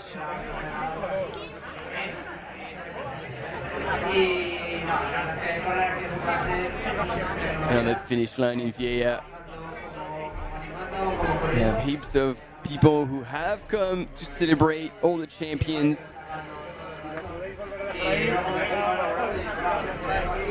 Hombre, no. Con ponerlo con cariño. We have a slightly altered course today because of the weather forecast, but we're seeing skies. Weather isn't too hot. It actually looks like a perfect day at the moment to be out on the trails. It does indeed. And here we had a zoom into that very famous bell that has been made specifically for the race, and that since the very first edition of the Val d'Aran races has welcomed every single runner who crossed the line, and they keep it very carefully every year and bring it back. And it's even drawn blood because for some random reason it was a 100K runner who came and thought it would be awesome to just headbutt it, except he didn't realize that that bell was made out of like hard metal, and he just cut his forehead open, and we're like, bro, what did you expect? You know, sometimes you aren't thinking clearly when you've been running for hours and hours and hours and are low on sugar, but never a good idea to headbutt a metal bell. And there we are recapping the head of the women's race. Yao Miao from China in first, followed by Silvia Nordskar from Norway, and then Ikram Rarsala from Spain in third. It is still an exciting race for the top, although I think I take it back. I thought Silvia Nordskar on one of the uphills was in a position to challenge, but Yao Miao is unstoppable and unchallengeable on the downhills. There was actually at the Western States the other weekend, there were some spectators holding up signs for some of the top women there, and one of them was for Fu Zhao, who came in second again, and it said, you know, downhill. I'm scared to be a downhill. Yes. Fu Zhao is there. Or it's a bad day to be a downhill. I think bad day to be. It's a bad day to be a downhill. And so again, on the right-hand side of your screen, you see all the UTMB World Series majors, the 4 events across the world that offer the double amount of stones for all the participants, and as opposed to all the other races in the UTMB World Series where the top 3 elite athletes, top 3 finishers in men and women in all the 3 distances, 100 mile, 100K and 50K, punch their automatic entry into the following year UTMB World Series final in Chamonix. At the majors, it is top 10. And actually something we haven't mentioned yet is that there's also at least the winners of each age group that also get direct entry into UTMB. Sometimes, as I say, at least the winners, because it depends on how dense the category is. And if in your age group you only have 2 runners, let's say, then it's only going to be the winners. But if there is actually a big category, it actually can go further than just the winner of that category. So it's actually pretty cool, because then it gives a chance to, you know, people who are older but still like want to perform. They have the option in their own category. They don't have to fight for the top, the overall top 10, and still get to qualify immediately and with a guaranteed entry into the UTMB World Series final in Chamonix. That's a really good point. I think there's actually in total over 200 direct entry spots. So it really provides motivation and incentive to give it a go in some of these UTMB World Series events. And having worked quite a bit on the finish line over the European winter at some UTMB races, like we obviously have all the stats coming up when people crossing the line, and when we say like, oh, you've won your age group, man, you should see their faces light. I was like, what? And because they realize, like, yeah, you're like, even though you're in Australia or New Zealand, like, you get to go to Chamonix. Actually, I had the opportunity to race in Snowdonia by UTMB, the race in Wales, about 2 months ago, and I have it on the screen. If we can, I got this behind Martin's head. It's a little Welsh dragon, a little prize that I got to bring home for my daughter. So alongside a direct... Man, I'm reading the way. There you go. Alongside a direct entry to CCC next year, I got to bring home a Welsh dragon, which I think is probably just as prized now for my daughter. It's certainly more comfortable than a medal. It is. Easier to snuggle at night. It is indeed. There we go, ladies and gentlemen. Another runner coming through the last 8 station. Who do we get? It might be Ines. No. Sorry, I take that back. That is not. That's Julia. Oh yeah, of course. And she's moving well as well. She's moving well. She is 24 minutes behind Yao Miao in first. So Julia Fontgomes, she is in 4th position behind Ikram. She's about 6 minutes behind Ikram in 3rd place. And then behind Julia, we will probably see Elisa Dusko from Italy. And so it's interesting here because if I read it correctly earlier, Ikram's UTMB index was lower than Julia's. And it proves that the work she's done on the road during this winter is paying off, and she's now like leveling up. And I wouldn't be surprised that after the result of this race, she will, like, her UTMB index will actually increase significantly. Well, it really seems like in terms of the terrain, you've got kind of 2 different races going on. You've got, quite, as we heard from one of the interviews earlier, I think it was Pablo, either Pablo or Leonard that was talking. I think it was Leonard was talking about this earlier. The first part of the race is quite technical, quite mountainous, quite rugged. But then he was saying after the 28-kilometer mark, it's pretty runnable. So that means if you're going to do well in this race, you have to be a climber. You have to be able to do technical descents, and you have to be able to open it up when you are on terrain that we are seeing right now. Yeah, these Jeep roads, these fire roads, where if you're not prepared to put the pedal to the metal, you will lose some spots, as we saw to Lorenzo Beltrami. Yeah, and some of them were actually flat in the early stages, but then, like, it's all slightly downhill. So basically, if you've done, there we go. In the final turns before getting onto the road, Yao Miao is still charging. He's holding on to the branches, just free falling into the finish line. I love seeing this energy. It is a bad day to be a downhill if you are underfoot Yao Miao.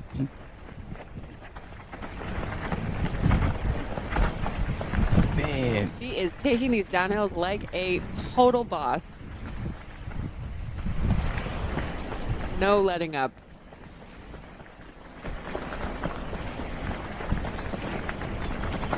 So what we could translate that, this is a PDA, it's a public display of attitude, like hard attitude. I'm going to win.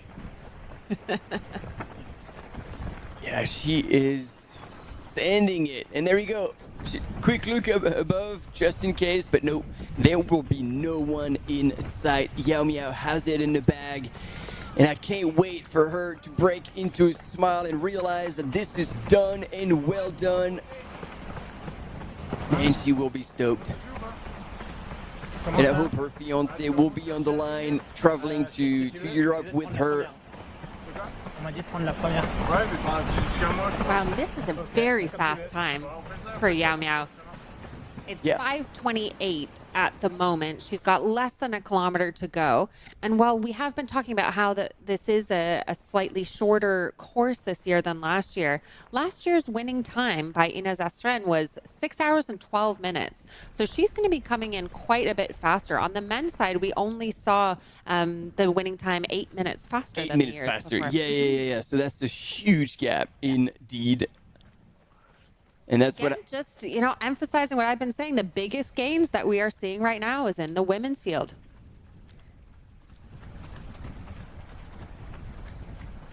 Oh, man.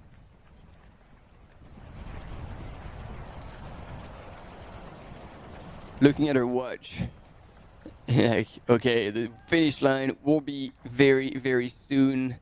As you can see here, beautiful stride from Yao Miao on this runnable four-wheel drive track earlier today in the race. And so far, she's still so focused. Jump into the chat. Give us some gifts. Give some love to Yao Miao. We actually do have them. Let's put them up. There we go. There we go. That is the happy dance. And look at her. Like, she is absolutely giving everything. I can almost feel a rope in between Miao Yao and the finish line.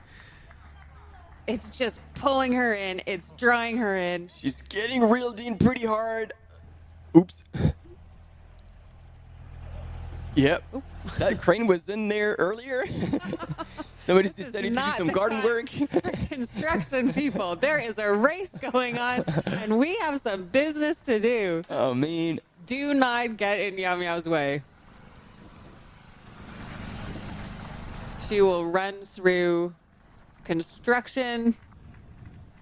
And I mean, if nobody knows her story, it's quite inspiring. Like, she was living in a very remote place in China, in a small village, and was basically deemed to spend her life working in the fields. And then she had a crack at trying to be in the national team for road marathon. All right, I'll finish the story later. Let's see her finish and take the win at this 2025 PDA. Representing Team Salomon and coming from China, the one and only Yao Miao. Let's go ring that bell. Fantastic finish for Yao Miao. Finishing just over 5 hours and a half. Incredible win.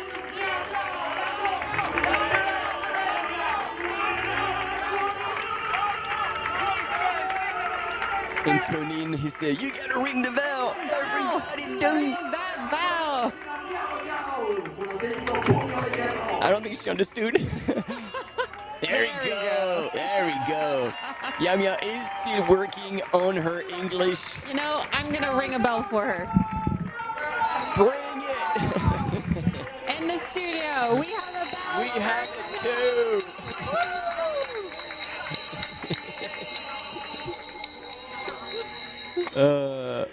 Good times.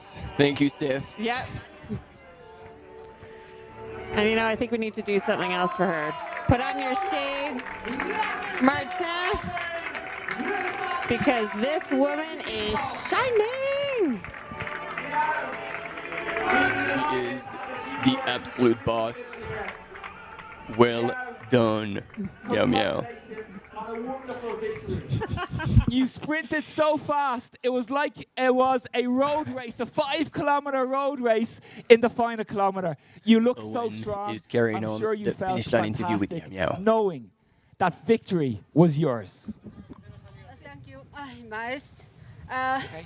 Salt. Nice. Got some water? Yeah. Some water, guys. Poco de agua. Tiene sal en los ojos. Yeah, poco tiene sal en los ojos.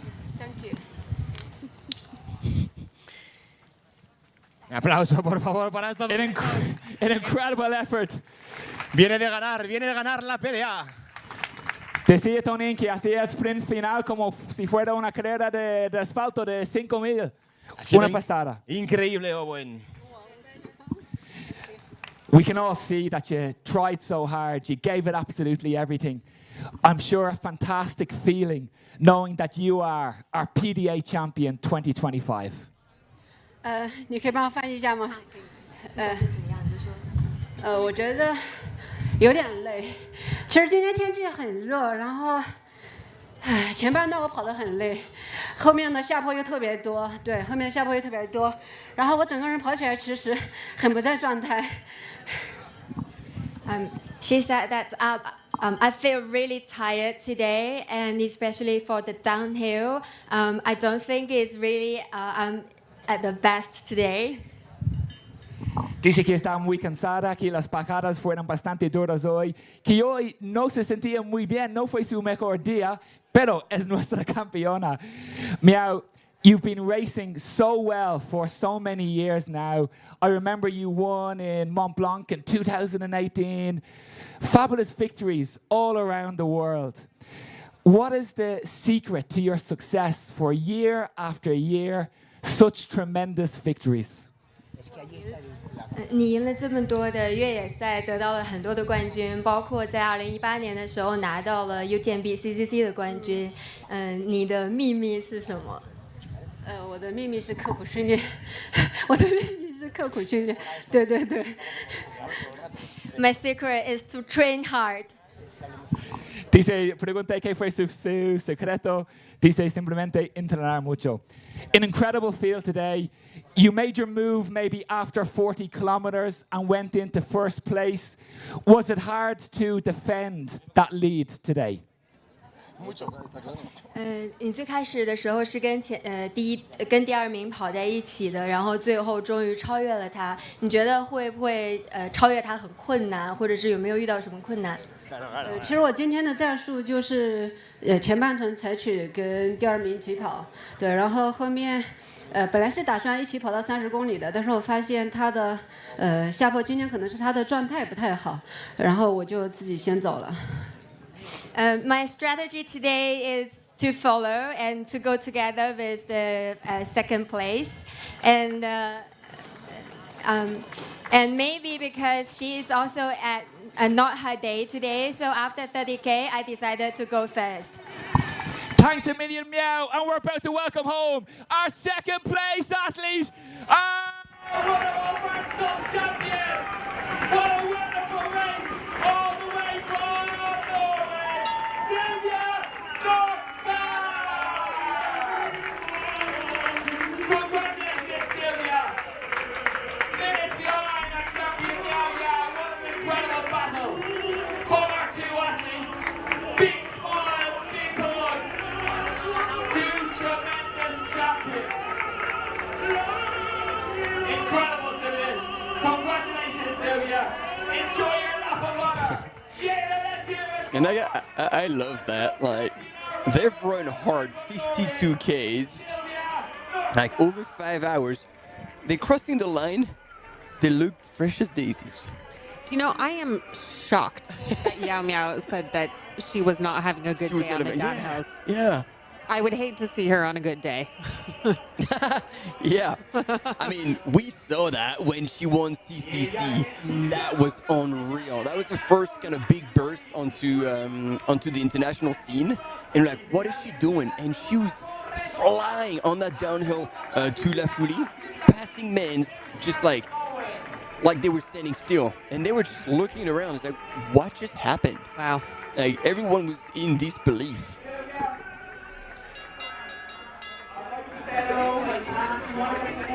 You can tell just from the interviews, she was so hard on herself. That is a little bit like You also look so cultural. happy. Big Let's hear it. smile. Congratulations, second place. A wonderful day. Yeah, thank you. It was just amazing up there. I hadn't seen 1 meter of the course, so everything was just a surprise. And that's usually I know the course I run, so this was really cool, and I enjoyed it. Dice que todo fue una sorpresa. Normalmente conocen muy bien los circuitos, pero fue la primera vez que corrí aquí en Val d'Aran, así que todo fue una sorpresa para ella. In Norway, very different conditions to what we have here. You know, in Norway, I don't know what the temperature's like at the moment, but I'm sure it's not 28, 29 degrees. How did you cope with the warm weather today to hang on to that podium and fight for that second place? Yeah, I was super scared for both the heat and the altitude. Came straight from Norway 2 days ago. So I tried to just have control the whole way, and that's also made me enjoy the race. So I think I made a good race. That was, yeah. Sylvia, you did a fantastic race. Congratulations, second place in a European major. Enjoy the rest of your weekend here in Vieira. Well done. Guys, everybody, a big round of applause for Sylvia. Dice que vino directamente desde Noruega, que claro, ahí no hace tanto calor. Hoy hizo mucho calor, por eso fue poco a poco. Tenía que ir con mucho cuidado, pero wow, Segundo, y nunca ha corrido en temperaturas tan altas en su vida, pero lo ha hecho muy, muy bien. Ahí teníamos pues las declaraciones, esa entrevista magníficamente hecha por nuestro compañero Owen. Esta brava corredora noruega que nos contaba que llegaba ya hace muy poquito aquí, llegaba desde ayer prácticamente directa desde Noruega y que con toda la raza del mundo que ha conseguido sacar sin tener conocimiento alguno del recorrido ha conseguido hacerse aquí con esta segunda plaza. Enhorabuena, sigue un auténtico espectáculo el que nos habéis dado ambas dos, tanto Yao como tú, Silvia. Así que todavía nos queda una plaza, una tercera plaza, un tercer cajón femenino. Pero mientras tanto vamos dando la bienvenida a nuevos corredores. Ahí tenemos la llegada. Jorgen Neve. Congratulations, well done, guy. And so she was going to stop, but then she's like, oh, I think she got invited or she entered into the trail race. So first ultra, 100 kilometers up at high altitude, and then that experience, and she dropped. And from that on, she's like, okay, well, that's just not for me. That's just not going to work. And again, as you said, they're pretty hard on themselves. So it's like, okay, well, there's no point in dreaming a big life. That's just not going to happen. But then she got invited to another to a race, and it was same at high altitude, 100K again, and then she won it. Okay.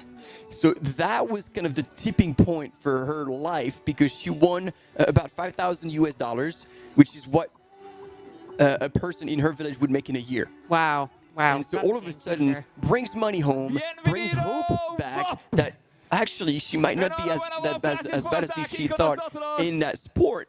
And then she started going into more races in China, more ultras, and then gradually got better and better, and then eventually got picked up and got the biggest sponsorship from Salomon, and then showed up to CCC. I can't remember exactly what year it was, but 2018. There you go, and won that, and then pretty much from then on, the rest is history as we know it.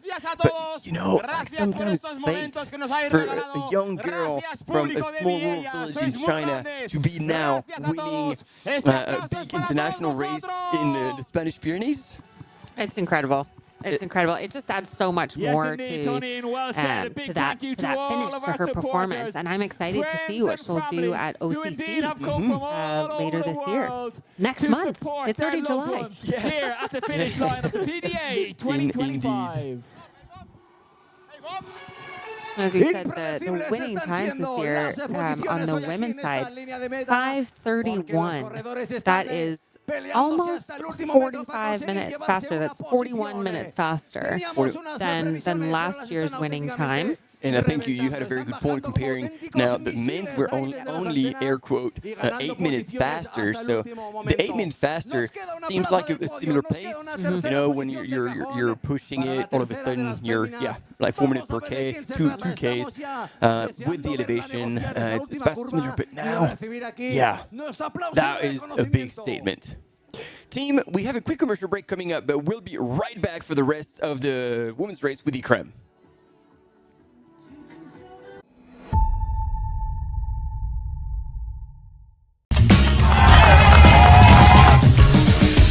We love stinky runners, but use the soap. You finish your race, and your hands are nice and soft. How good is that?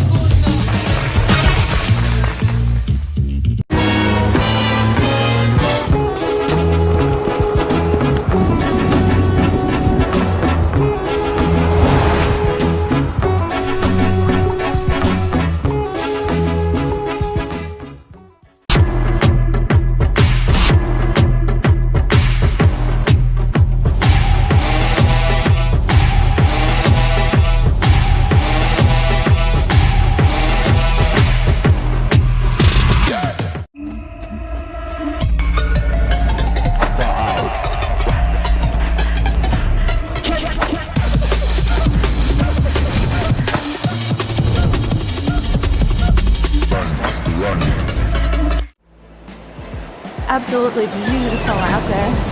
It's such a beautiful course.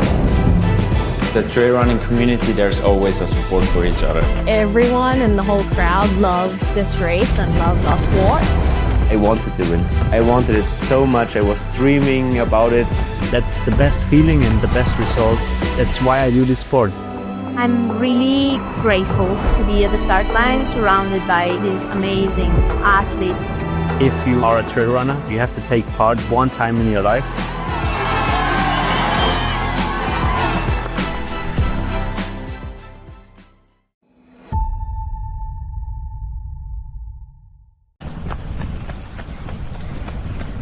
And we are back with you live on the 50K race at Val d'Aran by UTMB. We are following the third place women, Ikram Rarsala from Spain. We've already had the top two women come in. Yao Miao from China, followed by Sylvia Nordskar from Norway.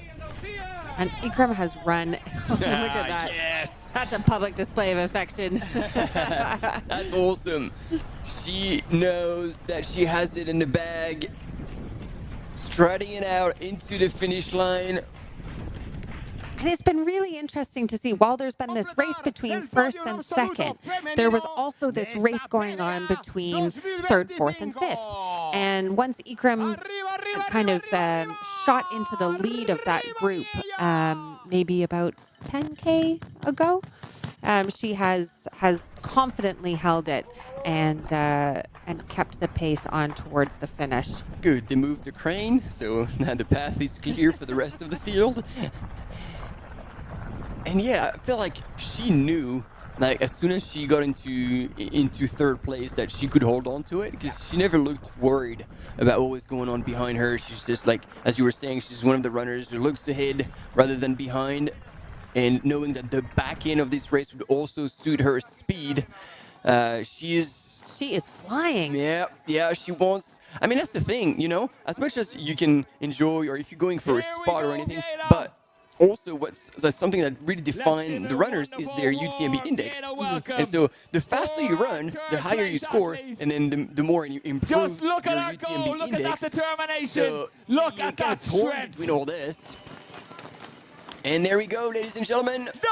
Coming in third, running up the podium as this 2025 PDA at the Val d'Aran by UTMB. The rain, the bells are ringing.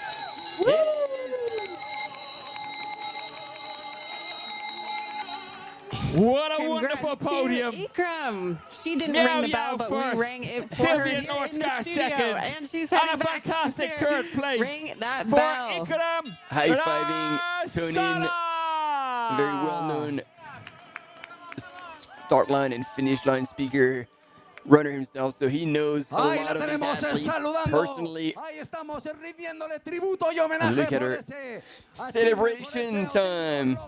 esa proeza hacerse con la tercera Victory posición lap del with podio. the crowds. Ahí tenemos a la corredora española que se hace con la tercera posición, Ikram Rarsala.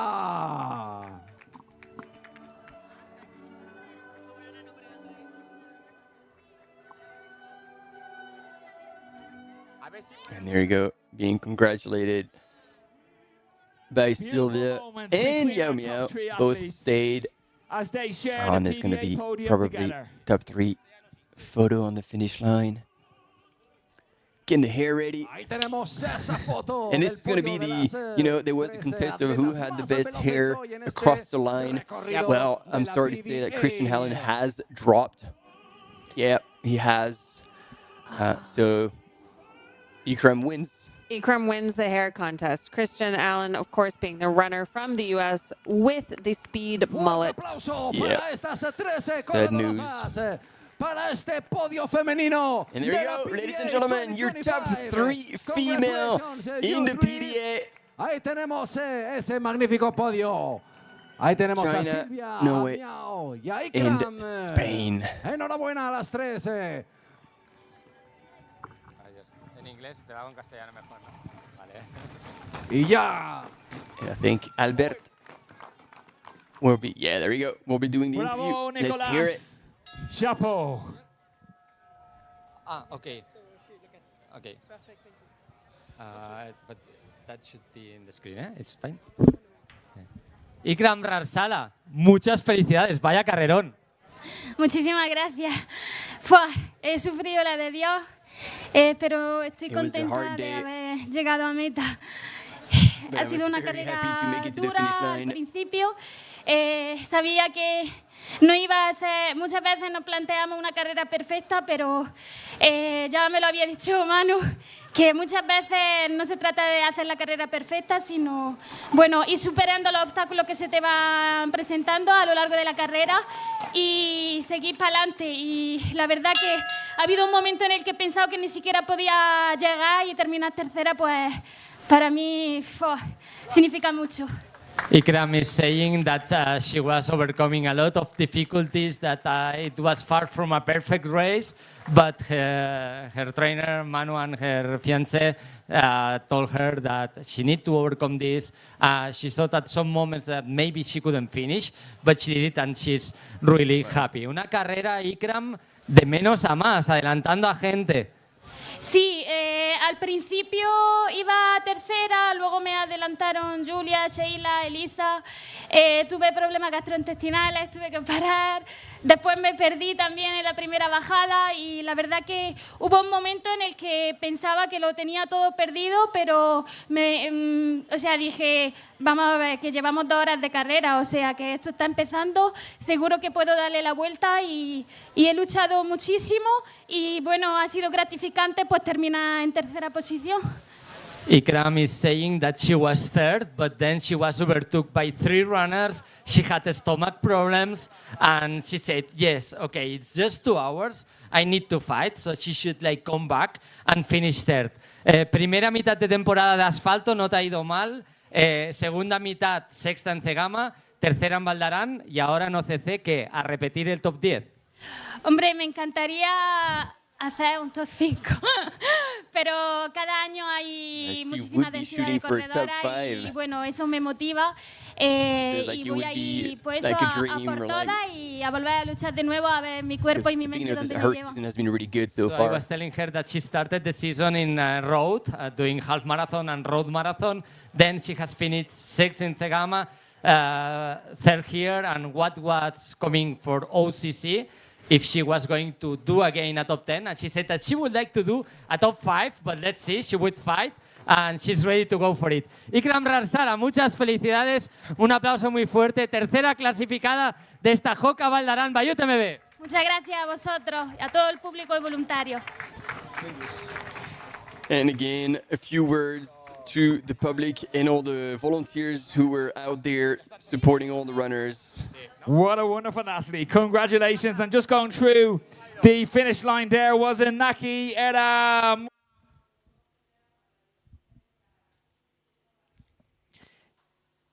And the top 3 women have now come through, and we are just waiting for probably Giulia Font-Gomez still in 4th, followed by Elisa Dusko from Italy in 5th. Elisa has dropped back a little bit. She was in 3rd or 4th at one point earlier in this race, but she is now in 5th. So after this interview of Ikram, we have a few drone shots, and there we go. The ranking of the top 5 men, the people in the prize money. Nadir Maguet was impossible to beat today. He was a whole world ahead of the rest of the field. Leonard Mitria, the race of the season that he's pulled, and excited to see what he can do at CCC. Pablo Bautista also did really well, quite an emotional finish. A PDA. A PDA. Lorenzo Beltrami has a bit of a tough time. We didn't get the chance to hear what was going on with the Italian runner, but so be it. 4th place, still in the prize money, as Indra Burras also crossed the line, 16 minutes back from our winner, Nadir Maguet. In the women's, we'll have also our top finisher here. I'll give you the honor. Oh, thank you so much. Yao Miao from China. She was unbeatable, unstoppable, took no prisoners, and especially on those descents. Even though she said that she didn't have a good day, it was an incredible finish in 5 hours, 31 minutes, followed by Silvia Nordskar from Norway, just under 5 minutes behind her, and Ikram Varsala from Spain in third, who just had some stomach problems, she said, but was able to come back with the support and encouragement of her coach and partner, who will actually be racing tomorrow. Yeah, her coach friend Anguita, it's a name that we're familiar to see up at the top rankings, and so he'll do the CDH. Yep. Oh, no, that's the same person. Sorry. I misunderstood. Una de las estrellas del fin de semana, Giulia, que se va a llevar esa cuarta plaza. Bravísimo, Giulia, lo tuviste. Bravísimo, cómo ha sufrido. Enhorabuena, Giulia Font. Le hago entrevista, ¿vale? Well done, Giulia. 4th place today. As always, she gave it absolutely everything. And how about that, a sprint finish between our 3 finishers just there beforehand. Every place, every... There we go. Thank you, the production, so we could get a quick glimpse of our 4th woman finisher. And now this is a race recap of what took place since they started this morning, 7 a.m. in Saladou. And early on, Nadir Maguet was in the lead, and Lorenzo Beltrami was following closely. Yao Miao already also in the lead. It was kind of a similar scenario in the men's and the women's. And there we have Yao Miao really just showing us how it is done on the descents. Quick transitions from all of the top leaders through the checkpoints.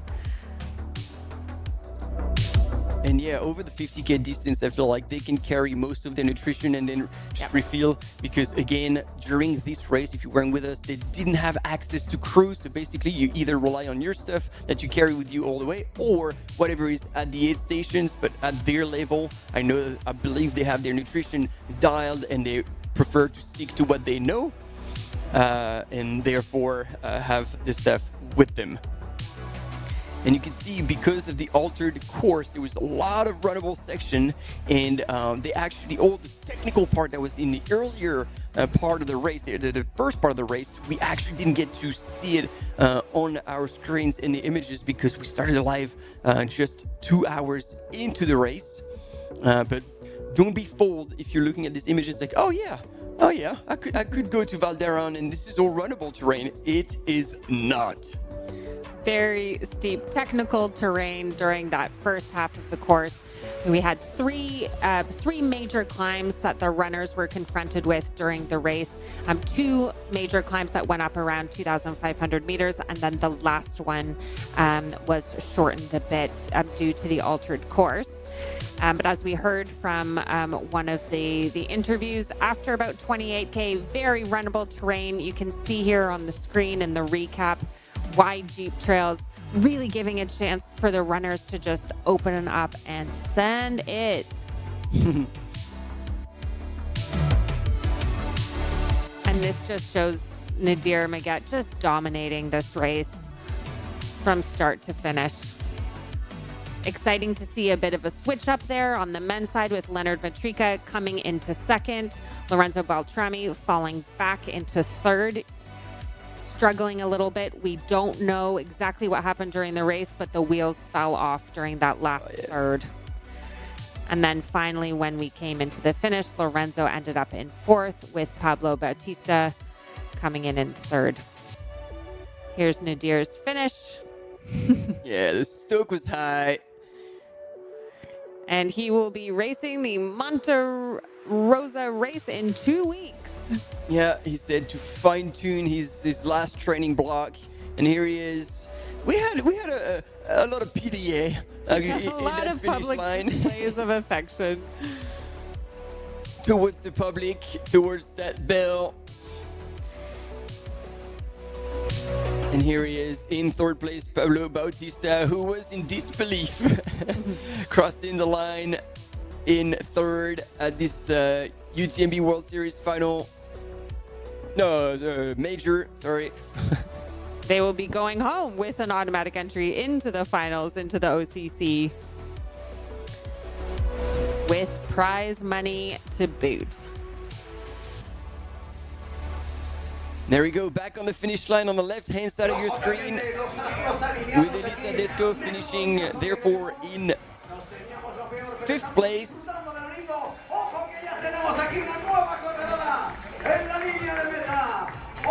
And that rounds out our top 5 women in the 50K race. Val d'Aran by UTMB, ring that bell. Elisa Desco from Italy. And she is finishing almost half an hour behind Yao Miao. So it's a split, I think it was 16 minutes on the men's side between 1st and 5th, and about 30, almost double on the women's side. And so it showed, like, again, the women, how strong they were, like the top women, how strong they were today. Because you were comparing, again, between last year and this year, course was different, but there was 8 minutes, like, less than last year in the men's. And what was it, 40 plus? Yeah, it was about 41 minutes. 41 minutes faster than last year in the women's. They absolutely obliterated that time. Looks like Elisa really gave it all on this course. And Kim Farrow right behind, photographer that you will see everywhere at the key Spanish races. And he's the perfect definition of a good photographer. Never speaks too much, you don't even know he's here. And he will climb 3 hours just to get the best shot. I did think about that when I saw a photographer up on the top of the 2,500 meter climb. They need to get up early in the morning for that. Yep, they do. And he's one of them for sure. Here we go. Again, Spain's re-experiencing the stoke of that finish line. Can you beat these smiles? Like, look at that. Happy days. Such joy crossing that finish line from both Yao Miao and Sylvia Nordskar. And especially from Ikram, our 3rd place winner. Struggled with stomach problems and really fought on to regain that 3rd place. Yeah, and can you believe that? She was ready to drop. Yeah. She was ready to drop. Like we were saying, it's not just a physical game, it's a mental one. And, you know, we might not have been able to see from our side that she was struggling, but clearly she was dealing with some internal battles. And so, again, it shows the importance of the crew and people who are on the sidelines. And if your spirits are down in a pit, like, they actually can come and turn that around and help you just carry on and keep trucking forward. And just like that, she went from thinking about dropping to 3rd place. So if I'm doing the math right, that's €3,000 in the pocket. Yep, I think it goes 5, 4, 3, 1,200, and 1,000. Okay. I think it's about right. And so here we have a few more runners on the finish line. So I think that finish line is going to stay up, but we're going to so up on the live.utmb.world. But this is for today, Steph, the end of the live broadcast. We'll be back with you tomorrow, early afternoon, around 1:30 local time. It's been so much fun to follow the 50K race with all of you today, and we are excited to come back for the 100K and 100-mile race tomorrow. Thank you all for tuning in, and we'll see you tomorrow. Bye-bye.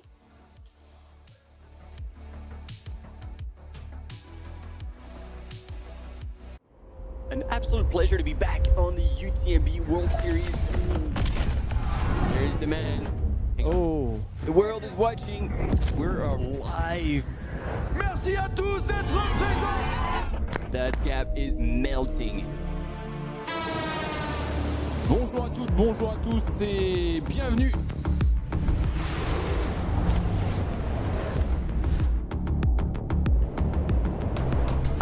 c'est parti.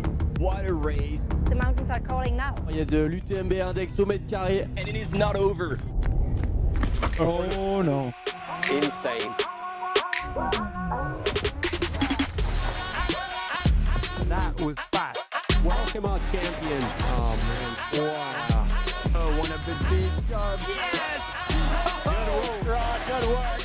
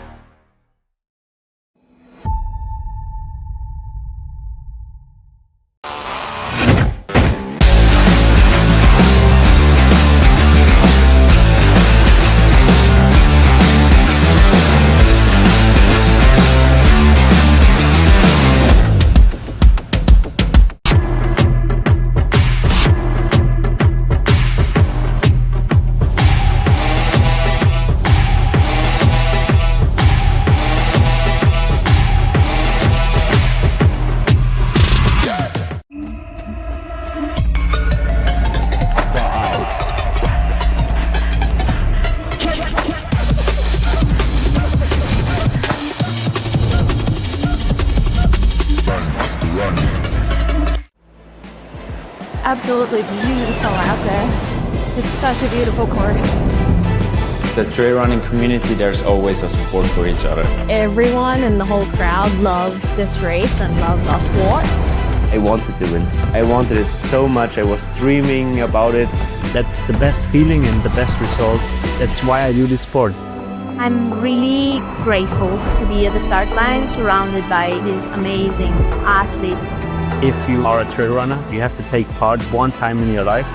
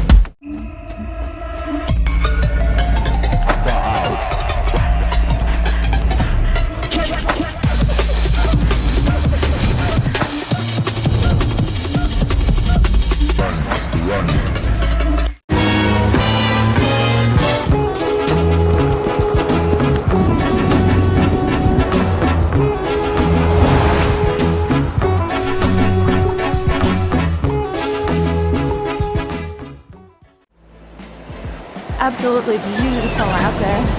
It's such a beautiful course. The trail running community, there's always a support for each other. Everyone in the whole crowd loves this race and loves our sport.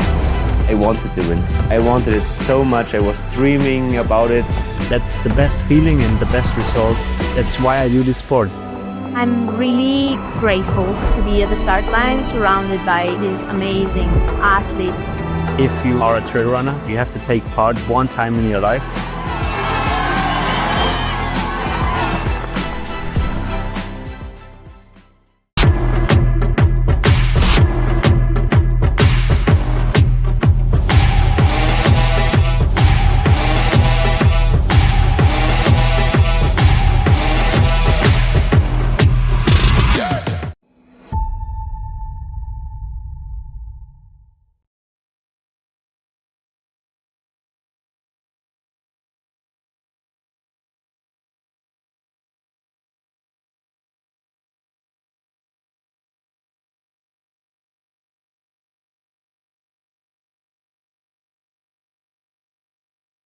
También a Manel Ochoa, enhorabuena Manel.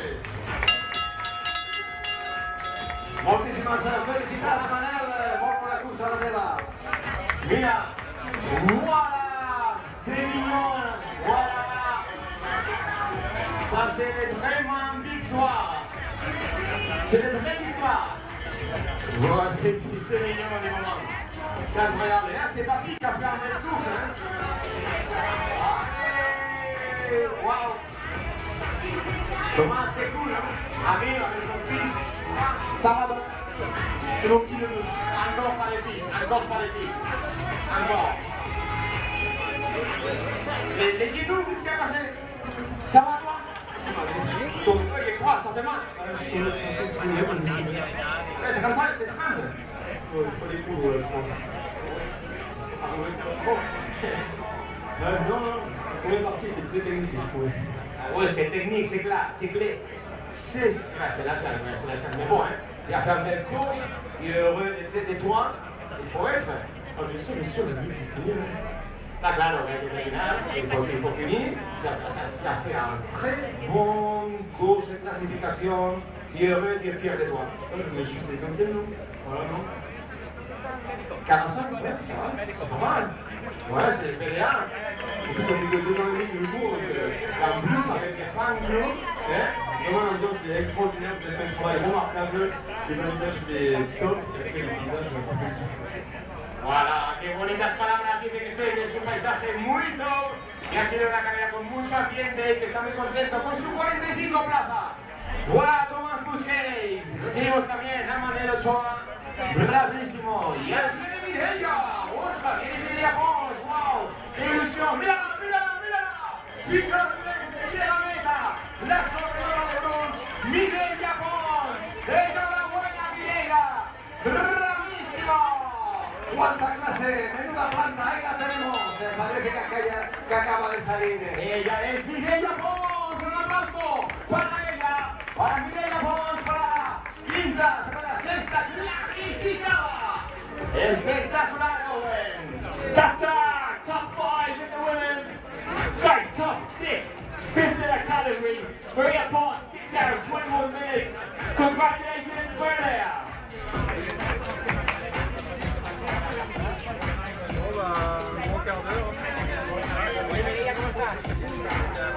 Bueno, muchísima clase la de Mireia, como llegaba aquí a la línea de meta, llevándose un crono de 6 horas y 21 minutos.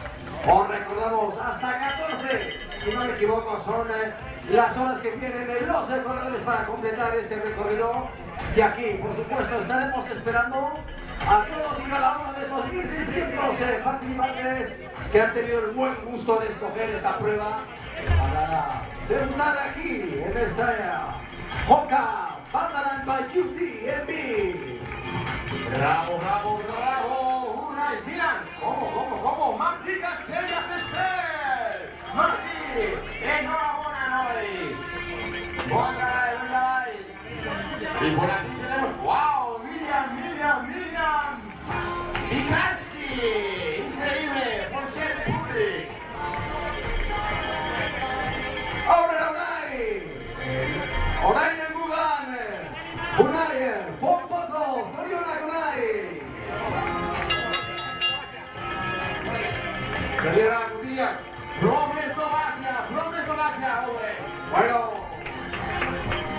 That's it, guys. We've just got over 50 runners here at the finish line. We've got 1,600 runners out on the course. Well done, Jamie. Fantastico, another winner. Sabiola que le vaya, Eder Salas, 6:23 para él. Venga, bravo, bravissimo, encore les Français. Martin qui arrive à toucher la cloche. Martin, la cloche, ouais pas. Ouais, il faut, hein. Sinon, tu n'es pas fini ça. Bien fait, Martin, bien fait, bon boulot. Bravo de la France, Corentin Bertrand, well done. Y ahora no va arriba de aquí, las cartillas de meta de Piella. No tenía el Gabriel Naval. Moltíssimes felicitats, Gabriel. Molt bona cursa. Bona.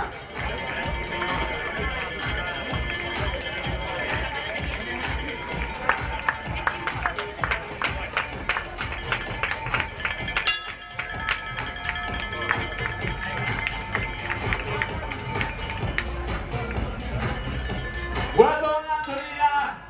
Well done, congratulations, you've won that Valderland Bell. Antonina Escina. And from Portugal, Bruno Paiva, 6 hours and 25 minutes.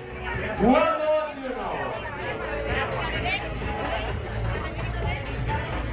Mira, enfermería, recordarán de esta enfermería, chicos, que tengo cerca de la calle.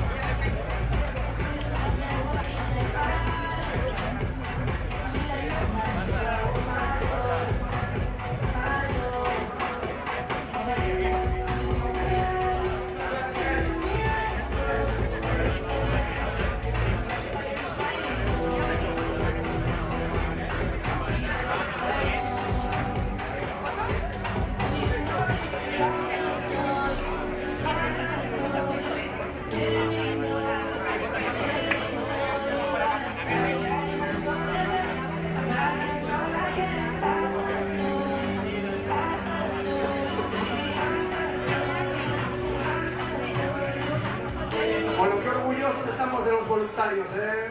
Qué pieza fundamental y cuánto que agradecer.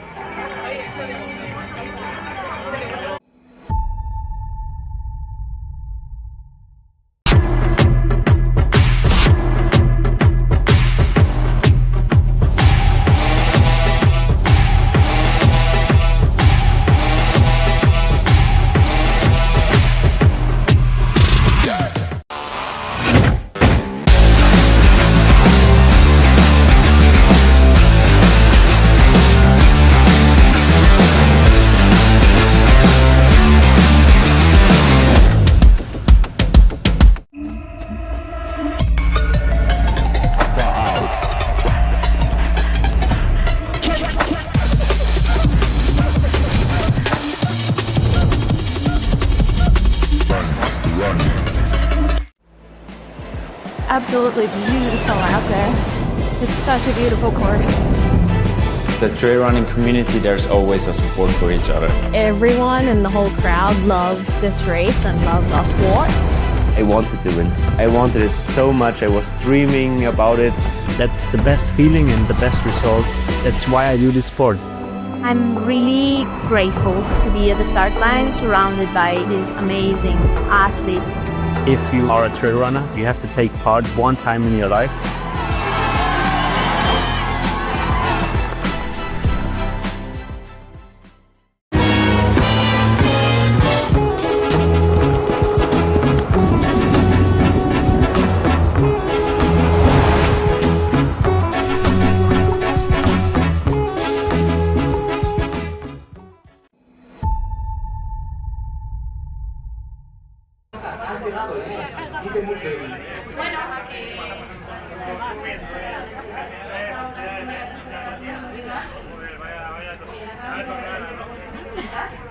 Pero la verdad que paso a paso con los entrenamientos, pues la gente te va animando y joder, Fíjate, tú de quién es este, porque me conoce y tú le saludabas, ¿no? ¿Qué pasa? Es blanco. Sí, yo, ya sabes. Tú eres Inés, no soy Inés. El look de la semana ya estoy un poco ya de capa. Y bueno, esta última jornada me estuvo muchísimo, pero estamos aquí. Bueno, me alegro muchísimo de tenerte en meta. Es un orgullo siempre tener esta sonrisa en esta meta y en todas, de verdad. Enhorabuena por el día de hoy. Gracias a vosotros y a todo el público, la verdad. Sois maravillosos. Inés Astray, una que ojalá esté en todas las carreras donde estamos nosotros, porque es una maravilla escucharla.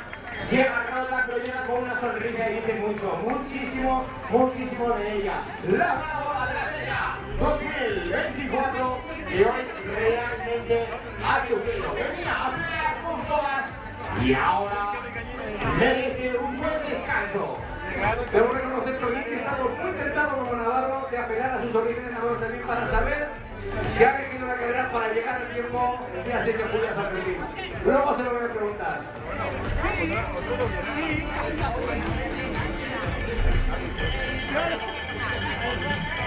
Venga, venga, venga, Owen, come on.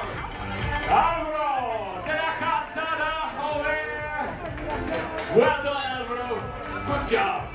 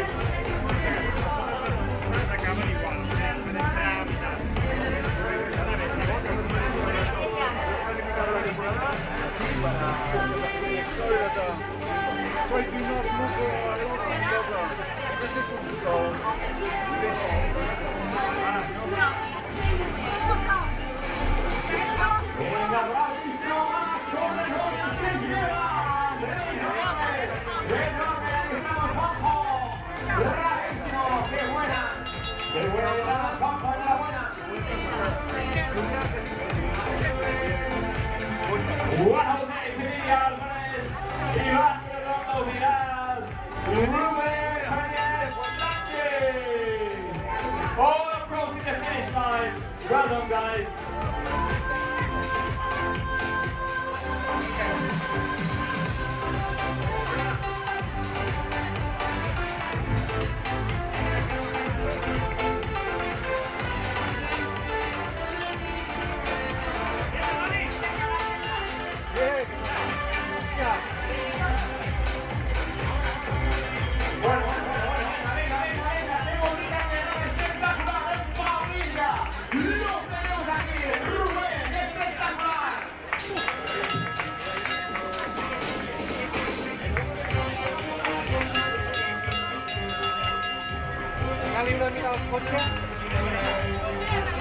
As we get ready to welcome Jin Yan Tan from China, entering into the top 10 of the PBA 2025. Here she comes, all the way from China, Jin Yan Tan. Nos encanta ver esas llegadas en familia sujetando a las criaturas, haciendo cantera de alguna manera. Ahí tenemos al presente y al futuro del trail. Enhorabuena y bienvenido a meta, Benjamin Raymond. Felicitaciones. 36º clasificado. Vamos allá, continuamos recibiendo. Turno ahora para el Marc Tulo. Felicitaciones, Marc.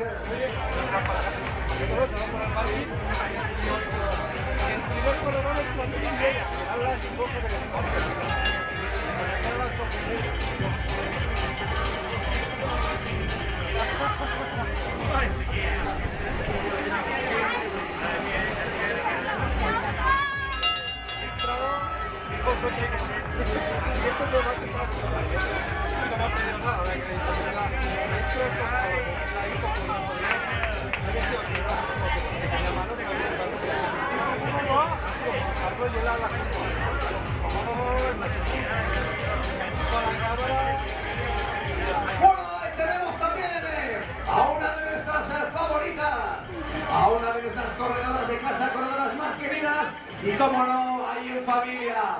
Ahí tenemos la llegada de Ana Kume. Ahí tenemos a Ana, nuestra querida Cometi. Enhorabuena, Ana. Ahí con toda la familia.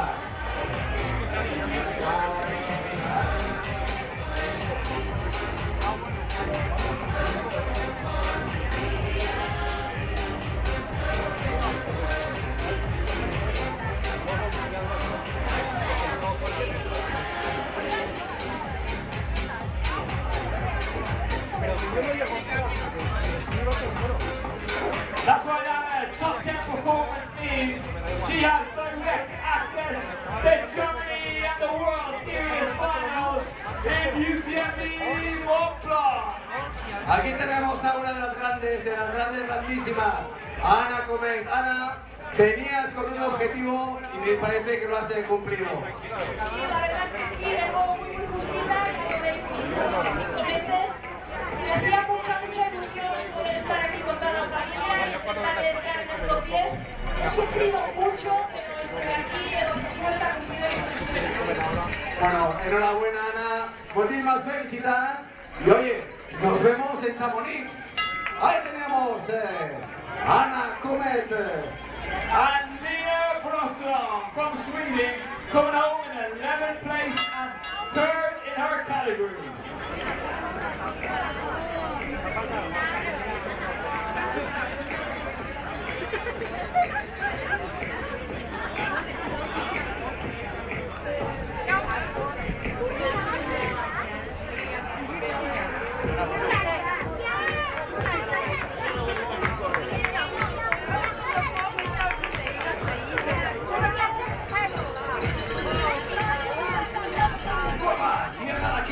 A este arco de la gloria, a este pórtico.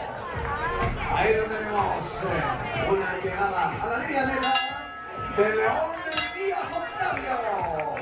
Desde Taror, desde las Islas Canarias, uno de los mejores de Gran Canaria. Enhorabuena, fantástico, León Díaz Octavio.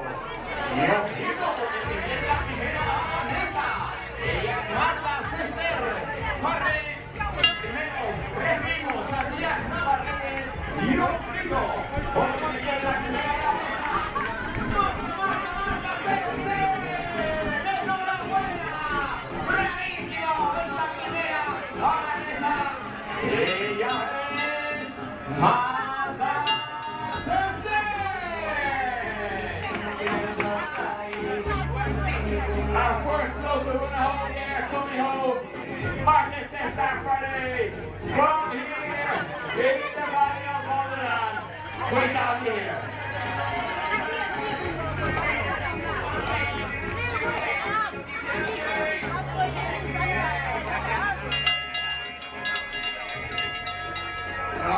Jesús.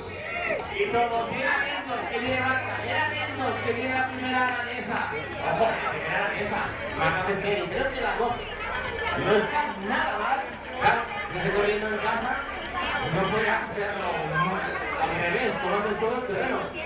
Sí, la verdad que sí. Es un placer correr en casa y me lo sé con los ojos cerrados, así que un poquito ventaja sí que tenemos. Pero poquita, te la has tenido que currar durante todo el año y pensando en ese gran evento, ¿no? Que es en la puerta de tu casa. ¿Qué se siente al tener esta pedazo de carrera saliendo del jardín de tu casa? Bueno, muy afortunados, ¿no? De tener la carrera aquí, los recorridos siempre marcados y así poder entrenar durante todo el año. Enhorabuena, Marta. Disfruta con los tuyos, disfruta de tu hija. Y a la Marta, con todo el Valdarán para ti. Y este gran aplauso para la primera corredora aranesa. Ella es Marta Cester. Sí, por ahí varias, sí. Sobrina, ¿no? ¿Todo bien, pues? Sí, todo bien, correr. Felicidades, Rubén Marco Arroyo. Coming home in 69th place, a top 10 in his category.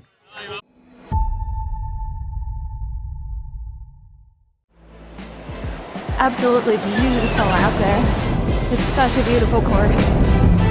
The trail running community, there's always a support for each other. Everyone in the whole crowd loves this race and loves our sport. I wanted to win. I wanted it so much. I was dreaming about it. That's the best feeling and the best result. That's why I do this sport. I'm really grateful to be at the start line surrounded by these amazing athletes. If you are a trail runner, you have to take part one time in your life.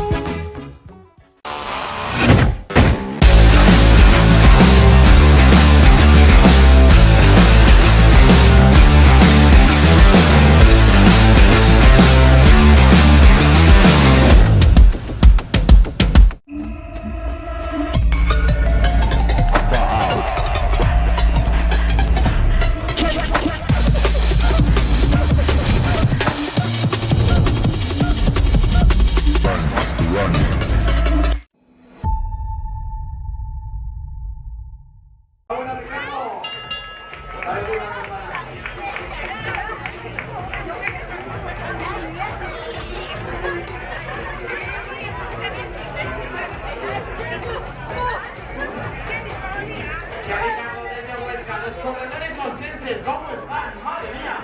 ¡Don Ricardo Zavala!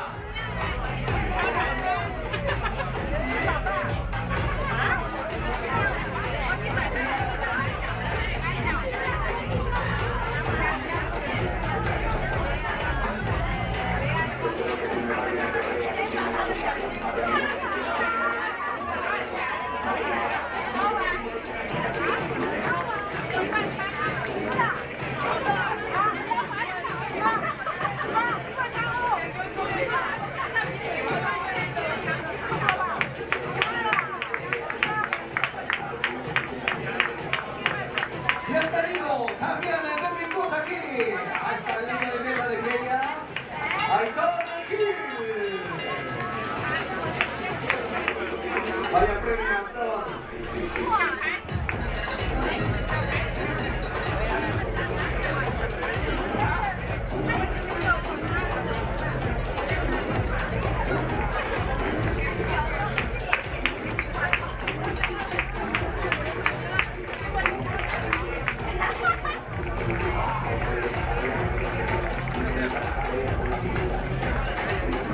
Welcome, bienvenido, benvingut aquí, ja estàs a casa teva, UTMB, mucho, moltíssimes felicitats, UTMB.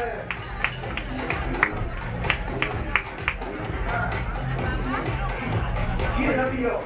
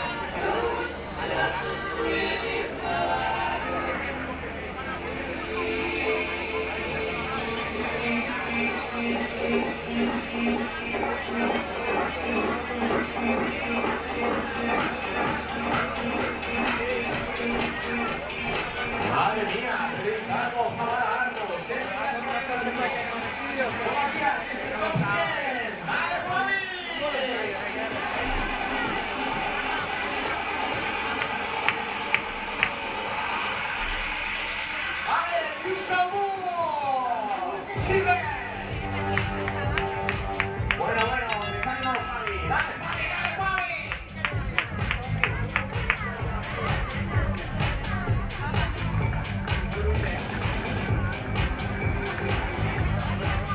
Hugo Fernández, enhorabuena, muy bien, Hugo.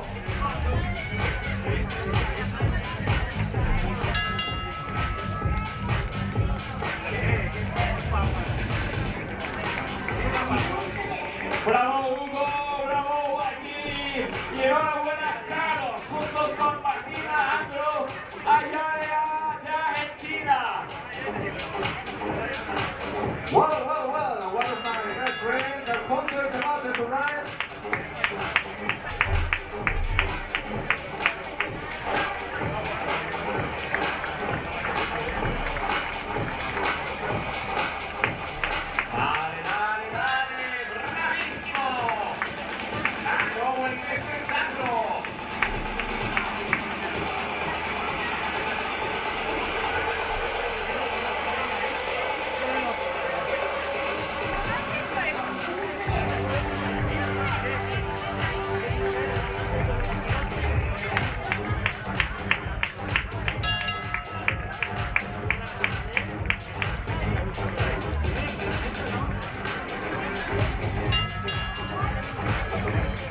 Bueno, qué llegada. También tengo aquí ahora el placer de recibir en la línea de meta a la familia Alzugaray.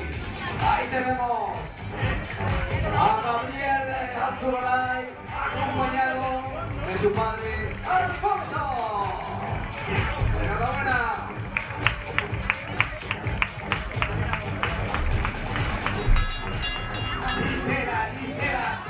Gisela, Carrión, madre mía, vaya carrera, poco a poco.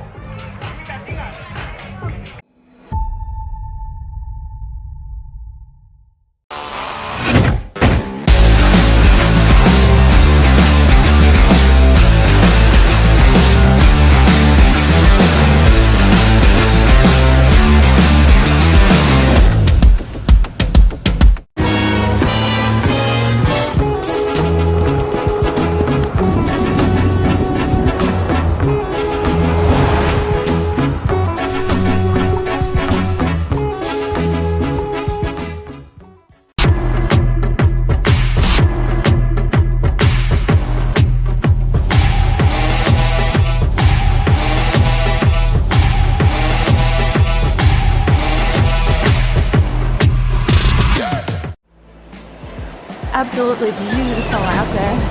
It's such a beautiful course. The trail running community, there's always a support for each other. Everyone in the whole crowd loves this race and loves our sport. I wanted to win. I wanted it so much. I was dreaming about it. That's the best feeling and the best result.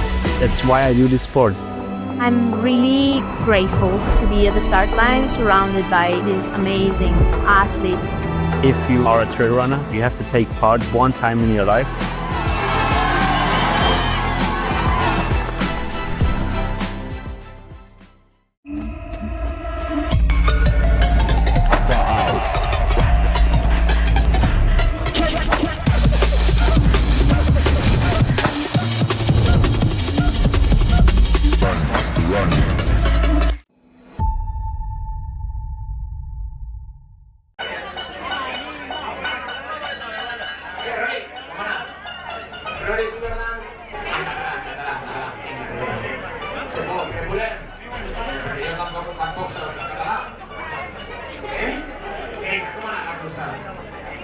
Sí, molt bé.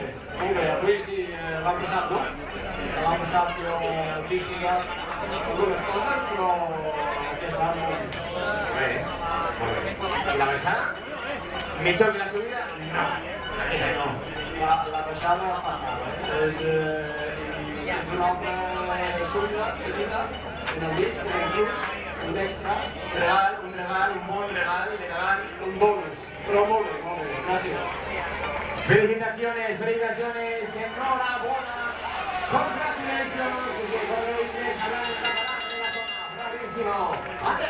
Ander, enhorabuena, tío, Ander, bravísimo, con la carrera de Running Zaragoza. junto a Roberto Eras, dos destacados del pelotón finista. Ojo, cuidado. Ojo. Estos corredores de bicicleta de menudo motor que tienen, madre mía. ¡No, bueno, Alejandro, desde Argentina! Alejandro Castillo, 6 horas 50. Well done, Alejandro.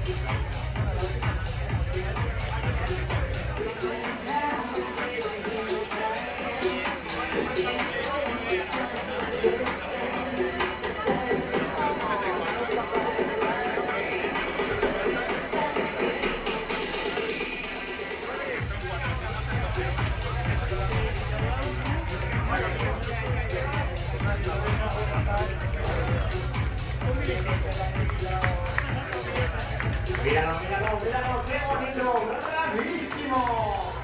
Enorme Alberto Fabrero. Well done, Joe Ward from Ireland. One of the greatest middle distance athletes of all time. He's a 158 man. He's a 404 minute mile.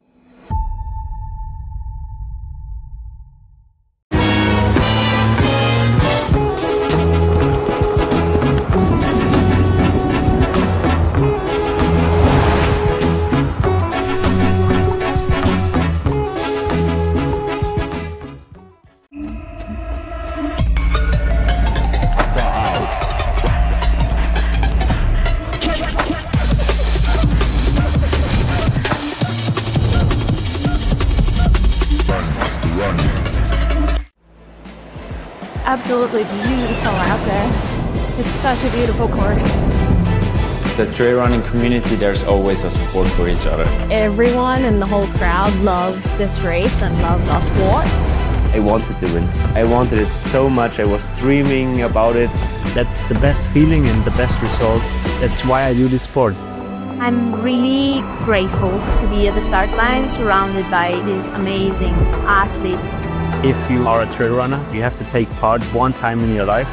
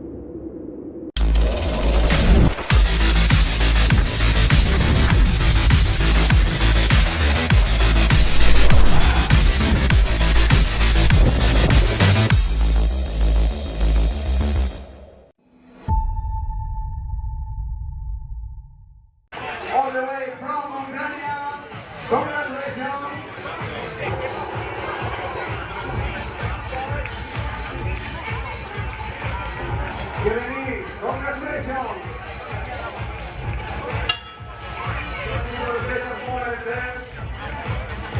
Welcome here. So many nationalities all around the world. More than 80.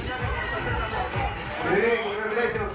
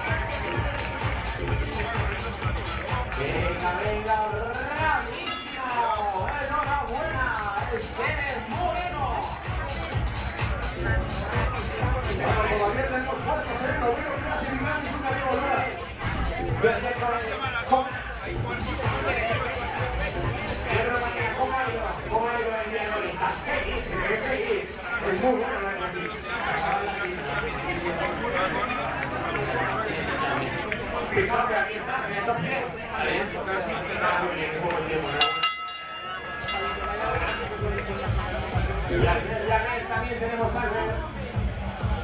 Albert Grimao. Ha sacado 8 minutos.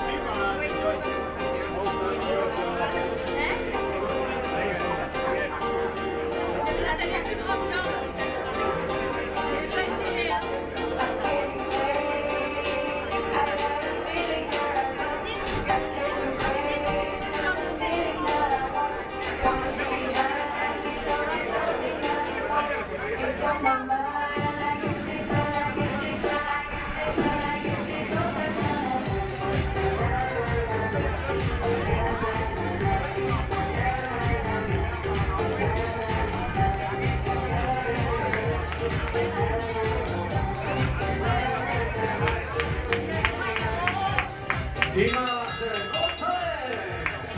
Congratulations, Dimas. Enhorabuena. Moltíssimes felicitats. Allà, Oriana.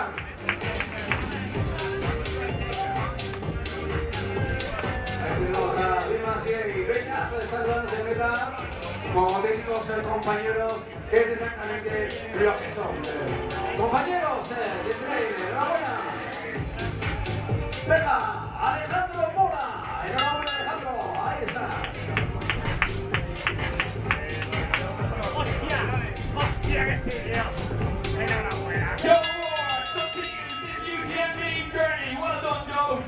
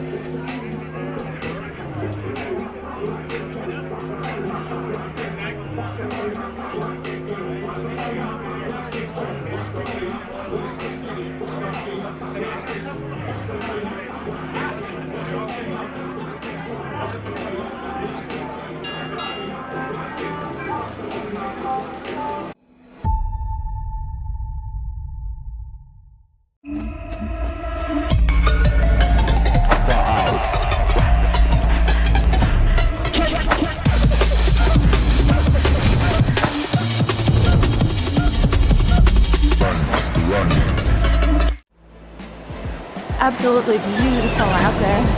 It's such a beautiful course. The trail running community, there's always a support for each other. Everyone in the whole crowd loves this race and loves our sport. I wanted to win. I wanted it so much. I was dreaming about it. That's the best feeling and the best result. That's why I do this sport. I'm really grateful to be at the start line surrounded by these amazing athletes. If you are a trail runner, you have to take part one time in your life.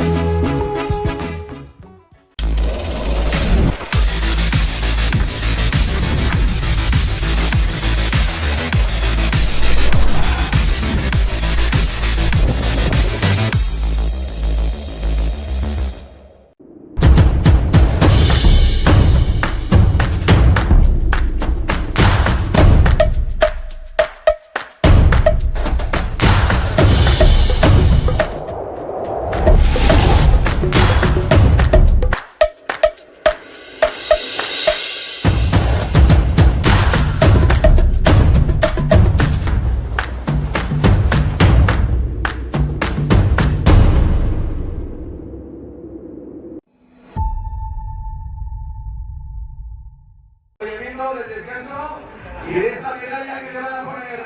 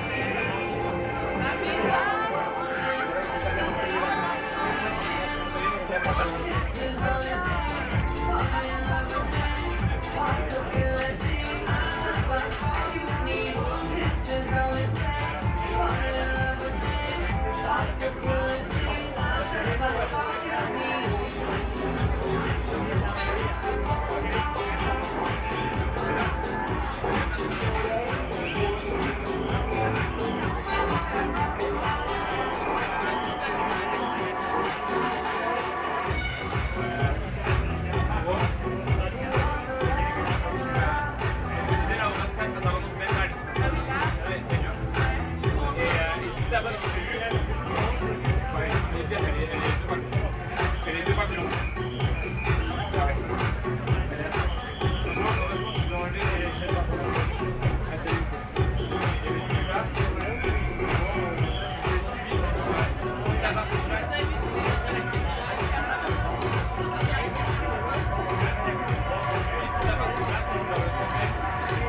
allá con esa nueva llegada al sprint, a la línea de meta.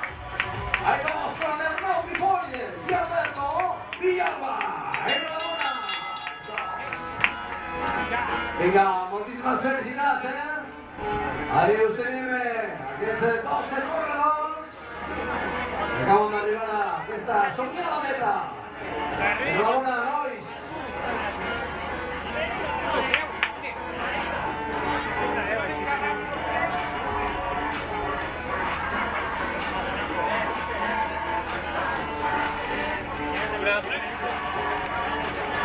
Bueno, pues 121 los corredores que han llegado hasta el momento. Y ahora recibimos también al padre de las criaturas, a Juanjo Sánchez.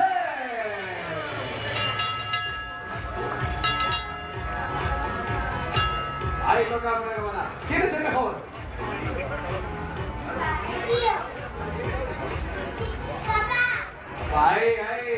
Ahí teníamos a las dos primitas, animando opa. Bueno, enhorabuena, Juanjo.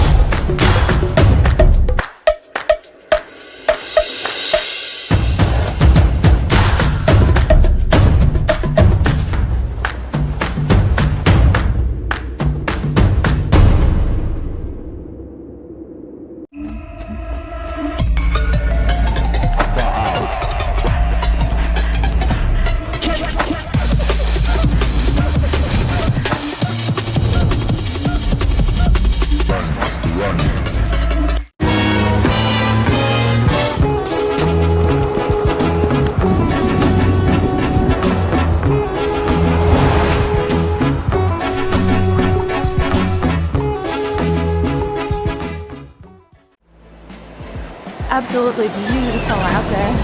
It's such a beautiful course. The trail running community, there's always a support for each other. Everyone in the whole crowd loves this race and loves our sport. I wanted to win. I wanted it so much. I was dreaming about it. That's the best feeling and the best result. That's why I do this sport. I'm really grateful to be at the start line surrounded by these amazing athletes. If you are a trail runner, you have to take part one time in your life.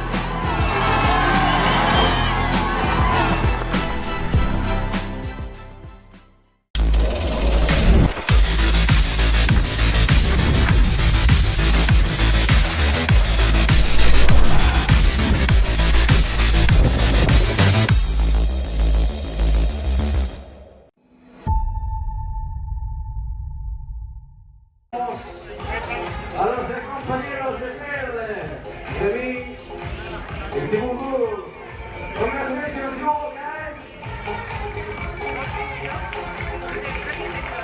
Venga, fuerte aplauso para la portuguesa Ana Carolina.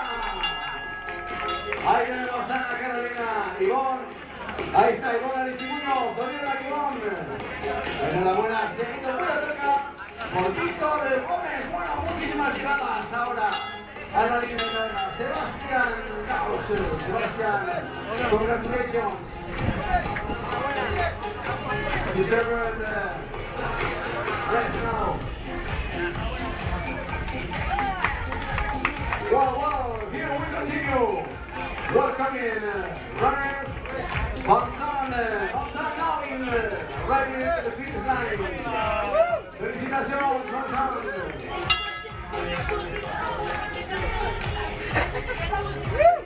Wow, y una llegada desde el otro lado del charco, ojo, porque A punto ya de irrumpir en la línea de meta. No sé, a un corredor chileno. Vamos a ver.